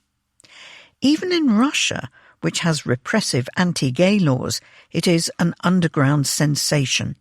Currently the highest-rated TV show of all time on Kinopoisk, the country's leading film database. No one in Hollywood expected this. When Jacob Tierney, a Canadian director and producer, asked Rachel Reed, a romance novelist, about adapting her book, no big American studios were interested. Ms. Reed, a mother in Nova Scotia, had started writing out of boredom while raising small children. Her readers, overwhelmingly straight women, were rather fond of what one review tactfully called loads and loads, literally, of sizzling hot hate sex. So are viewers, apparently. The show now averages 8 million American viewers per episode. A third of them re-watch episodes. 15% have watched 5 times or more.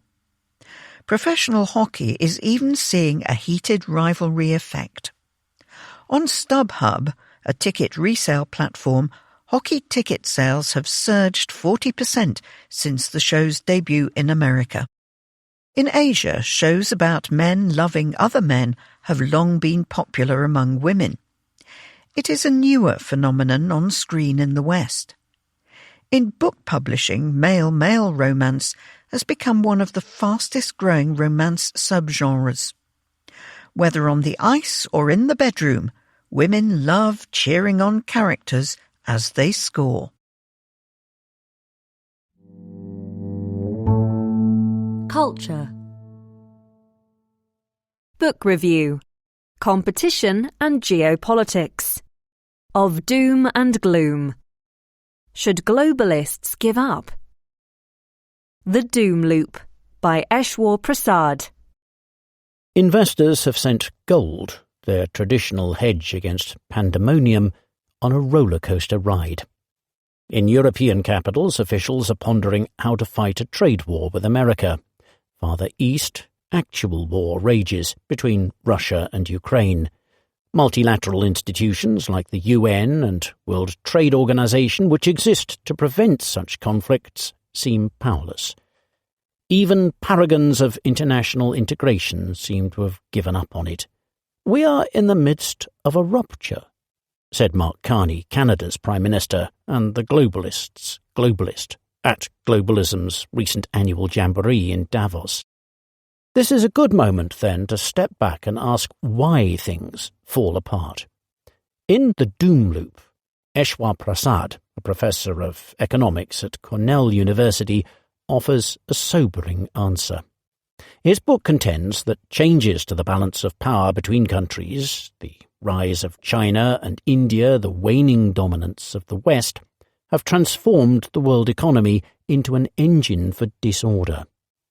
Once, this reconfiguration might have offered opportunities for greater stability, with countries choosing to deploy their power in constructive ways for fear of losing influence. But instead, the feedback loop between economics, domestic politics and geopolitics is spiralling out of control and becoming destructive on every front. The idea that a shifting balance of power can cause trouble is hardly new. In the 5th century BC, Thucydides, a Greek historian, wrote that the Peloponnesian War had been made inevitable by the rise of Athens and the fear that this instilled in Sparta.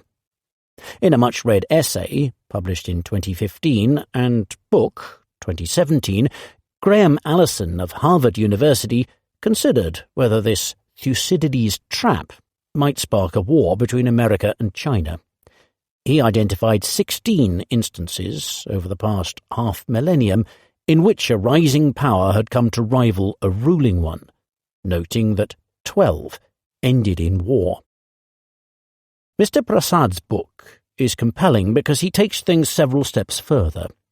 As well as rising powers fueling disorder, he thinks the world's economic and political systems are amplifying this effect, and sets out how in some detail. The argument is all the more striking coming from a writer who is an authority on financial globalization and former head of the IMF's China division. Like Mr. Carney, he belongs to the tribe that once cheered international integration as a spur to peace and prosperity. Now he thinks the system has mutated. Take cross-border flows of trade and capital, which globalization transformed from trickles to floods.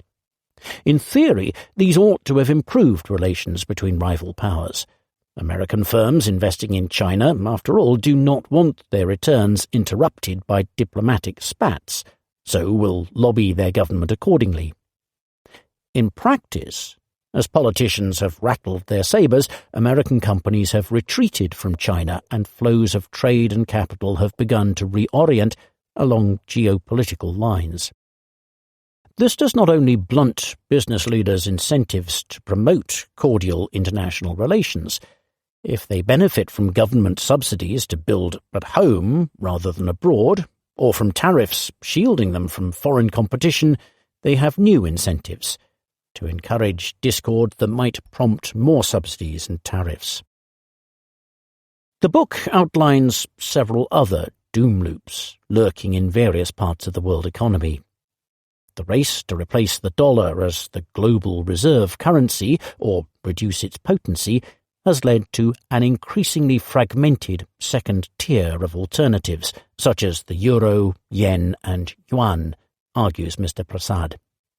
The erosion of norms and the effectiveness of the multilateral institutions supposed to enforce them could be worsened by rival institutions led by China.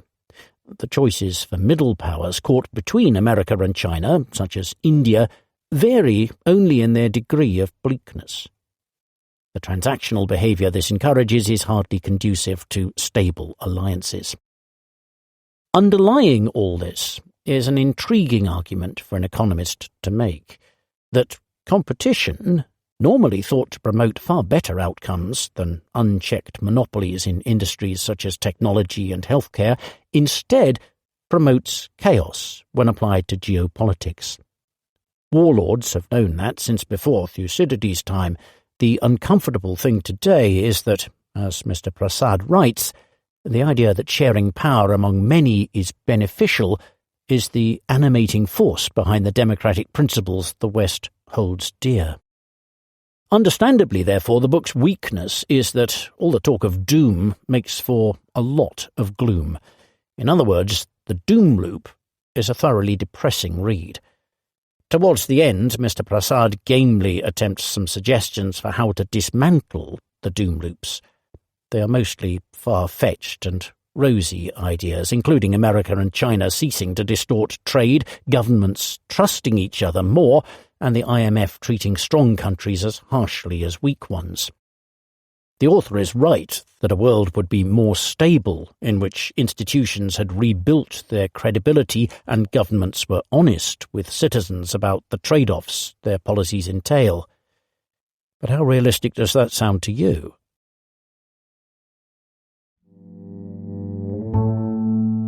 By invitation. Amir Hossein Jahanbakhsh. How to topple Iran's Ayatollahs. Amir Hossein Jahanbakhsh is an Iranian dissident based in America.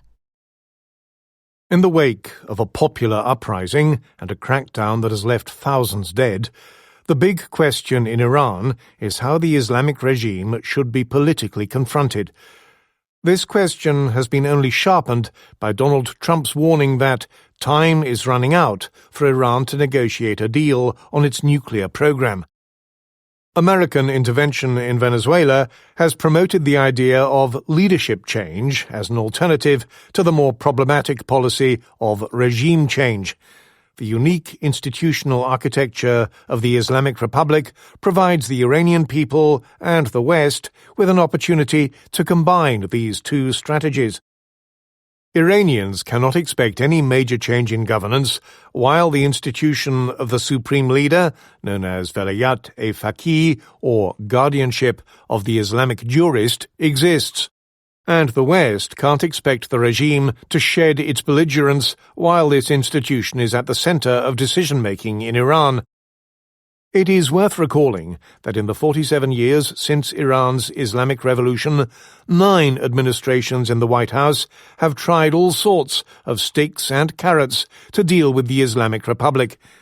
But whenever the regime has shown flexibility, it has proved to be a mere tactical retreat. Why?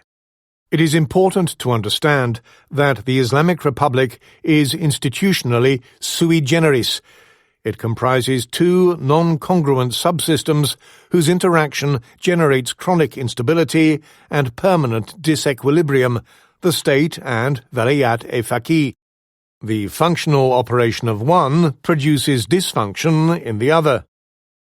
Each of the 2 subsystems pursues its own organizational logic and incentive systems across domains ranging from sovereignty and foreign policy to governance and citizens' rights.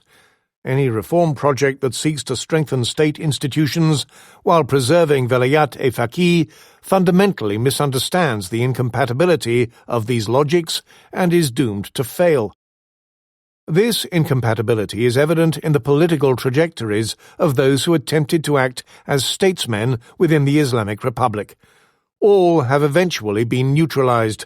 Barred from future office, Mahmoud Ahmadinejad, Mohammad Khatami, and Hassan Rouhani; eliminated, Ali Rafsanjani; or imprisoned, Mir Hossein Mousavi and Mehdi Karoubi.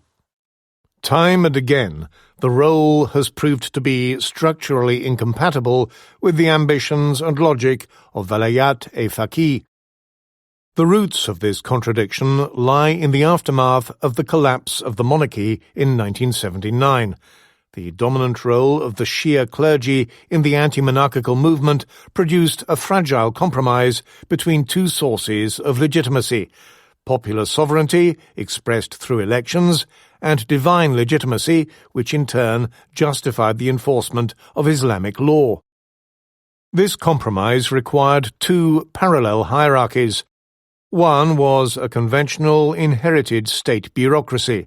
The other, an Islamic bureaucracy, had no historical precedent. Clerical elites resolved this tension by elevating an undisputed authority, the supreme leader, or guardian jurist, above the state itself. To impose obedience, the supreme leader had to transcend the state altogether. Revolutionary Islam, redefined as a transnational project committed to opposing American imperialism and Zionism, provided the necessary framework. The supreme leader thus emerged not merely as the head of state, but as the leader of the Islamic Revolution endowed with global ambitions. The seizure of the American embassy in Tehran in 1979 marked a crucial moment in this transformation. The hostage crisis embedded death to America into the ideological core of velayat-e-faqih. From then on, permanent confrontation with the West became a constitutive feature of the system. The strategic objective of both the Iranian people and the international community must therefore be the dismantling of velayat-e-faqih. Because the Islamic Republic's constitution stipulates that velayat-e-faqih is the supreme institution overseeing the state, doing away with it would require a new constitution. Leadership change would mean regime change. This cannot be achieved through elite maneuvering or foreign pressure alone.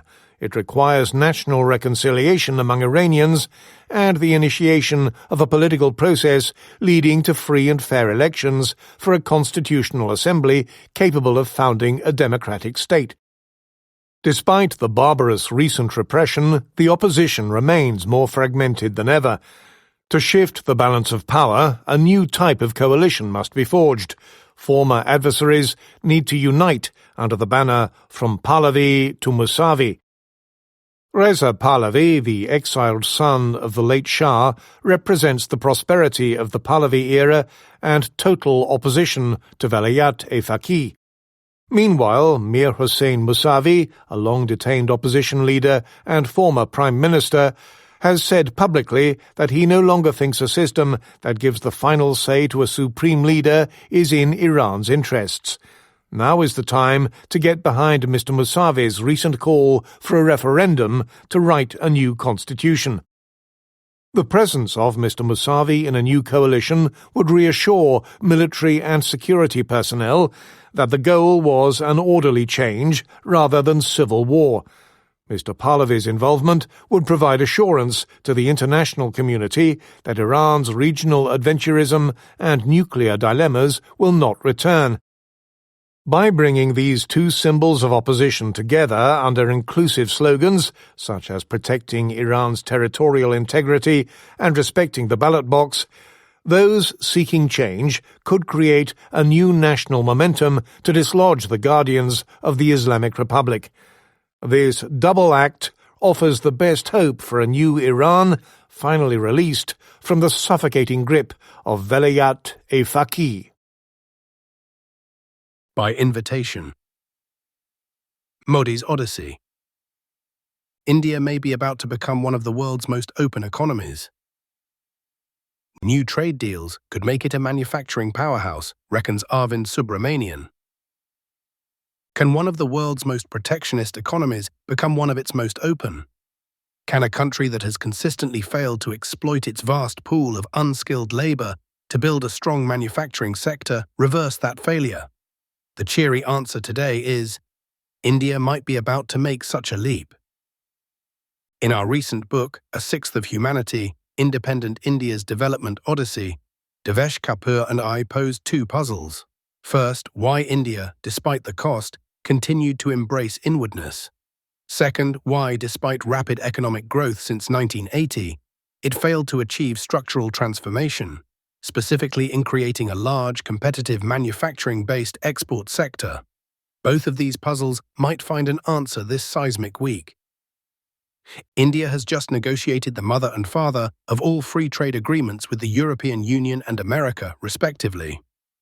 It is likely that the latter reflected the logic of competitive liberalization, American business anxiously realizing it would be at a competitive disadvantage in India after the EU agreement. Details on the American deal are still unclear, but even allowing for slippages, the two agreements could make India a near-open economy, with protection largely restricted to agriculture, and could open up markets for its low-skilled manufacturing exports. Consider the likely content of the two pacts. The deal with the EU will be unlike other free trade agreements negotiated by India, which were appropriately characterized as Swiss cheese, ridden with exemptions and carve-outs, and requiring only partial or delayed opening. Having mostly left out agriculture, which is politically sensitive on both sides, India and the EU have struck a deal that is substantially more ambitious than those previous agreements. India will have fully liberalized its manufacturing sector within 7 to 10 years. The India-EU deal is also serious in another sense. Implementation. Its free trade agreements with ASEAN countries like Australia and New Zealand have been asymmetric, with India as the stronger partner, prone to interpreting commitments flexibly. Not only is the EU powerful, it has a strong rule-of-law-imbued trade-implementing apparatus that will closely monitor India's compliance with the agreement. As zealous as their Indian counterparts are prickly, EU officials will ensure India gets no easy let-offs. Though many details of the deal with America are unavailable, it looks likely that India will have to reduce tariffs dramatically, with the result that in trade with both America and Europe, India's tariffs outside agriculture will be unprecedentedly low. Factor in its other free trade agreements, and India's low tariff regime may soon exclude only China and Latin America. To appreciate how remarkable this is, one could look back at the long, messy history of Indian trade policy. But one could also just look back at the record of the government of Narendra Modi. It has been protectionist by conviction. For almost a decade, it repudiated a quarter-century-old domestic consensus in favor of gradual liberalization, occasionally using policy instruments that recalled the worst of India's license quota Raj. It has been a knee-jerk naysayer, spreading dread through the ranks of other countries' trade negotiators. For this government to negotiate serious free trade agreements with two major trading partners shows a commitment to openness that goes against its deep nationalist instincts. Moreover, India is using external anchors to implement domestic reform in a way that it was loath to do in the past, unlike China, which used its accession to the World Trade Organization to radically open up its economy. A turn next to the market access opportunities. For India, having failed to successfully develop its manufacturing, the rising prosperity of China, combined with broader geopolitical shifts, presented one last chance to reverse that failure. India's share of low-skilled exports to low- and middle-income countries is 2 to 3%, compared with China's 53%. If India can raise its share to double digits just as China vacates that export space, it could create tens of millions of manufacturing jobs, even allowing for advances in technology that could attenuate the gains. That shift is already underway, reflected most notably in Apple and Foxconn deciding to relocate more of their operations to India. States such as Tamil Nadu were reaping the benefits of increased foreign direct investment. However, Donald Trump's tariffs were a serious setback. The 50% tariffs on India hurt crucial sectors such as clothing, jewellery and fisheries.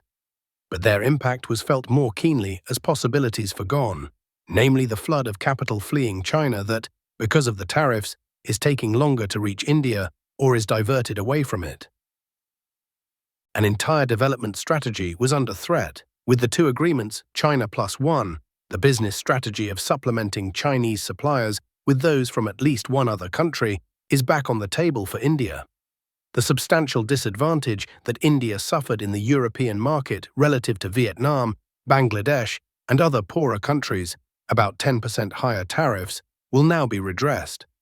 The highest tariffs on labour-intensive sectors such as clothing, footwear, toys and electronics are currently the EU's, and these will fall the most. As a result, India's share of EU imports in these sectors, currently a measly 2 to 3%, should rise. In America, tariffs on Indian exports will be around 18%. However, what matters for market access is the level of tariffs India faces relative to other countries, especially Bangladesh, Vietnam and China, and it can expect access not to be significantly worse than that of Asian countries and better than that of China. Many challenges lie ahead. American policies will remain unpredictable under Mr. Trump. The EU's environment-related trade restrictions, known as CBAM for Carbon Border Adjustment Mechanism, will be irksome for India. On the other side, Indian policy can still be erratic and unnerve investors. The country allowed most of its bilateral investment treaties to lapse and has negotiated few new ones. It continues to weaponize tax administration to target investors, and self-reliance is still etched in the DNA of the Modi government. But for now, it deserves credit for recognizing the stakes and negotiating these two agreements, the path to which has involved moderation of India's self-regard, not to mention some humiliation, along with other reforms recently implemented to taxes, labor codes, and the energy and insurance sectors. They hold the potential to transform India into a paragon of openness and a manufacturing powerhouse. Those would have been laughable propositions even a few months ago. Arvind Subramanian is a senior fellow at the Peterson Institute for International Economics. He was chief economic advisor to the Indian government from 2014 to 2018. Obituary. Georges Borchardt, the literary agent who built a life from a love of reading, died on January 18th, aged 97. After the war, he and his oldest sister tried to reclaim their family's apartment in the Trocadero section of Paris. They had, after all, never sold it. They had simply fled. The boyfriend of his sister's friend warned them ahead of the Vélodrome d'Hiver roundup, during which French police arrested 13,000 men, women and children for the crime of being Jewish. Most of them would end up being sent to Auschwitz. Heeding the warning, 14-year-old Georges, along with his mother and two older sisters, hid briefly in Paris before making their way south to Chalon-sur-Saône, where Georges crossed out of Nazi-occupied France with a group of French schoolchildren. From there they went to Nice. After the French militia arrested his mother, he feared they would be next, so they fled again, his sisters to a remote hilltop village and Georges to Aix-en-Provence, where he attended lycée, unofficially and using a pseudonym, Borchardt, after a pianist and composer whose productivity during the occupation made the name seem safe. When they made their way back to Paris, they found the apartment empty. Georges' stamp collection was gone, as were his books, his beloved books. For Christmas, he used to ask his parents either for a new book or to have a favourite one bound. He loved selecting the end papers and leather binding, loved books not just for their content, but as objets d'art. At school he excelled at memorizing and reciting scenes from Racine and Molière. On his own, he devoured Walter Scott and James Fenimore Cooper, Proust and Gide. Various people had lived in the apartment, and in wartime, unattended objects have a way of wandering off. Paper was scarce, books were valuable. But being in the empty apartment was unpleasant, and his sisters wanted to emigrate to America. Georges had tried law school and hated it. They had no family left except each other. His parents were German Jews who left Berlin after Hitler came to power, hoping that Paris would be safe, which it was until it wasn't. Their father, a record company executive, had died of cancer shortly before Jews in Paris had to start wearing the yellow star. His mother, like so many others, died in Auschwitz. And so, at 19, without connections and speaking schoolboy English, Georges turned up in New York, unsure of what he wanted or was able to do. He put a pair of employment-seeking ads in the New York Times and received one letter for each of them, both from the same person, Marion Saunders, who ran a literary agency that represented French authors and had recently sold American rights to The Stranger by a then obscure Albert Camus for $350. She hired him, and he did what countless other ambitious young literati seeking a career in publishing have done, filing, bookkeeping, and errand-running while reading manuscripts and hunting for overlooked gems. In 1953, he thought he found one in a middle-aged Irishman who was writing novels and plays in French. Editors did not share his enthusiasm. Pale imitation of Joyce. Unreadable.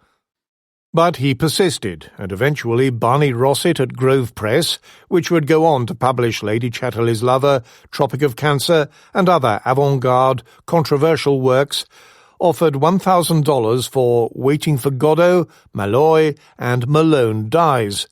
Samuel Beckett won the Nobel Prize in Literature 16 years later.